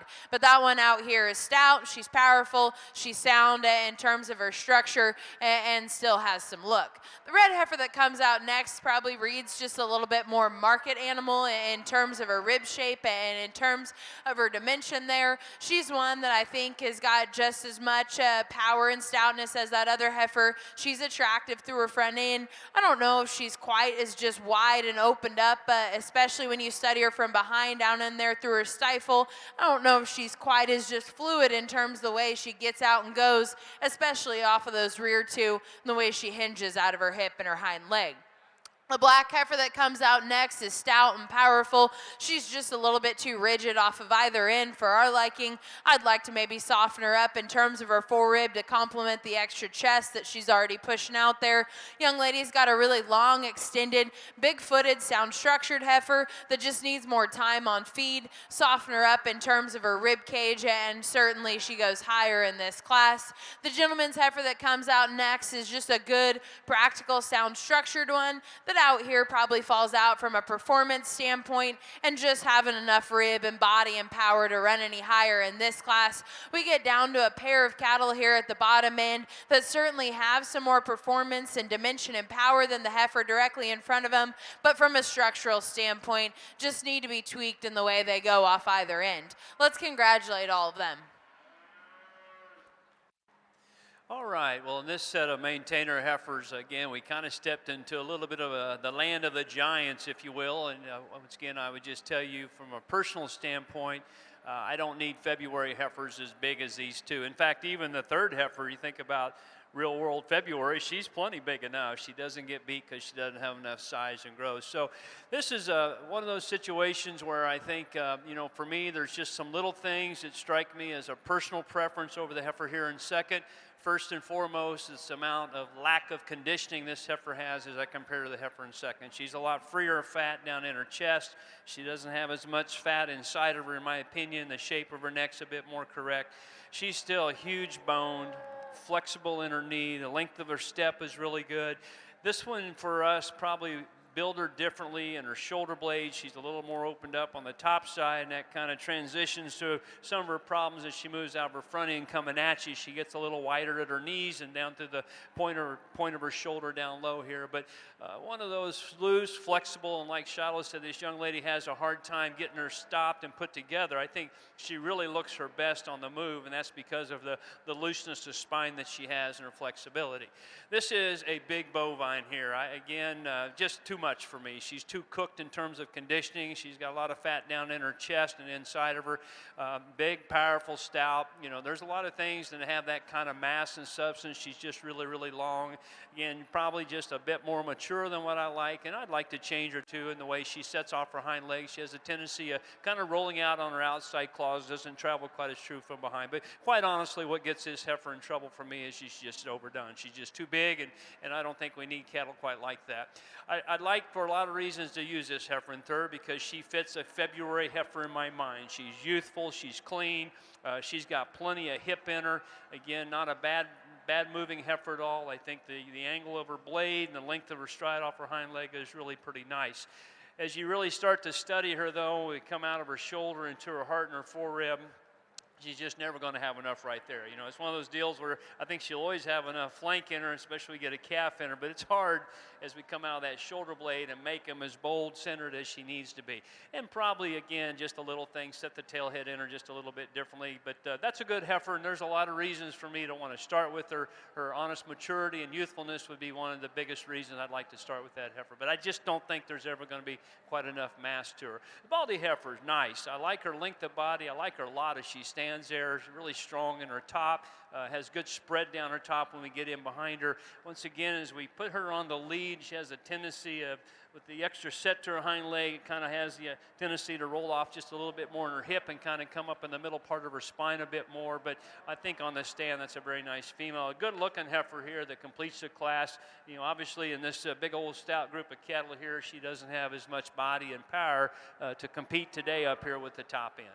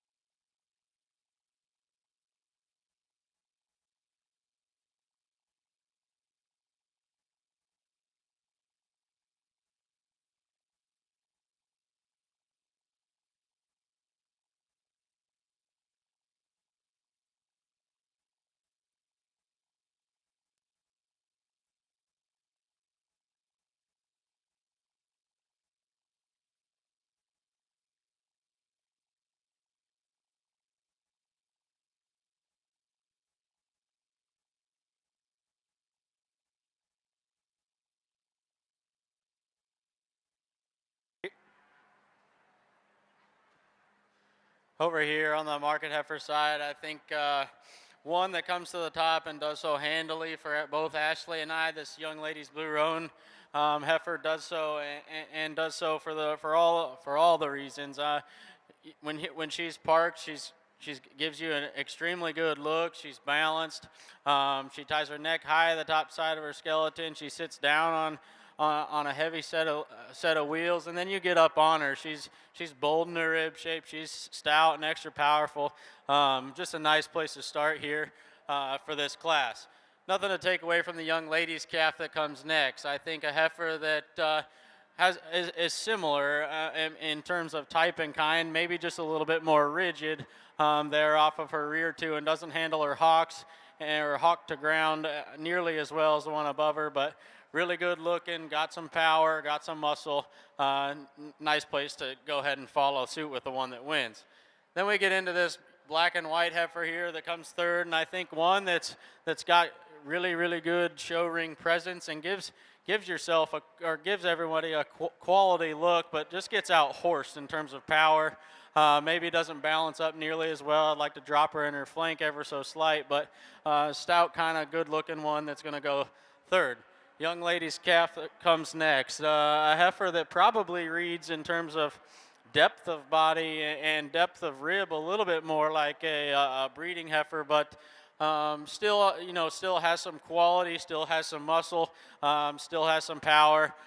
Maybe just isn't presented nearly as good as the ones above her, but nice heifer there for that young lady. Heifer that comes next, I think one that's maybe just complete. It's hard to pick a hole in one, but doesn't really wow you in any one area. Gets out and goes relatively well off of both ends of her skeleton. Maybe just gets a little bit shorter there in her neck set and lower there where she ties, but a nice heifer to go ahead and go fifth.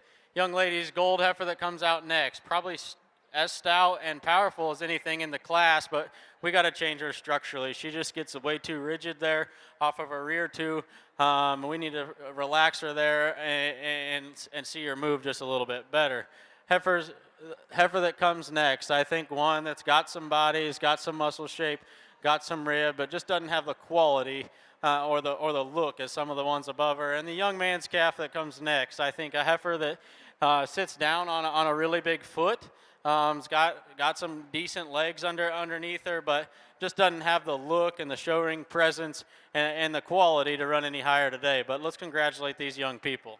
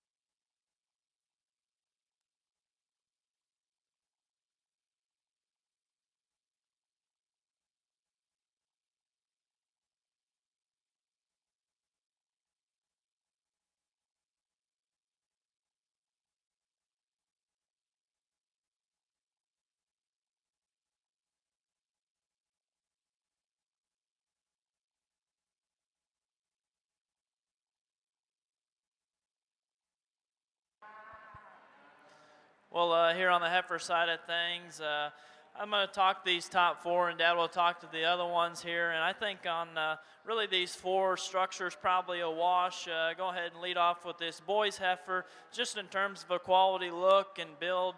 Just a design from the side like this one as she couples it about her front 1/3 and still having the right kind of shape and power to her.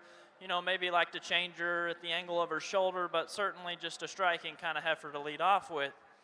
The heifer coming in second, one you really appreciate in terms of her length and smoothness. She's a heifer that's got some extra just frame when she got some extra frame, but it's just when she's set in motion as well, she wants to just labor a little bit out of her front end, and maybe it's just a case leaning her up a little bit too, but certainly a heifer that's going to have some extra grow to her when it's all said and done. Heifer coming second, or coming next here, probably like the heifer that wins in terms of just power and shape. She is bold ribbed and stout out of her hip.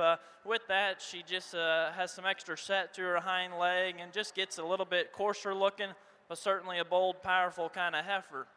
And then a real feminine, attractive one that comes here next. It's good in her lines and standing still you like, but with her extra frame, maybe like to see her just stouter in terms of just her rib shape and all the way through to accommodate for that extra frame.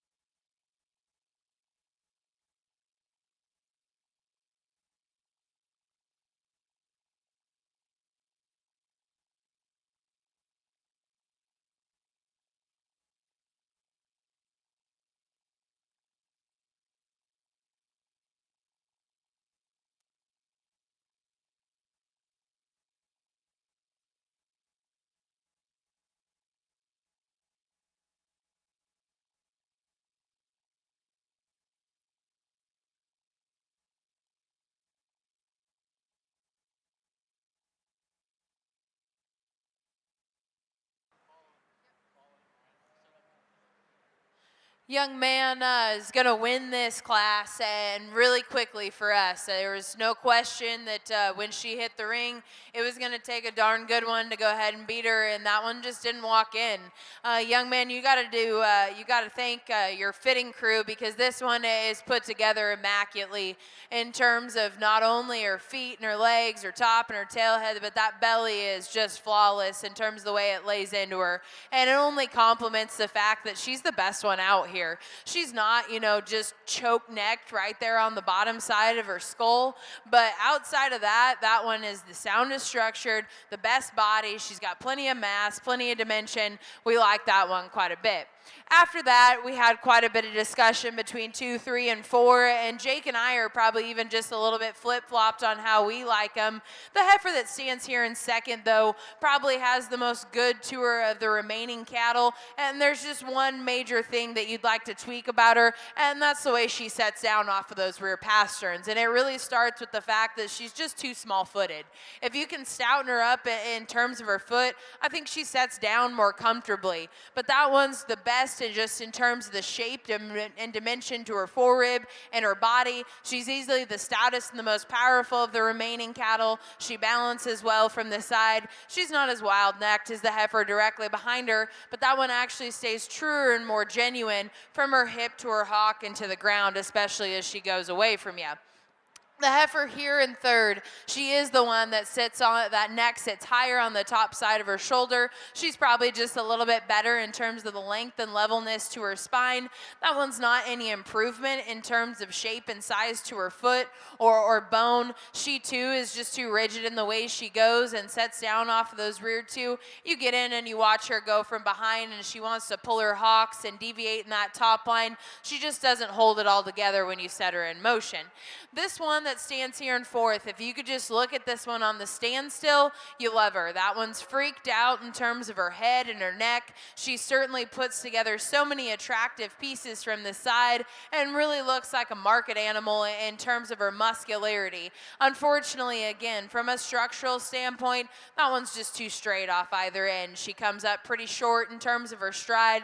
I just need to see her more athletic in terms of the way she goes. We've got two good practical heifers that come out next. They have the advantage over, sweetheart, go ahead. They have the advantage over the following heifer just in terms of power and dimension. They're just both a little bit too jammed up through their front end, getting a little chesty already, and probably just maybe not the right speed from a market heifer standpoint to run any higher in this group. The gentleman's heifer that's going to be second to last is big-legged. She certainly is long-necked. You really study that one in terms of her skeleton, though, and she's too narrow and closed up all the way through, especially when she comes at you and goes away from you.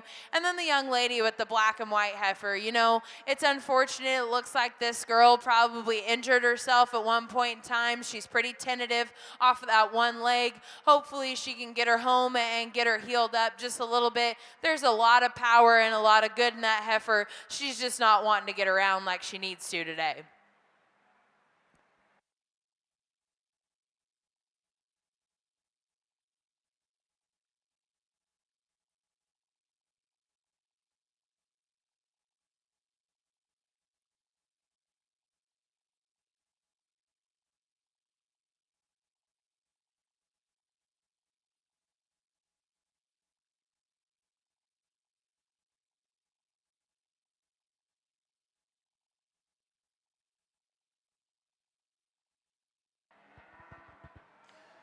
Well, we both agree, Shiloh and I, that there is no answer to this division. And so for the exhibitors, the moms, the dads, the grandma, the grandpas, as you leave the Iowa Beef Expo here 2022, in this division here, you can say, you know what? Next show, next judge, a new opportunity. Because I think out here, we have bounced absolutely every heifer for being Grand or Reserve, and for whatever reason. I don't think there's just that one out here, at least for us, that has all the bells and whistles going off and say, hey, look at me, I'm the best thing out here, you should never miss me. So, you know, there are really, I guess for me, four that we probably would call the contenders out here. The first one will be the black and white heifer that I would just mention, and I think once this heifer gets her mind in the game and kind of relaxes, I think there's some opportunity for this heifer to be quite good. Length of body's good, length of neck. One of the few out here that has some real honest, true dimension. When you get up in her top, you study her from behind. You get to the center part of her body, you go to the ground. This one is just naturally built with some real width underneath her. I think that the struggle for that one, we see her out here today, and she's just a little, got a loose screw upstairs anyway, and she fights you a little bit more on the halter. And I'm not totally convinced, and neither is Shiloh. She's always going to be quite loose enough hipped and flexible enough there in her joint, in her hind leg in particular. But if she kind of gets her mind wrapped up in the game of showing, I think that one there could be really nice, because I think she brings a lot of pretty neat things here to this division. The red heifer, like I said, that she is a real world cow right there. That ain't a heifer that's going to win a lot of shows at a national level maybe for some. I might be one of the few that sits here in this barn that appreciates her as much as I do. I think that is, in this particular lineup, one that's as bold and powerful and long length of body and yet still real flexible in her joints. And like I said, not just ultra fancy, but going to make a nice cow, or at least I hope she does. I hope she's not one of those that has zero milk when she lays down and calves, but in my mind, the image of what I'd like my cow herd to look like really kind of fits her. Young lady here that had the heifer that won the second to last class, like I said, and I had the opportunity to talk that class. We kind of stepped into some big cattle in there, and she is big. She's going to be big, and maybe not so much in framework because I can see her shutting it down, but her mature weight's going to be big. Massive bone, really flexible and loose, and I think we said that allows her to really look good on the move, but also the longer the day works on here, the looser she gets, and she starts to kind of open up more in the top of her shoulder, breaks in behind her blades a bit more.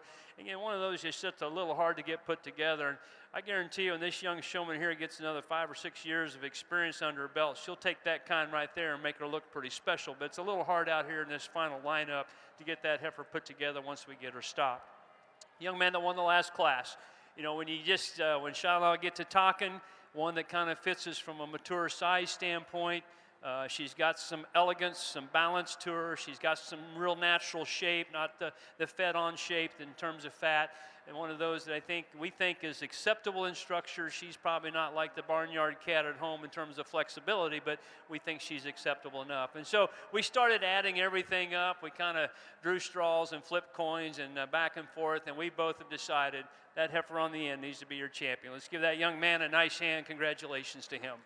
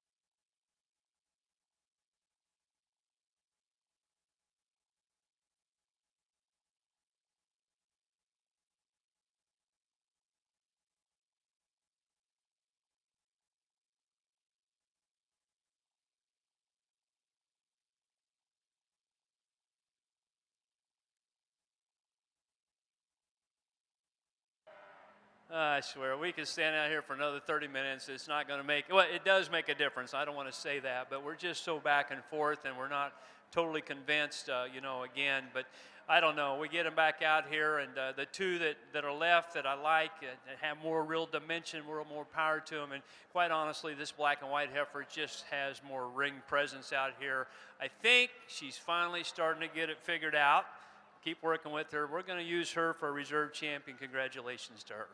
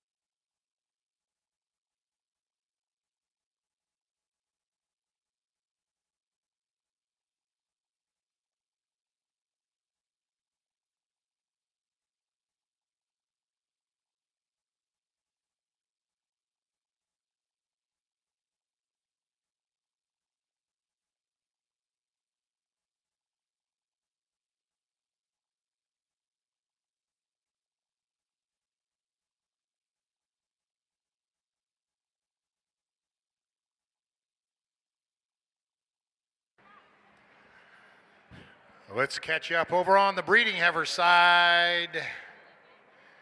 Class 137 maintainer heifers, first place Hattie McCullum, Colo. Second to Chloe Rogers, Iowa City. Third to Riley Supol of Cascade. Fourth to Madison McCullough of Allerton. And fifth to Ryan Dowd of Batavia. Placings for class 138. First place, Cole Schneider, West Branch. Second to Chase Rosenboom of Bussy. Third to Tyson Lilligard of Bondurant. Fourth to Addison Lehman of West Liberty. Fifth, Grant Anderson, Mount Pleasant. Sixth to Allison Boyle of St. Charles. Seventh to Addison Moeller of Beeman. Your champion 2022 maintainer heifer coming out of class 138. That's Cole Schneider. Reserve out of class 133, Abby Talak.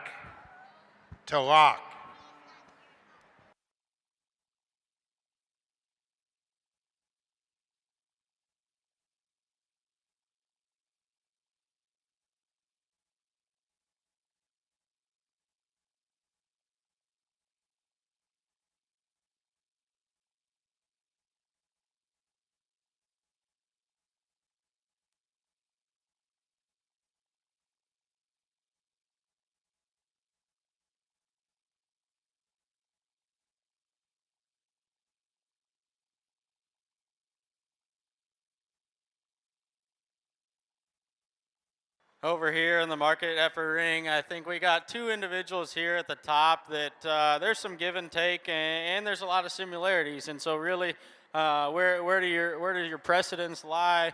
And for me in particular, and Ashley as well, this young man's heifer surfaces to the top. I think if you just study this one in terms of her basic build, her basic skeleton, and how true she reads at all of her angles, I think that's where she excels and beats the heifer behind her. Is she got maybe the most show ring presence or maybe wow factor about her? Probably not. Ashley and I kind of talked, and she kind of just maybe gives you a dull look. But I think that's simply hair code. I don't think that's a reason to beat her. And I think this one's got too much good to beat her for that fact. And nothing to take away from the young lady's heifer that comes in second. It's just for us.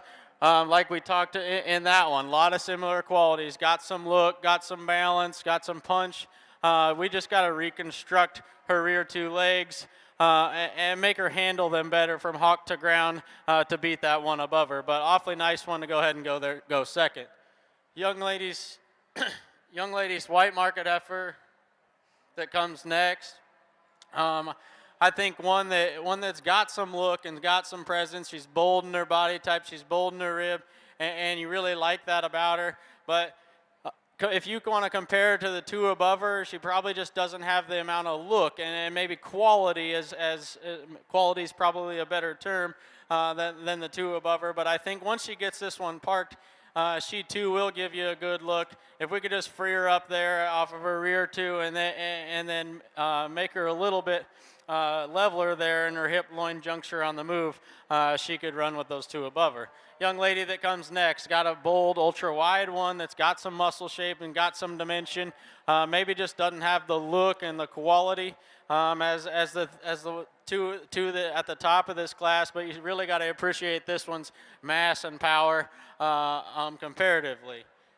Young lady's black and white heifer that comes next, I think one that is definitely stout featured, sits down on a big foot and has a big set of running gears underneath her, and I think that translates high to adequate muscle. I'm not going to call her the heaviest muscled one, but just doesn't have the look and the quality and maybe the show ring presence to run any higher. Young man's heifer calf that comes next, I think one that you really got to appreciate in terms of her muscle shape and dimension.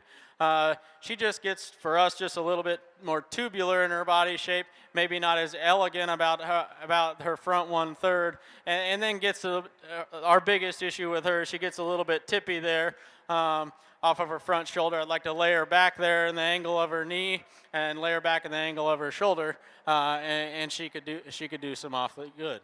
Young lady's black and white heifer that comes next, I think similar story, maybe just a little bit too rigid off either end of her skeleton, but has some muscle, has some balance, just a kind of a nice meat and potatoes type of a heifer there. Young man's calf that comes next, I think probably has the class advantage in terms of structure, and I love that about him. She reads true. to all of her angles. She's probably got one of the best hips and hind legs of the class, but just gets out horsed out here. Maybe just doesn't have as much stoutness and added mass as some of the ones above her. And the young lady that rounds out the class, a practical type of a heifer that's got some doability, and I think is going to make a really nice project for that young lady.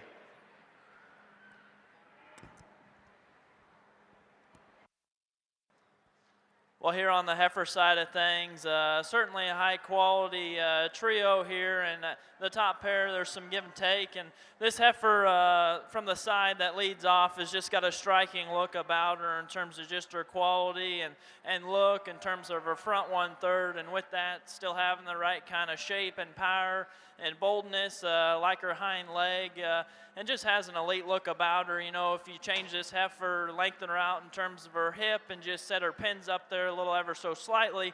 And I think that's what this heifer in second complements her in terms of just lengthness, a hip, and just spine in general.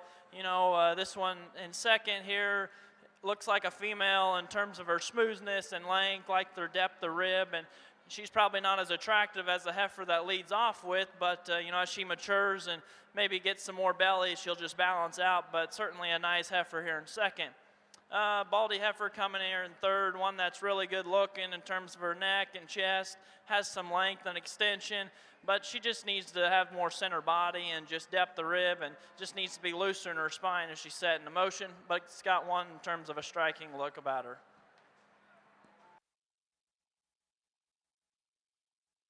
Let me try and get you caught up on the market side here in the first division of market heifers.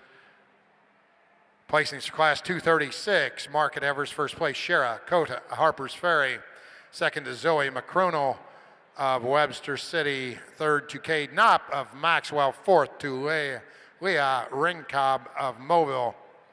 Fifth to Jake Clarahan of Harper. Sixth to Thomas Jacoby of Grand Mount. And seventh to Olivia Alber of Independence.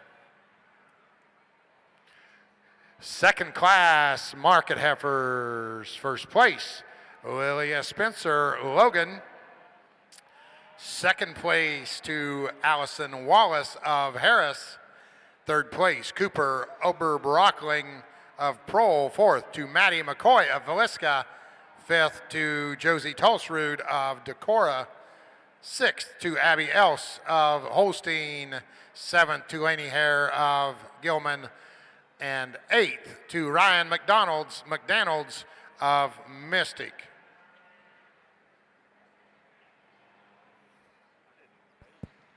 Out here in the first division of your market heifer show, we get these class winners back out, and nothing to take away from two of them, but there's two of them in our mind that stand here in the middle that are just the best ones in terms of structure, and they couple it with rib, and they couple it with some power.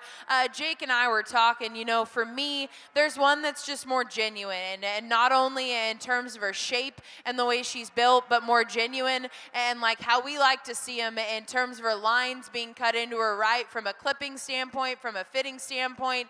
There's another one that probably has that wow factor out here, and maybe just even a little bit more bulk, but I don't know if you took all of that hair off of her, if she'd be quite as genuine as the other one. You know, you can say the Brockle face has got some throat in her. That doesn't really bother me any. She's the best one out here. She's going to be your Division I champion. The blue heifer is going to be reserved. Let's congratulate them.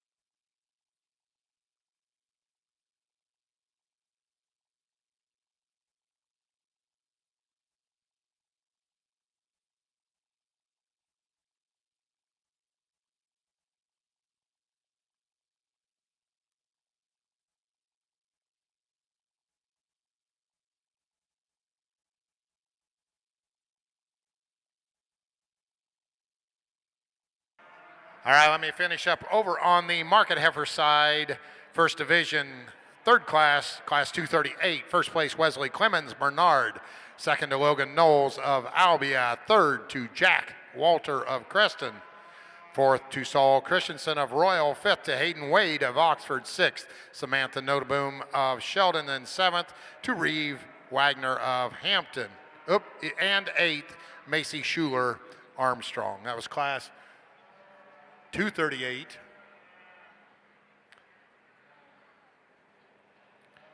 Placings for the final class, Division I Market Heifers, class 239. First place, Dixon Fry, Independence.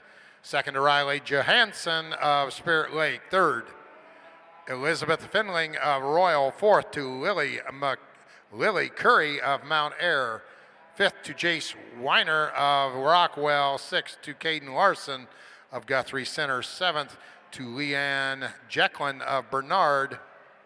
Seventh to Michaela Tate of Gradinger. Eighth to Eli Miller of Winfield. And ninth to Leanne Jecklin of Bernard. In your 2022 Iowa Beef Expo Champion Division I Market Heifer, coming out of class 238, Wesley Clemens from Bernard. Reserve coming out of class 239, Lila Spencer of Logan. Currently in the ring on the market side, first class Division II Market Heifers.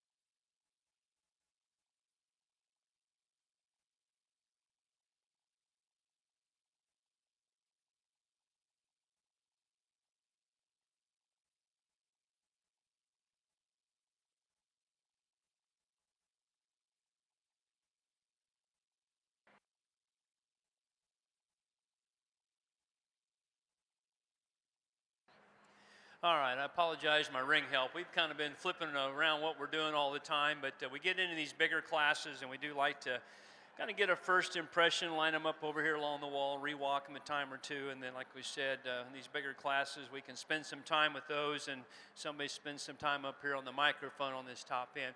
You know, by today's standards, this heifer that wins the class looks very, very small out here, and again, I'm not going to apologize for that.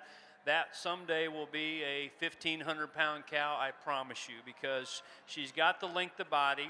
And in this particular class here, she is also the one that has the most real honest width to her. When you study her up in her chest and down to the ground, you study her spread down her top. As she continues to mature and develop, I can see this heifer just getting a lot better. I love her length of body, the youthful, calfy look that she has. And I think what really sealed the deal for me is this thing is so mobile. Look at her down at the ground, her joints, her knee, her length of hip, the way everything's constructed from her stifle off her hind leg. I think this one will just continue to get better.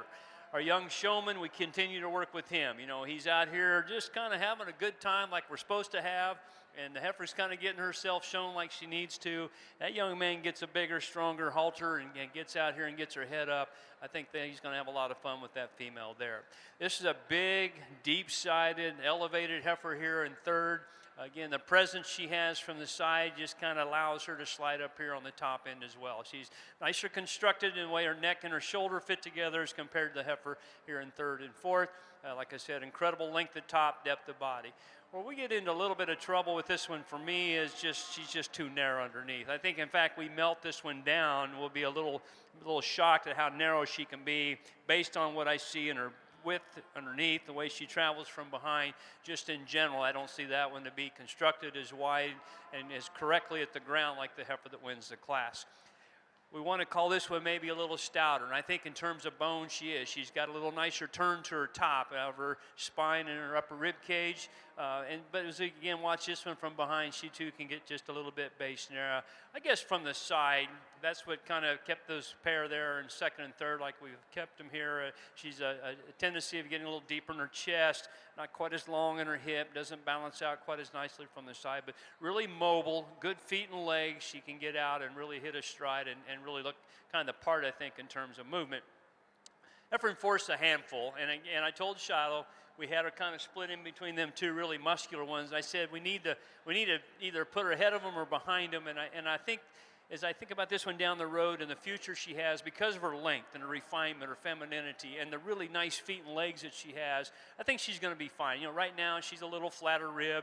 She's not holding herself together quite as nicely out of her hip, and kind of like several of them we've seen today, once this heifer gets a little more experience in and out of the ring here, hopefully she'll kind of get the feel for what it takes to be a show heifer and come together, because I think she's got the right kind of skeleton to do that.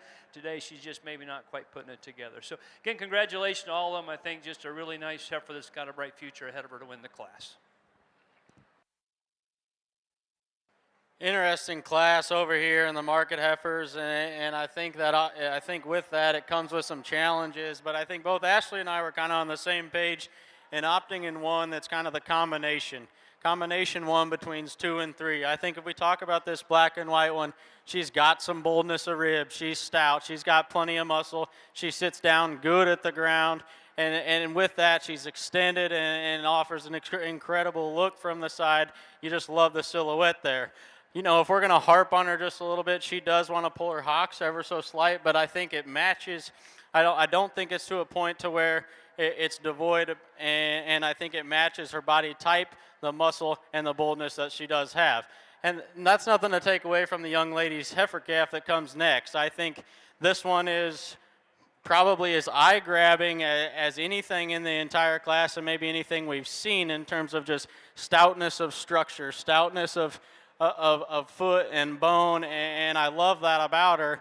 But for me, if we're going to harp on her a little bit, when you pull her to the lead, she wants a flex, just maybe give a little bit too much flex there in her hock, and I think it only accentuates the fact that she wants to duck her pins ever so slight and not be nearly as level as the one above her. Young man's gray heifer that comes next, I think one that maybe isn't nearly as stout as the two above her. She's flatter in her makeup but sound.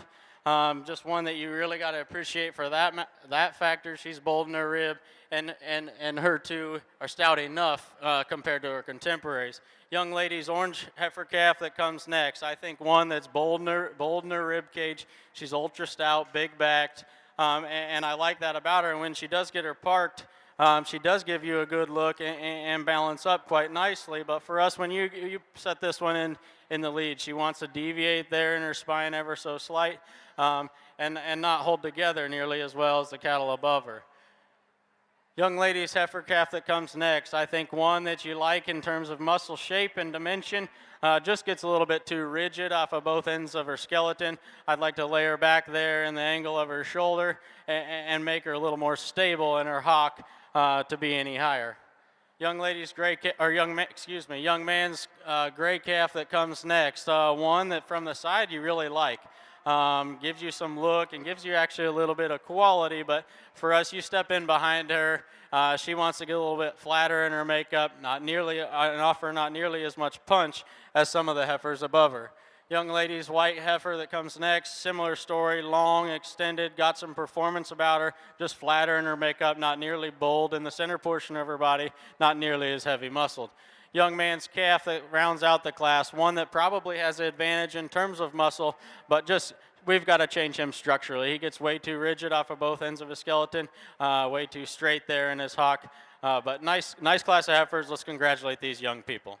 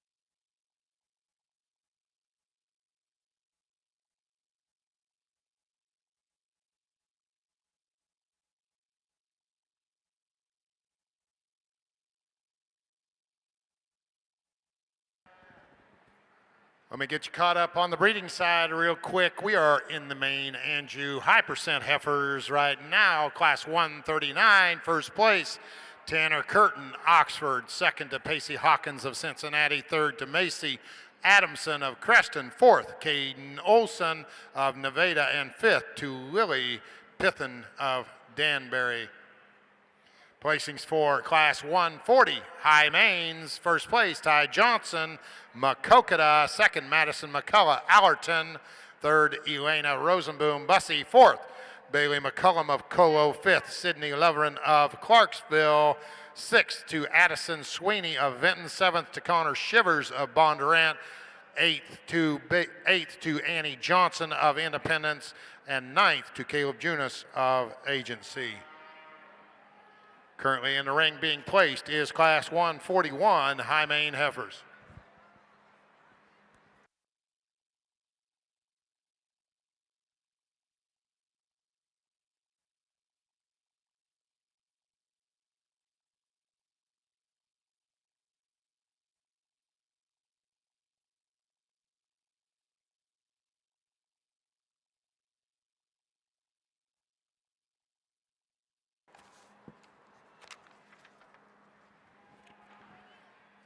Over on the steer side, actually now the market heifer side, placings for Class 240. First place, Grayson Belcher of Blakesburg. Second to Sydney Matthias of Fairbank. Third to Ryder Hogan of Lennox. Fourth, Mallory Kane of North English. Fifth to Skylar Coffey of Garden Grove. Sixth to Nathan Tapkin of Adel. Seventh to Hallie Henfling of Minburn. and 8th to Coulter Good of Peru. That was placings for Class 240, first class of market heifers. Currently in the ring, second class Division II market heifers, Class 241.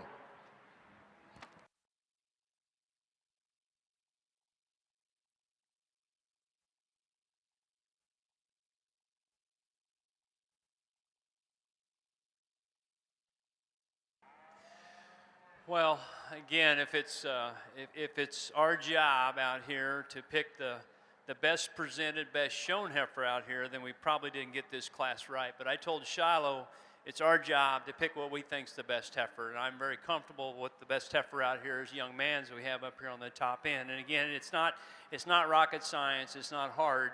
You just study this heifer up into her chest, her length of body, her freedom of fat. She's the best moving heifer off either end. You know, again, is she fit to the nines? No. Is she getting presented to the best of that heifer's ability? Probably not, but this young man's got a goal. He's going to work harder at home and get this one shown, because I think there's a lot of good to that one. It's just one of those situations here where, again, I think about a February heifer calf or whatever she is, January. What does that calf need to look like? They need to look like a calf, and she does. I like this one's composition. I like her soundness, and again, she's going to make a plenty big enough cow. You know, the showmanship goes to the young people here in second and third, and the presentation, the way the cattle are dressed. They really look nice. They look the part. Young lady, your heifer's got tremendous body volume. She's got a nice hind leg to her. She looks nice on the move. There's no doubt about it. For me, when I get up front, I study this one up into her chest. I don't think she has really the honest width in her like the heifer here that wins the class. She's not as long. And just quite honestly, again, I just think we got her too fat. She's thick neck, she's short neck. I just think we need to melt all the fat out of the inside of her and just freshen her up and make her look like a baby calf and not a bred heifer. So we've had a lot of them here today like that. Again, there's reasons. If you like the extra nice fit job and the big belly in them, then obviously you would want to start with that heifer.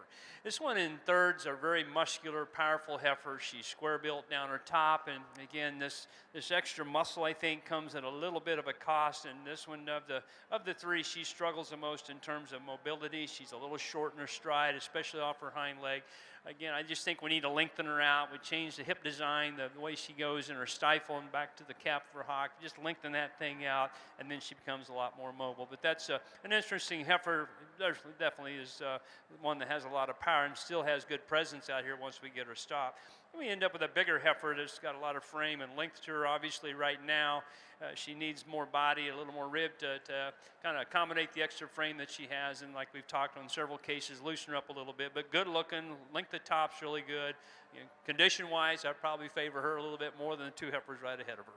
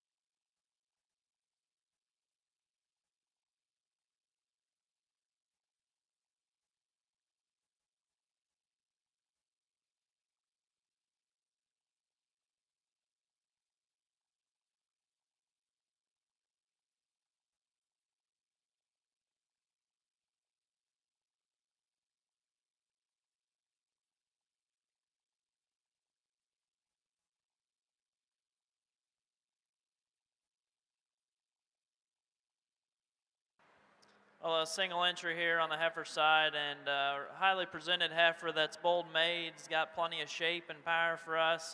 Like her off her hind leg, maybe get picky on her, just maybe freshen her up and have more reach and just go out of her front end, but high quality individual.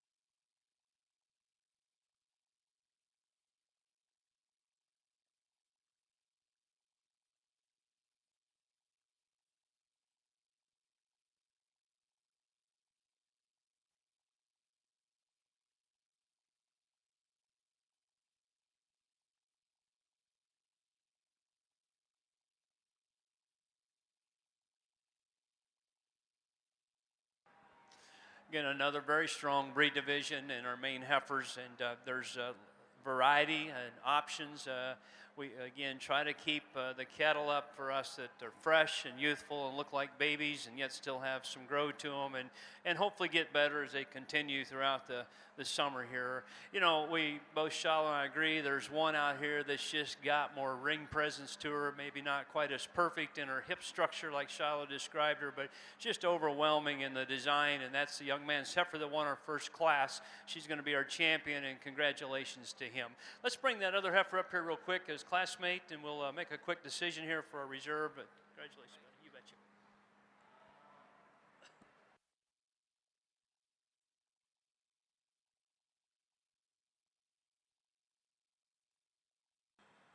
I told Shiloh that, you know, really you get back off these two now, the young lady's heifer and the young man that won the second class. They resemble, mirror each other quite a bit. The young lady's heifer's a little more mature, a little further along in terms of bone and dimension, but both of them are extremely long-bodied. I think they're both really good in their feet. I like the hip design in both of those cattle. They're constructed very nice into their pin set, the way their tail head sets in them. In fact, better than the heifer that wins this particular main division.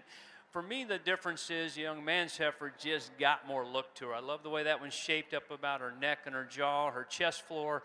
And as we said in class, as this young man continues to develop as a showman and the heifer continues to develop as an individual, I think that one's going to be a lot of fun. The young man that won Class 2 is going to end up being our reserve here in our main Anjou division.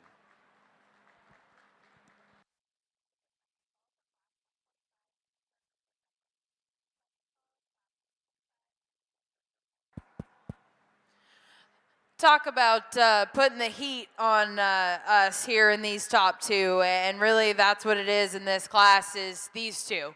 And that's nothing to take away from everybody else in this class. There's just another level of quality. There's another level of presentation that you see in these two cattle, and neither one of them are perfect. I probably like one just a little bit more. Jake probably likes another one just a little bit more. We went back and forth quite a few times. Again, on any given day, you're probably going to have somebody else that flip-flops them. This is just how we see them and what we like. The heifer that we're going to go ahead and use to win this class, the best word to describe her is sexy. And there's no other way to say it. The neck, the way it sits on her shoulder, how long and level and just correct she is everywhere is impressive.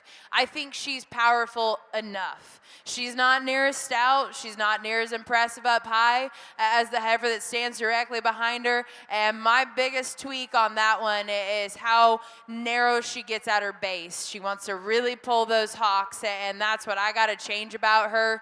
But man, that one is just so impressive from the side, and really from a structural standpoint, she's powerful enough, and structurally speaking, her hip and hind leg structure with that look from the side is what gets her the win. The heifer that stands in second, there's no question in either one of our minds that you get on top of that one and you get in from behind her, she is the stouter, more powerful one. And from a market heifer standpoint, that has to play into your mind. She's got more punch to her. There's no question about that.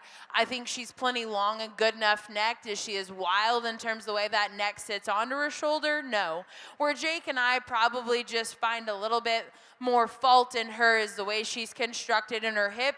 She's shorter and rounder in the way she goes there, and then the way she just sets down at the ground off of those rear two. I think she flexes her hock plenty good enough. She's just a little bit smaller footed and not as comfortable. But with that, that one has that extra power and stoutness. I do really, really like the fact that that one stays square and true in her hock from behind. Those two cattle are elite in terms of their type and kind. Again, flip a coin and pick and choose them how you like them. The next two heifers, Sweetheart young lady with the yellow heifer, both come out.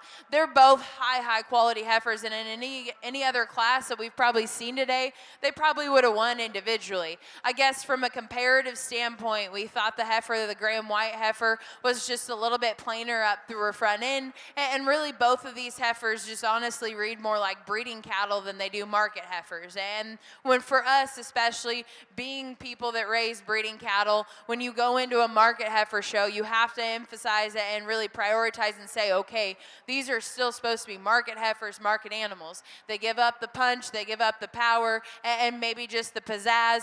This gray and white one is awesome in terms of her running gears, just a little bit plainer up front, a little bit narrower constructed. Similar story, yellow heifer, awesome in terms of her structure, love her in terms of her rib and body, reads more breeding heifer than market heifer out here, young and fresh and youthful up front, doesn't have the extra power and punch to run to the top end of this group. The black heifer that's going to come out next takes a long stride, she meets it, and she does so handedly. Out here she falls out just from a quality standpoint. She's not nearly as highly presented as some of these other cattle. She's shallower in through her rib and maybe just doesn't put all of her pieces together quite as well. The young lady with the black heifer that's going to come out next, if this one maybe just wouldn't rotate up so much off of her hip and her hind leg and duck them pins, I think you can probably get her just a little bit higher. She's a little bit plainer through her front end as well.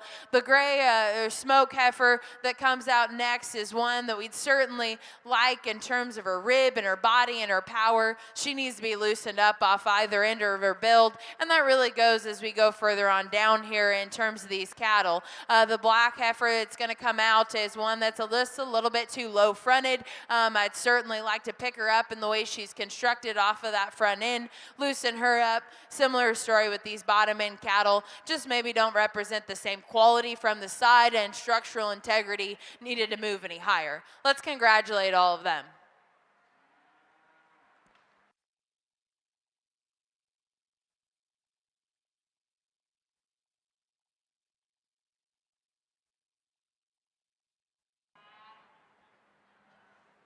Well, here on the heifer side, we were talking, I think she gets the best dressed award here that we've seen today. She's 4 years old, and Sweetie's doing an awfully nice job. Good looking heifer you have here. Keep up the good work and keep at it.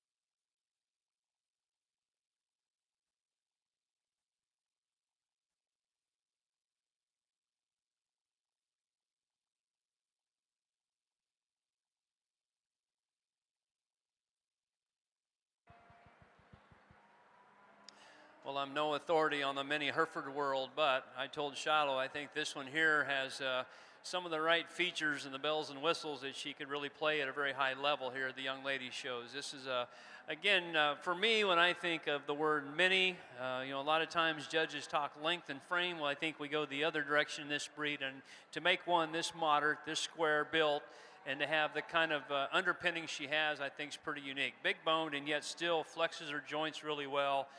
Looks really, really nice on the move, and yet still has the kind of rib cage and presence out here. So, young lady, you got a nice project, and I think you're going to have a lot of fun with her as she continues to develop. Again, the other heifer in this class is way different in type, really clean and smooth, and one of those that's got a lot of quality about her neck and her shoulder region here. Not quite the stoutness of bone, the squareness, the moderation that we see in our class winner, but another heifer that has some unique features to her.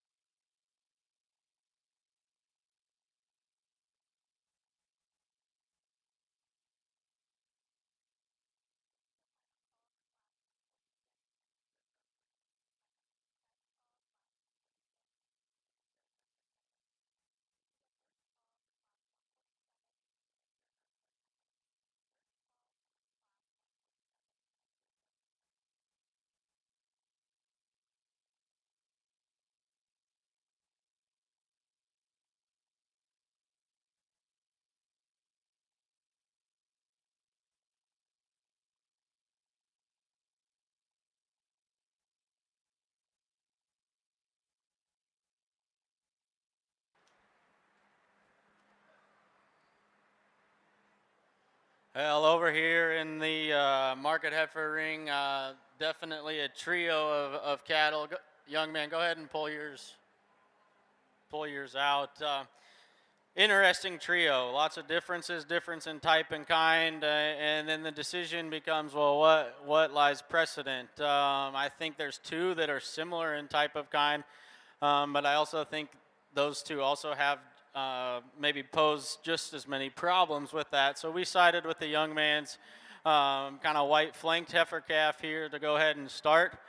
We just feel that probably in terms of genuine shape and genuine muscle, she fits the ticket.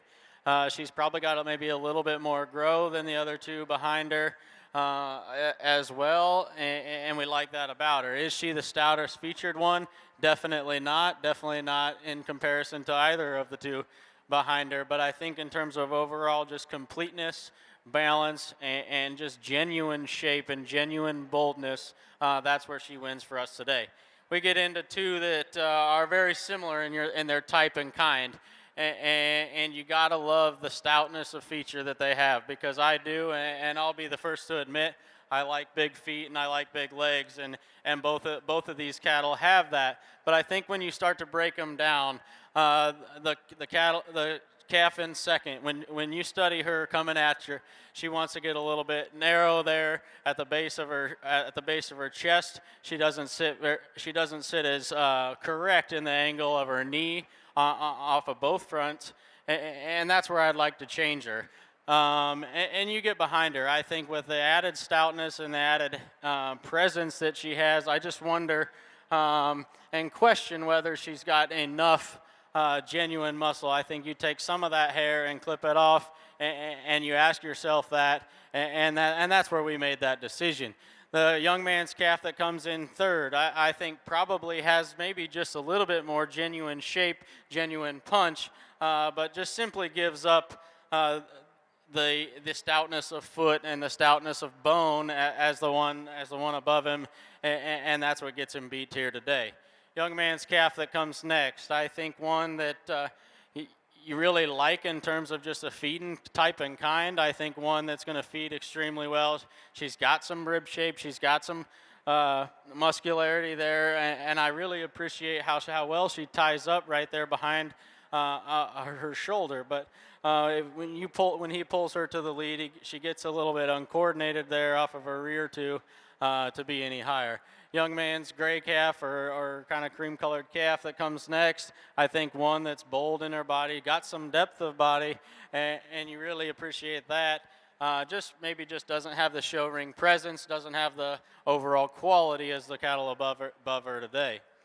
Young lady's white-footed calf comes out next, and I think one that, her too, have some muscle shape, is bold in her rib, but just gets way too rigid there off of both ends of her skeleton. I'd like to set her back there in the angle of her shoulder and let her and see her sit down more comfortably there off of both rear too. Young lady that rounds out the class, I think one that's practical, that's got some body, but just simply doesn't have the structural integrity as any of the cattle above her. But we fix her build, and she could offer a lot of good. All right, our young people doing a very nice job here in our mini heifer ring, and again, I think the presence of this first one is kind of easy to gravitate towards. She's so nice in her chest, the way it sets up in her shoulder blade, and tremendous in the shape of her upper rib and the muscles she has in her hip. A little extra bone work underneath this one here. I think you just kind of put all them things together. She just has a little bit more of the old wow factor and the bells and whistles out here, I think, in this division. And so, again, a very nice heifer to win this class. Probably a little, and partly as she's skirted, it looks like, and so she's a little broad up at the pole of her head. She's not quite as attractive at her face and her head like the heifer is here in second. And the other thing we might like to change, and it might actually be a bit of an advantage, the heifer in second, is from hooks to pins. That one's really, really nice. I like her levelness. I like the length of top that she has in that regard. Very smooth in her makeup too. When we do that, we probably take a little extra bone. We take a little extra that muscle shape out of them like we have in the first one, but she too is a very high quality heifer, and that young man does an excellent job of getting her presented. This one in third's really bold and muscular and wide base and just a lot of power from end to end. Probably needs some work done on her feet. She's a little shallow in her heel anyway, and they don't wear quite right, and so as a result doesn't travel as soundly at the ground as she needs to. But that's a real big centered, very muscular heifer that winds up in third. Young lady, your little calf's got some future too. She's extremely attractive. Again, very youthful in her appearance. She's a little greener condition, which is okay. I like to maybe change her a bit too structurally up in her top line off her hind leg. But another high quality heifer, and that young lady's done a very nice job as well in presentation.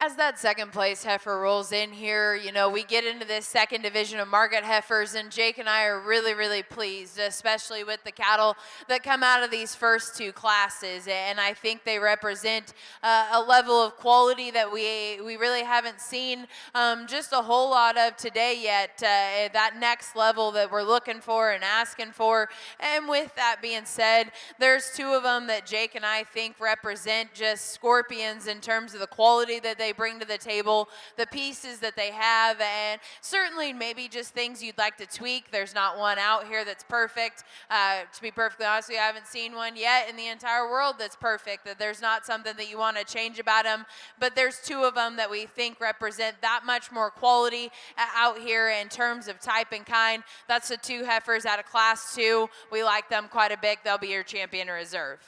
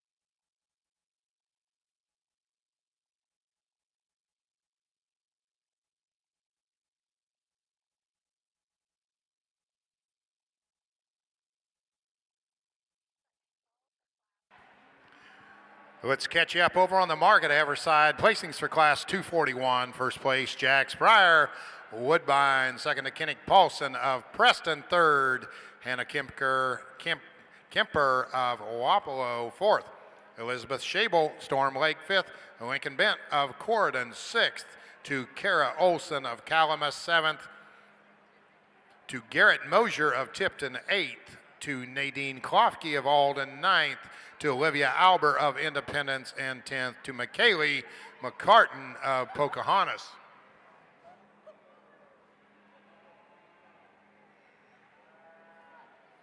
Placings for class 242, last class in Division II, market heifers. First place, Trey Fukin of Mount Air. Second to Tucker Jackson, walk-on. Third to Logan Ferris of Eldora. Fourth, Tucker Llewellyn of Minburn. Fifth to Dixon Fry of Independence. Sixth to Leighton Wales of Wyota.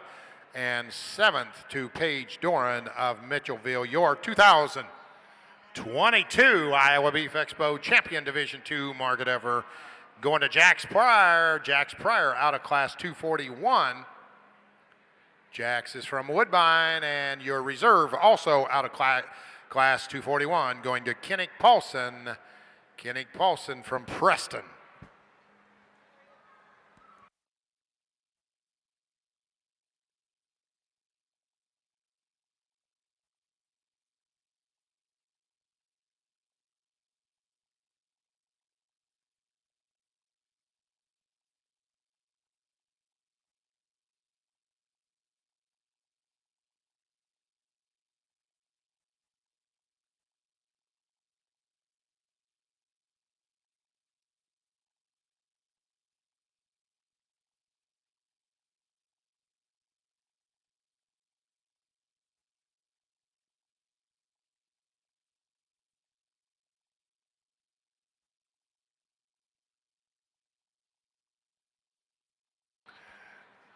If you're keeping track at home, or actually I need to mention that if you're keeping track here, 4 classes left over here on the market side, about 400 on the breeding side. So we're going to not finish close at all, but 4 classes left, this division of market heifers.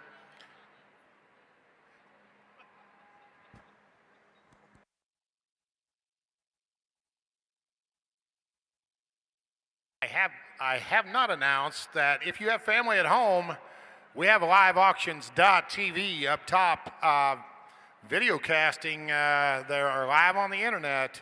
The show today, liveauctions.tv. Go to the Iowa Beef Expo show. And we also have the Pulse here, keeping track of all your division winners as they roll in. Right, Rachel Davis, head of the Pulse, right here. There. Huh? So once again, big thanks to Sullivan's The Pulse for keeping everybody updated, and to Live Auctions TV for running cameras right up there in the crow's nest. Thanks a bunch, guys.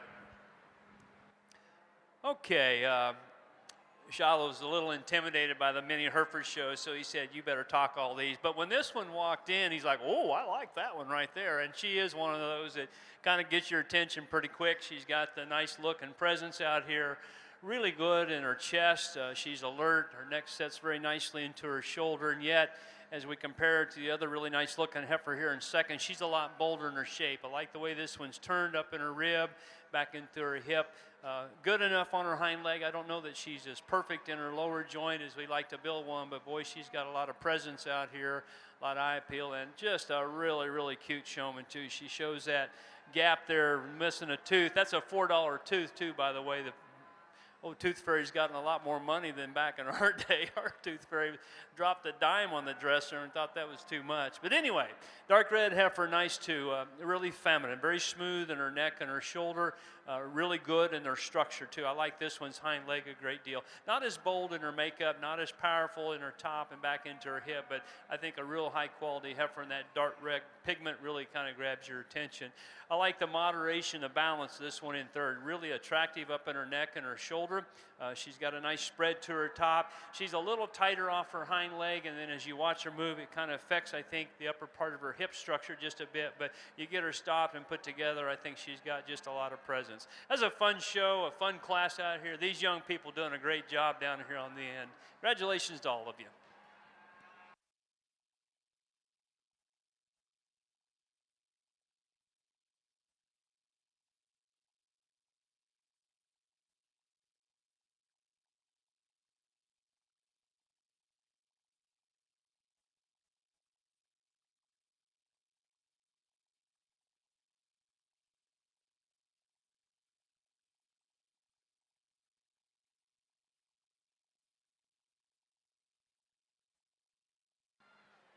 Well, over here on our market heifer side, I think there's a interesting class that comes to us here, but the young man's red and white one comes to the top and comes to the top probably fairly handily for us.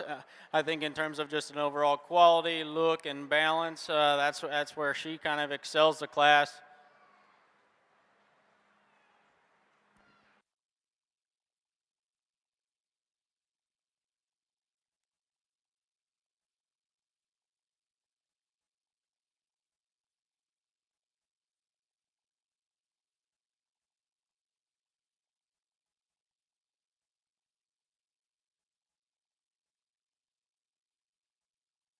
As Shockey said a few classes ago, it's become a little bit of a three-ring circus on our side now too. But anyways, red and white calf, I think one, like I said, in terms of just overall look, quality, and show ring presence, and still has, you know, plenty of dimension down her top and into a stout hip, and gets out and goes extremely well and comfortable at the surface. I think that one comes together to the top quite handily for us. Nothing to take away from the young man's calf that comes next. I think one, if you want to talk about hip and hind quarter, probably has the class advantage in terms of just muscularity from that standpoint. With that, she wants to get maybe just a tick round in her overall makeup, but that's a stout one with a good look from the side and gets out and goes relatively well to go second. Young lady's calf that comes next, I think one that maybe just gets a little bit more tubular in her body shape compared to the two above her, but you got to appreciate the added stoutness of feature that one has and the overall quality as well. Young lady's calf that comes out next, I think just a rugged. Rugged is probably the term that describes her. She's stout, powerful, got some rugged. Just need to kind of freshen her up and give her a little bit more quality and look today. Young man's heifer that comes next. I think one that does offer some look and quality from the side and is extremely sound and comfortable at the ground, but maybe just doesn't read to be as stout and powerful, maybe a little bit flatter in her makeup to run any higher. Young man's heifer calf that comes next. I think one that's just a good feeding type of a cattle, that's practical in his kind, but just gets a little bit too rigid off of both ends of her skeleton, and particularly there how she handles both hocks on the go. Young lady's red heifer that comes next. I think one that's long and extended, that's got some rib shape, maybe just doesn't have the overall stoutness of feature and stoutness of muscle as the ones above her. And the young lady's calf that rounds out the class. I think a deep-bodied one that's got some length and extension. Just need to free her up off of both ends of her skeleton to be any higher.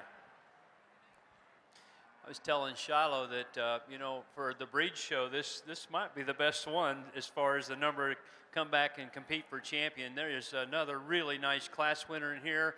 This young man's got a really good heifer that's got presence and eye appeal, constructed so nice in her chest and her lower shoulder, good in the way she's made down her top line, not only in terms of strength, but the amount of shape and rib that she has. And she's still really good at the ground, too. There's a time or two she wants to tighten up just a little bit in her ankle, but if you look at the makeup of her foot and the way that it's shaped, I think this one here is sure built for the long haul. So another excellent class winner. Heifer second's very nice as well. She's deep-bodied, very moderate in her look.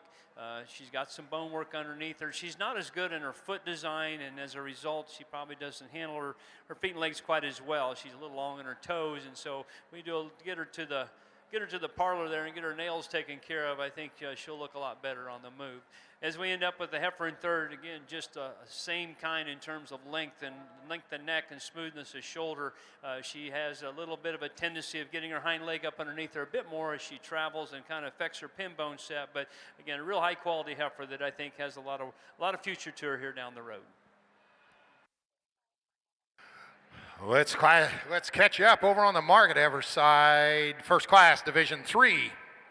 First place, Nick Reemsma of DeWitt. Second to Mason Rosenboom of Hayward. And third, Micaiah Smith of Charter Oak. Fourth to Allison Wallace of Harris. Fifth to Cole Schneider of West Branch. Sixth, Tyson Lilligard, Bondurant. Seventh to Delaney Peterson of Gladbrook. And eighth to Hope Woods of Creston. Currently in the ring, class 244. 3 classes left over on the market side.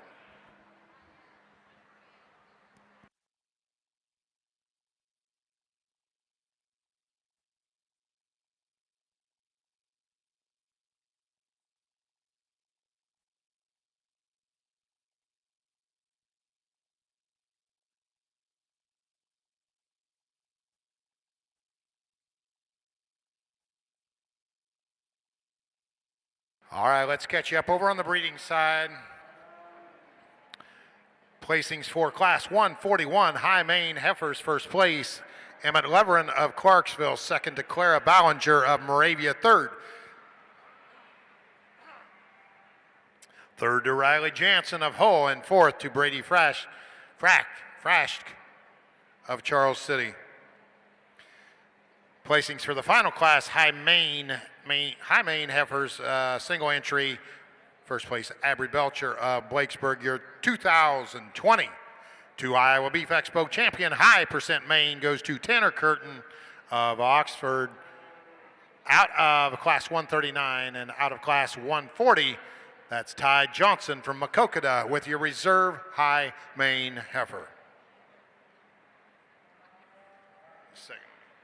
Let me catch you up on the mini herf side. Single entry, class 143, Bristol Hay from Webster City. Class 144, first place, Claire Christensen, Linden. Second to Kea Byers of Runnels.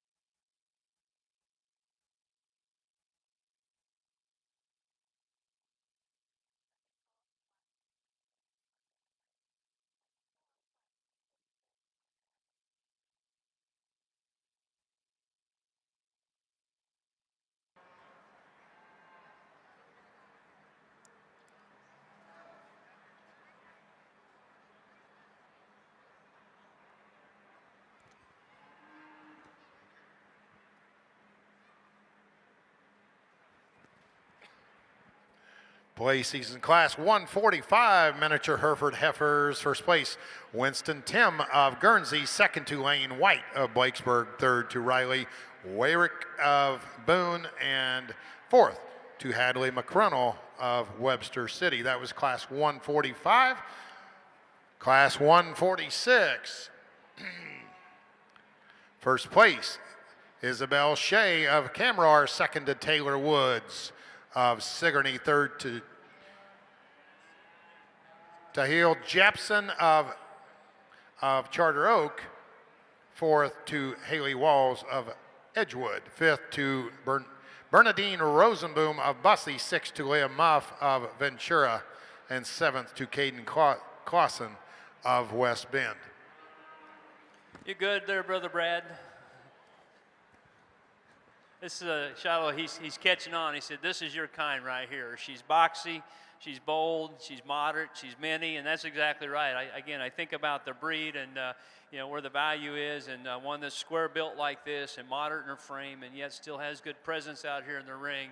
I think she's a very nice entry as well. It's just going to be a fun lineup here in our mini show to pick a champion here in a few minutes. Young lady here with the freckle-faced heifer that ends up second. Her length of body's good. Smoothness is really nice on her. Maybe doesn't have the correctness of top line in terms of strength and levelness and the boldness like we have here in this first one, but I like the mobility of the heifer, the flexibility in her joints and the way that she handles herself on her feet and legs. Another very clean-fronted heifer in third. She's very attractive in her chest. Maybe not the body depth today, the correctness from hooks to pins, if we have her in these first two ahead of her, but a good high-quality heifer. And young lady that ends up here for us, she did a great job in showmanship. You and your heifer work together very well. Her length of body's good, her depth is good. She maybe doesn't have quite as much balance to her when we get off this side, but looks like she's going to make a nice project for you. A great showmanship heifer. You've done a good job out here in the ring.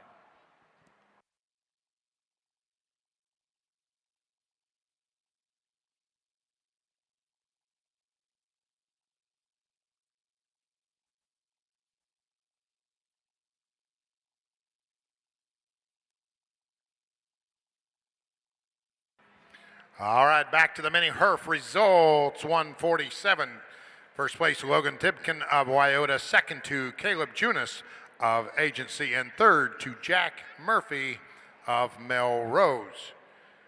And final placings there for the last class of miniature Hereford females. First place,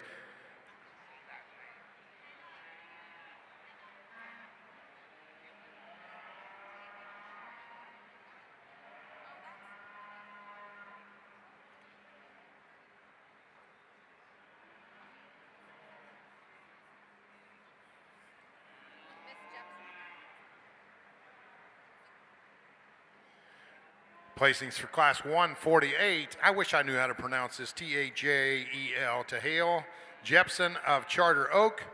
Second to Taylor Woods. Sigourney. Third to Jace Murphy of Melrose. And fourth to Kriya Lee of Mount Pleasant. Final drive, miniature Hereford Heifers in the ring right now. Judges Scott and Shiloh. Shockey, Westmoreland, Kansas. Hard at it. Over here on the market heifer side, there's one that came to play today in this class, and she stands out like a sore thumb. She's one that checks all the boxes: rib and body, power, mass, dimension, whatever you want to call it. She's got it. She's probably not the longest neck thing in the world, but she's still proportional in terms of her balance from the side. I don't think she's just an athlete, but I certainly think she gets out and goes plenty good enough for the power and dimension that she has. She wins, and she does so really quickly.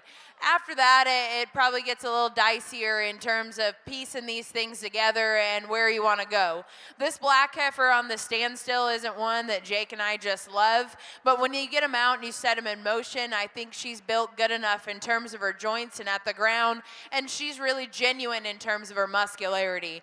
She's genuine in terms of her power up high and from behind. I'd certainly like to soften her in her forerib, soften her in her flank line. She wants to run downhill just a little bit. But I think she, for us, in terms of just structure and piecing together some power and dimension, slides into that hole nicely today.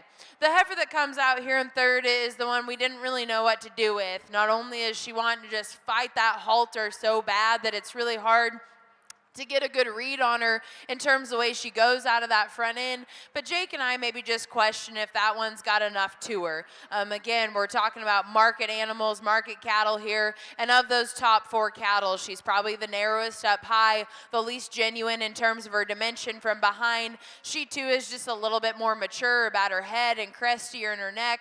I like that one for her rib. I like that one for her feet and her legs. I like the way she gets out and goes. I just don't know if she's quite as genuine as some of those cattle at the top end.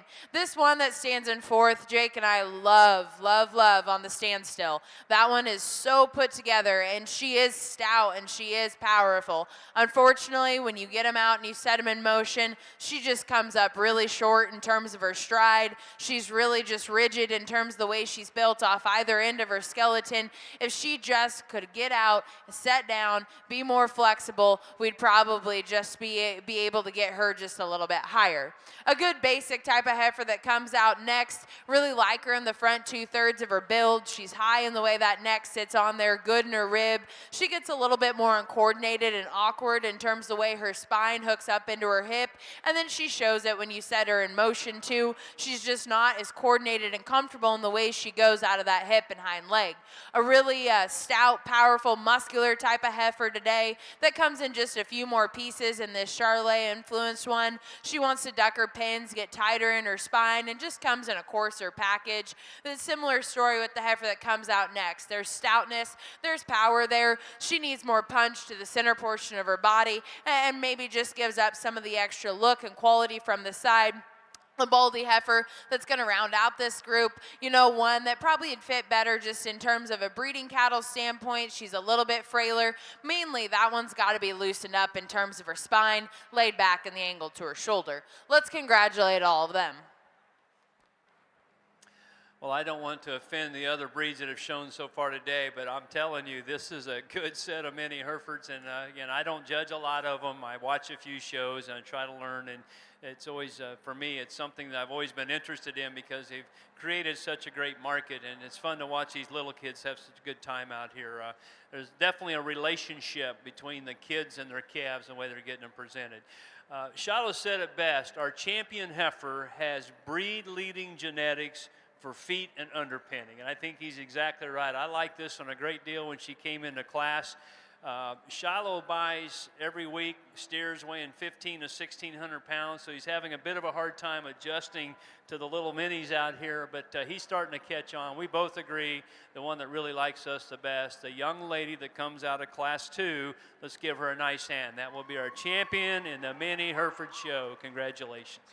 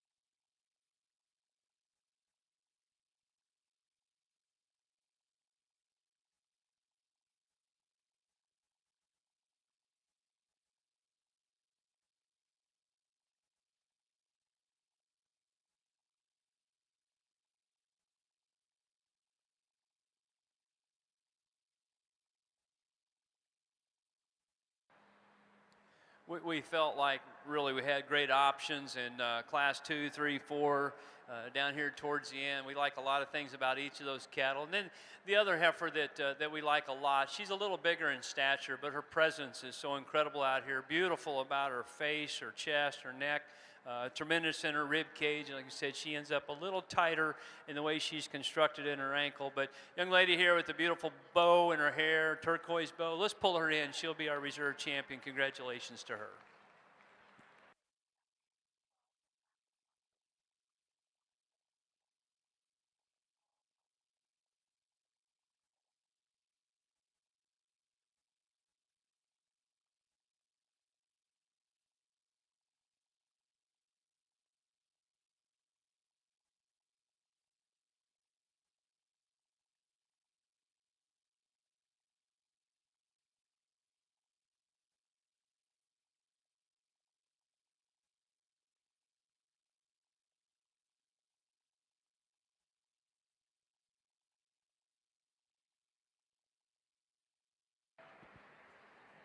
FYI, we are going to try and maybe dampen this down a little bit in here.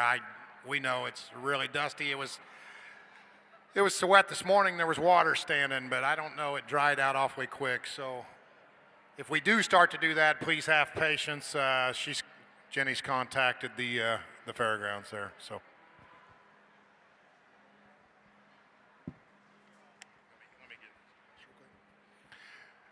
Placings on class 244, market heifers. First place, Hannah Noonan Bernard. Second to Jordan Peterson of Stanwood. Third, Briar Fisher Villisca. Fourth to Ellie Neal of Fairbank. Fifth to Shelby Johnston of Rhodes. Sixth to Ryan Binchoff of Winterset. Seventh to Jake Wales of Wyoda. And eighth to Zoe Ya of Altoona. That was placings for class 244, market heifers. Class 245 in the ring right now. One class left after that.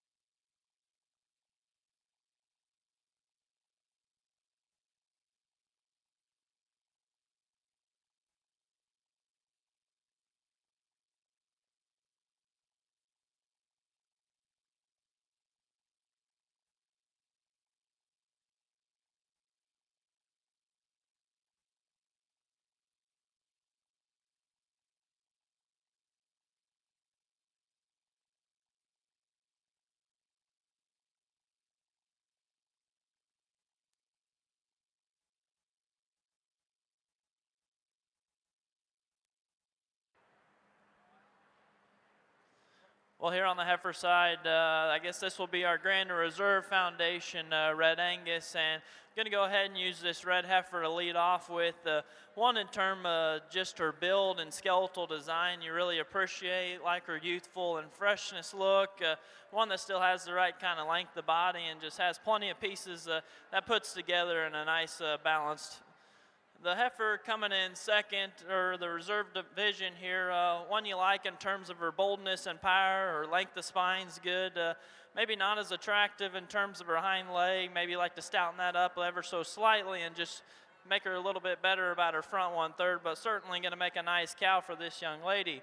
young man's got a good looking heifer coming in next that's got some smoothness of shoulder, or length of body is good, just needs to be stouter in terms of just her base width and opened up underneath, but is going to make a nice one for him as well.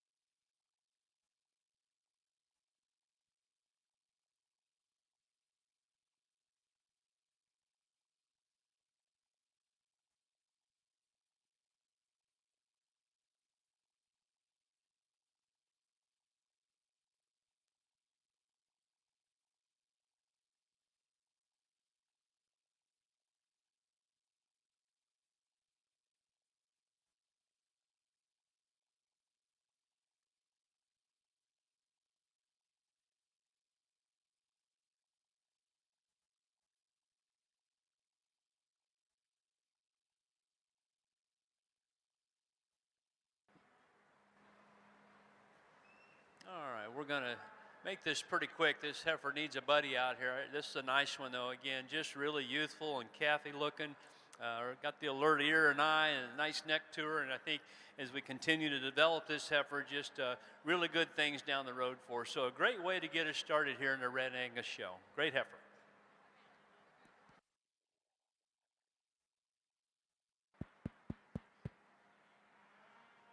For as deep and high quality as this class is, there's still nothing that really comes close to touching this heifer that's going to win for Jake and I.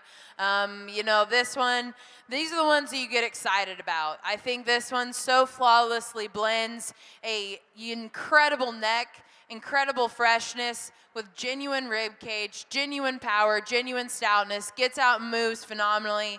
That one, just from every angle you study her, is put together so well. You know, she probably flirts the line just in terms of breeding cattle, market heifer, not for us. That one's got plenty of punch. I think that one is awfully, awfully good.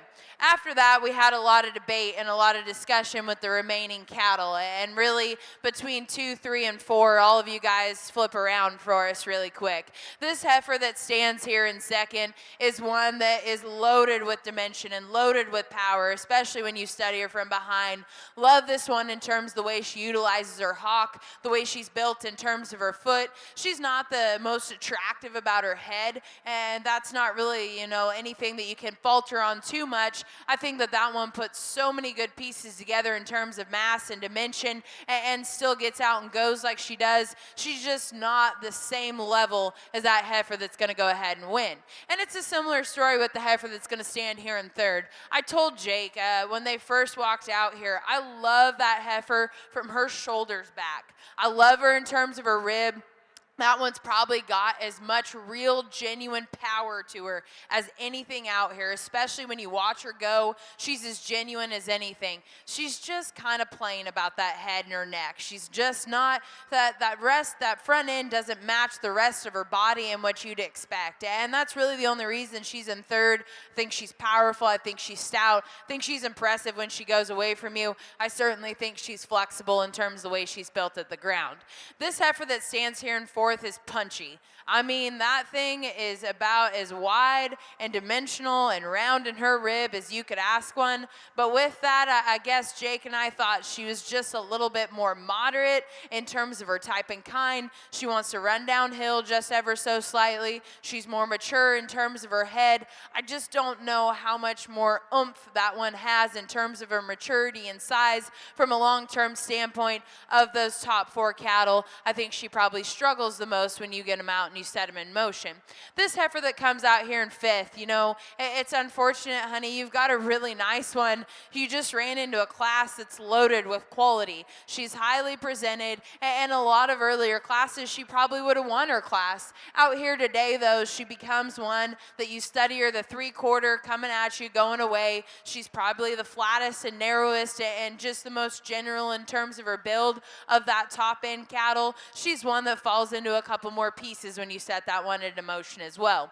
The gentleman that's going to bring this heifer out next is one that on the standstill, I love her. I love the way that neck sits onto her shoulder, and she's got plenty of power and dimension. Unfortunately, she needs to be better in terms of the way her joints are built into her. She's just a little bit more upright in the way she's constructed, a little bit more stilty off either end of her skeleton. We get down into the heifers here at the bottom end of this class that don't be too discouraged. You know, this is a really, really deep set of cattle. They're cattle that have some body and some dimension, but again, from a structural standpoint, from a look and quality standpoint from the side, just don't have what it takes to move up any higher in this group. Let's congratulate all of them.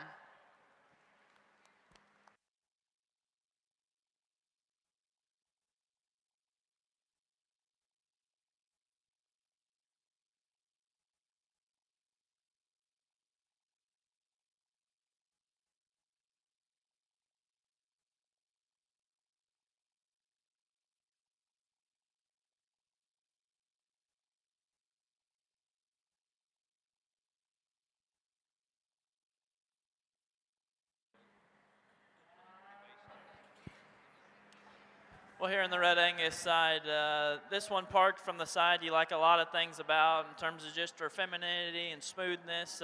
Looks like a female. Her depth of rib's nice, length of body's good. I guess she gets a little bit too tight in terms of her hock, and when she's set into motion, just needs to just loosened up a little bit, but a nice heifer to start off with. Nothing to take away from the one coming in second. You know, maybe she's a little bit more correct in the angle of her hock from the side, but she's also a heifer that's good in terms of her line, the bold made kind of a heifer. She just needs to be changed in terms of her loin and tailhead, just set in there ever so slightly, a little bit smoother, but a nice heifer in terms of just her boldness and easy keeping look. The heifer coming in third, a real moderate, just cowy looking kind of one that's good in terms of her body and depth of rib. She just gets a little bit plainer in terms of her front 1/3 and just like to set her back at the angle of her shoulder. But going to make a nice cow for that young lady.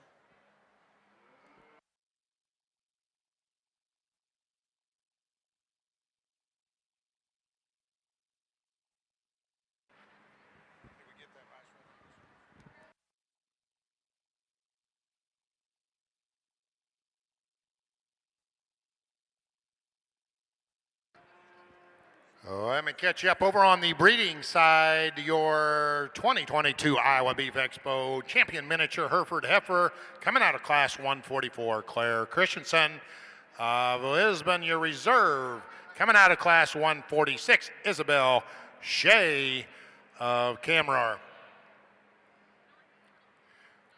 Let's talk about the Foundation Red Angus division there. 3 entries. Your champion, Haley Dodge of Terrell. Your reserve, Briley Means of Villisca. And third in that class was Owen Cowell of Tipton. Let's move on into the Red Angus division, class 150, single entry, Veronica Lentz, Creston, first place. Class 151, Red Angus, these are purebred Red Angus, first place. Lauren Anderson of Algona, second. Veronica Lentz of Creston, third. Tatum Tucker of Jefferson. Currently in the ring, class 152, Red Angus females. Final class of that division.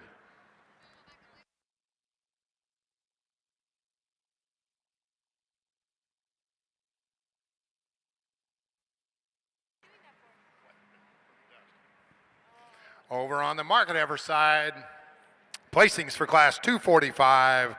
First place, Scout Locke Packwood. Second to Ryland Shayla of Riverside. Third to Macy Kilmer of Perry. Fourth, Macy Jacobson of Osceola. Fifth, Stella Emthower of Beeman. Sixth to Cole Wibholm of Dowles. Seventh to Zoe McCrunell of Webster City. Eighth to Alexis Steffens of Claremont. And ninth to Taylor Yates, Villisca. Final class of the day on the market side, currently in the ring, class 246. Last class, Division 3, market heifers.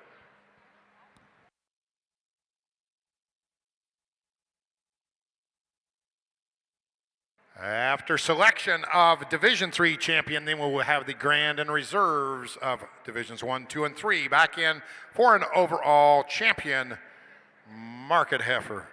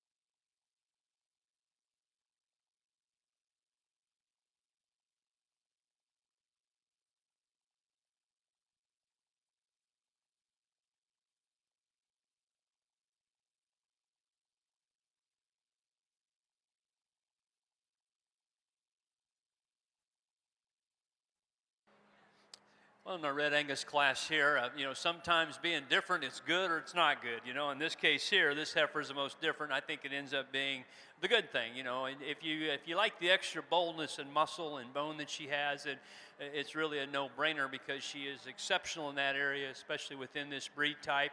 I think the other thing too that I recognize, and especially in the British breeds, we put that extra shot of muscle and shape to them.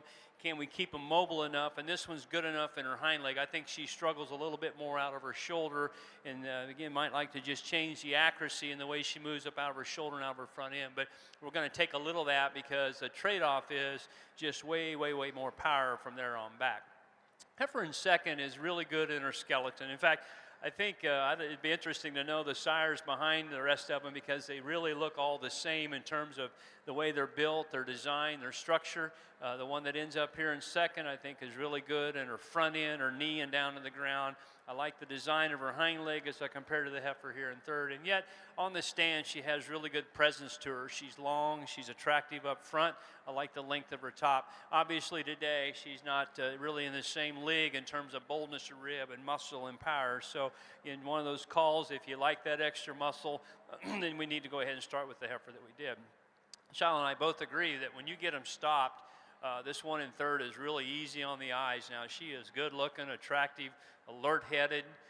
Top line really fits in her nice, and she stands really good on her hind leg.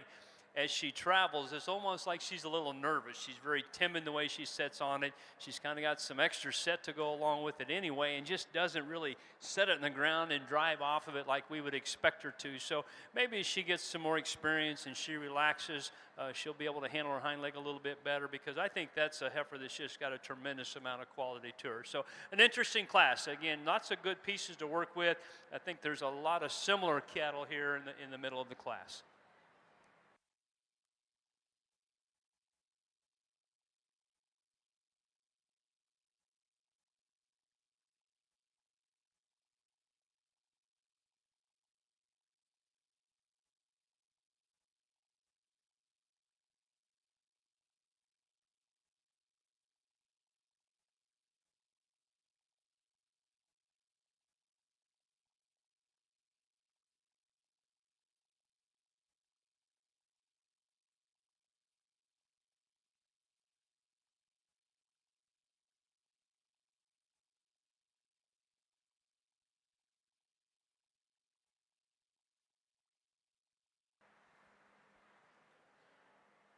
Over here on the market heifer side of things, I think we've got an interesting class and an interesting trio here at the top.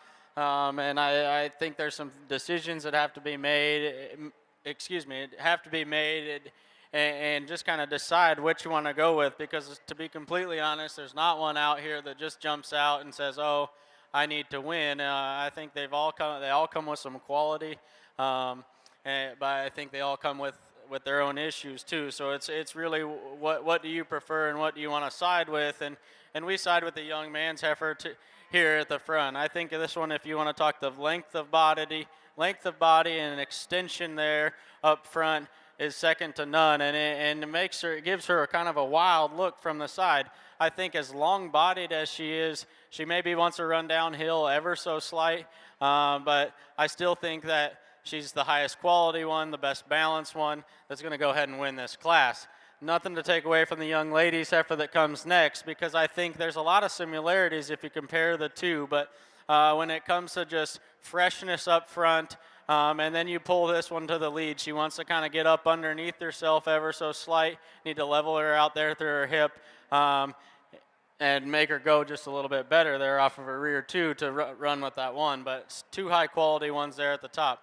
Young man's red and white heifer that comes third. When this one's parked, you love the look of this one. She's skinny necked, she ties her neck high, she balances up extremely well, and all of her angles read true, but when he pulls her to the lead, she wants to get a little bit labor that left hind leg just a little bit, and I don't know if she slipped on the way up here or not, but I think it really works to her disadvantage today. Young man's heifer that comes next, I think one that's extremely high quality, is bold in her rib shape, got some muscle shape, and you really like that one about it.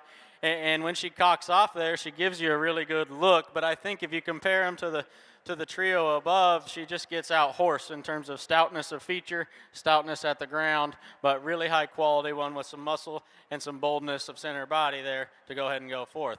Young man's heifer that comes next, I think one that you can really appreciate in or excuse me, her rib shape and muscularity there down her top and into her hip.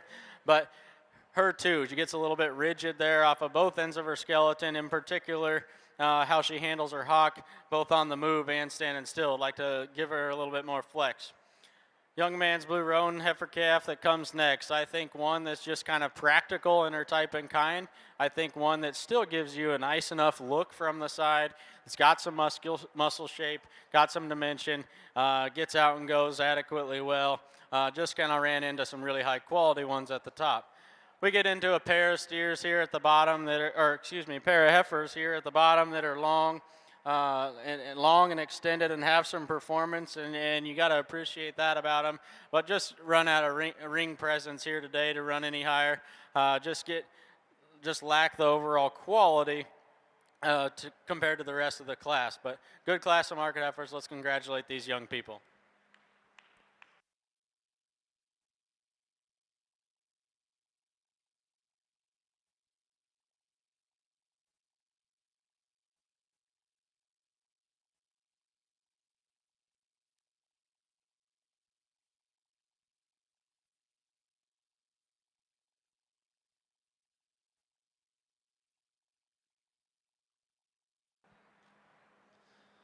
Well, here in the Red Angus drive here, I think like we were talking, get some buddies out here to help actually evaluate this one that wins the first class and just has a youthful, attractive look about her. And I think this one will only get better with time.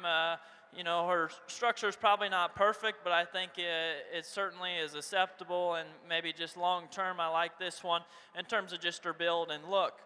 The heifer in second, or the heifer that wins the second class, like we talked, one in terms of performance and length, smoothness about her head and neck and shoulder, one you like.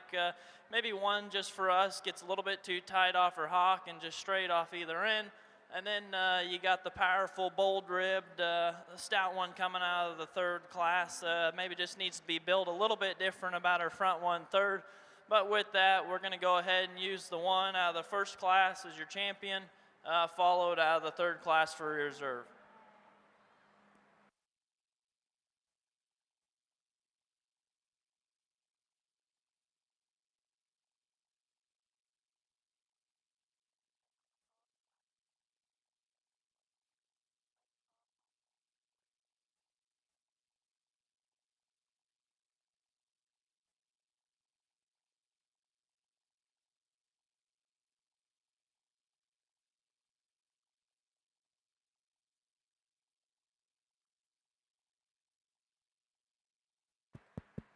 As we get into this final division of the Market Heifer Show, Jake and I are really happy with this lineup. But that being said, there's one of them out here that's just a gamer, in our opinion. And maybe that's not to everybody's opinion, but for what Jake and I like in cattle, there's one that just sets herself apart so far ahead of everything else. And we're going to go ahead and grab her really quick, and then probably have some discussion for reserve. Young lady out of the third class, you've got an awfully good one. She's going to be your Market Heifer Division III champion. Let's congratulate her.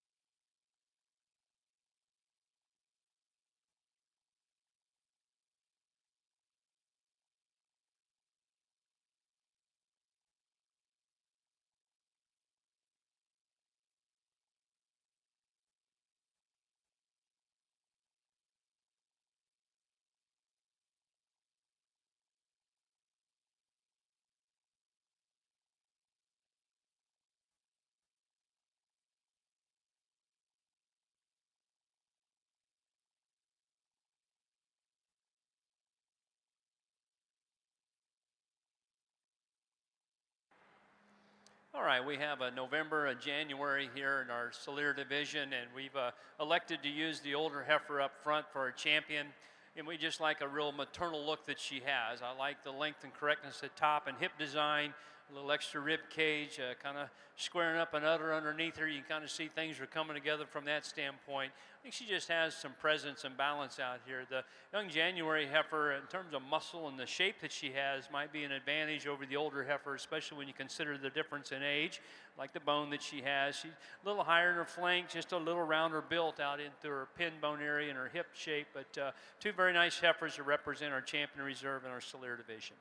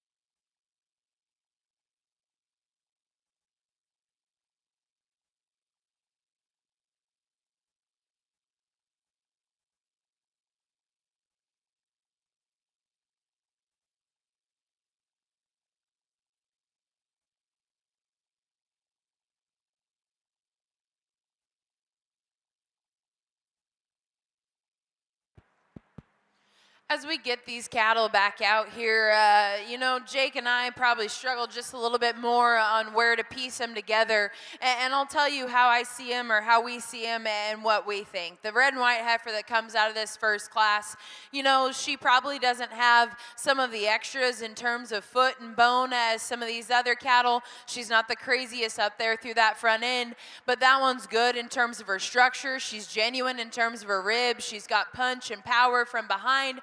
You know, you get critical of her. If you watch her come right at you, she maybe wants to pigeon toe ever so slightly, and she's maybe just a little bit plainer about that head.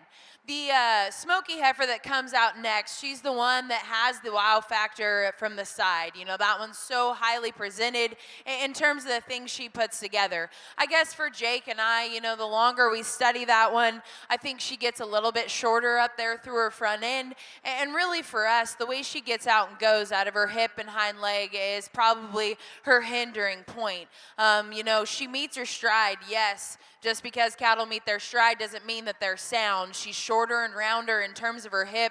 She swings those back legs and just kind of hammers them into the ground harder than we'd like to see. That one is enamoring from the side though, and that one's plenty stout and powerful out through that pin set. The heifer that came second in that class to our champion is one like talked about earlier. From her shoulder back is awesome, rib, power, dimension, all of the things, and man, she's good when you set her in motion. She's just quite a bit plainer and more common in terms of her head and her neck in comparison to some of the other cattle out here, but that's still a good female. I'd like to maybe just soften her up in terms of her flank ever so slightly. We get back to the heifer that wins the fourth class, and there's some really, really unique pieces about that one. The way her neck sits onto her shoulder, how long spine she is, how long hips she is, and still to meet her stride as she does. I guess for Jake and I, we question that one just a little bit. Is she a little bit overcooked for this point in time? For us, yes. I'd like to maybe take some condition off of that one. And long-term speaking, that one wants to run downhill, open up in terms of her shoulder. I just don't know, again, from a long-term standpoint, if all of the pieces and parts to that one stay together. There's a lot of things that we do like about that one. Jake's going to go show you the one that we're going to use for reserve. Again, kind of a toss-up, especially when you have one as good as that one for champion. Let's congratulate all these kids.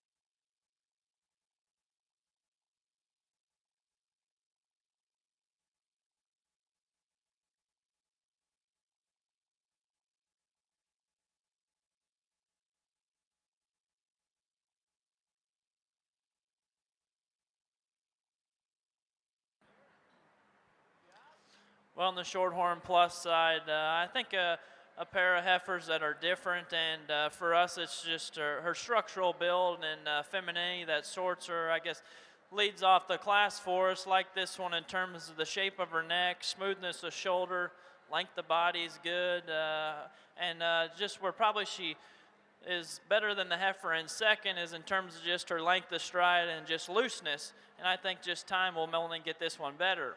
Now, standing still, the black and white one is good looking. She's bold in terms of her rib shape and stout. It's just when you set her in motion for us, she gets too tight strided. Just needs to lengthen her out off by either end and just loosen her up a little bit, but certainly one from the side that's got a lot of value in terms of her look and boldness. And then the Red Heifer here in third. You like her extra length and performance. She's good about her neck and chest.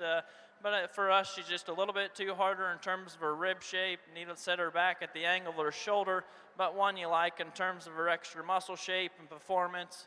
And I believe Dad's went through and talked about all these, and certainly a nice class.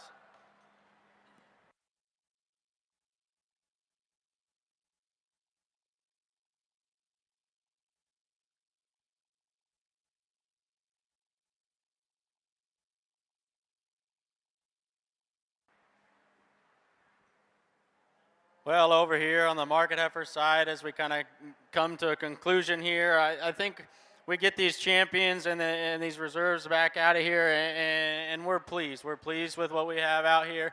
I think from top to bottom, these cattle were good throughout the entire market heifer show, there was plenty of numbers, so it kind of gave us a shot to kind of pick what we like and follow maybe a type and kind. I think there's two of them out here that fit the mold that what we try to emulate back home in terms of raising cattle, in terms of being extremely good looking, extremely balanced from the side, and still offer a little bit of, or still offer a fair amount of punch, and realizing that this is a market heifer show, they've got to have some punch, they've got to have some width, and they've got to be spread apart. For my mind, and Ashley's too, I think there's one that hits us pretty hard and another one that closely follows. So she'll go out and get those two here once I get done. But we want to. It's been a good day from the start of the Simitols here this morning to the end of the market heifers here, and the quality has been good. The exhibitors have been good, and we're looking forward to sorting through the heat tomorrow. So with that being said, Ashley's going to go grab the two we like, and thanks for having us.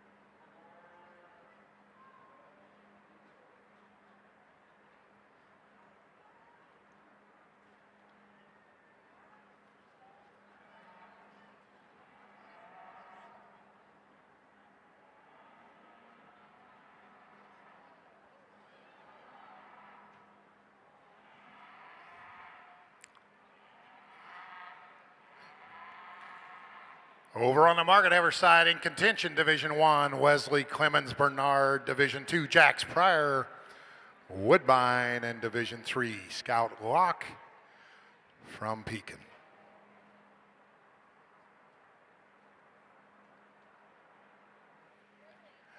And your 2022 Iowa Beef Expo champion market heifer coming out of Division 3, the Scout Locke Packwood.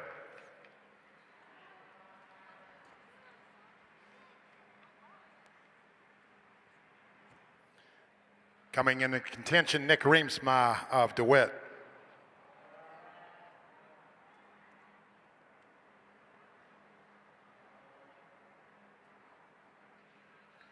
And your reserve coming out of Division 2, that's Jax Pryor of Woodbine.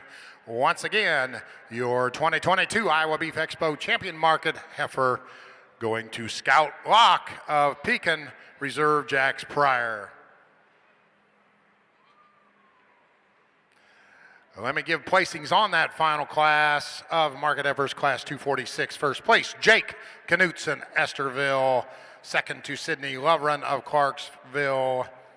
Third to Dawson Miner of Bondurant. Fourth to Logan Knowles of Albia. Fifth to Drew Tuttle of Winterset. Sixth to Lane Sneeden of Grand Junction. Seventh to Bryce Trulson of DeWitt. And eighth to Sydney Leaders of Underwood. And that is going to shut down this side of the ring until morning.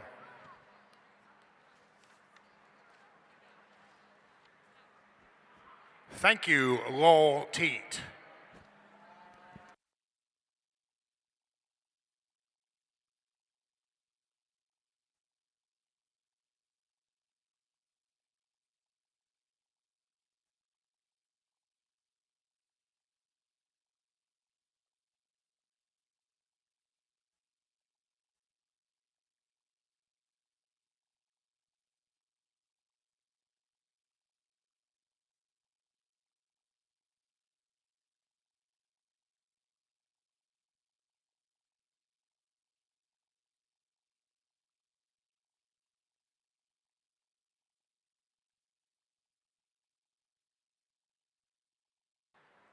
I think for both of us, if we could just kind of be right between these two here that represent first and second in terms of kind, then we would feel really good. And I think both of them have, you know, some really nice pieces and unique pieces to them. And then both of them, we'd probably switch, you know, a thing or two around in the way that they're designed and built.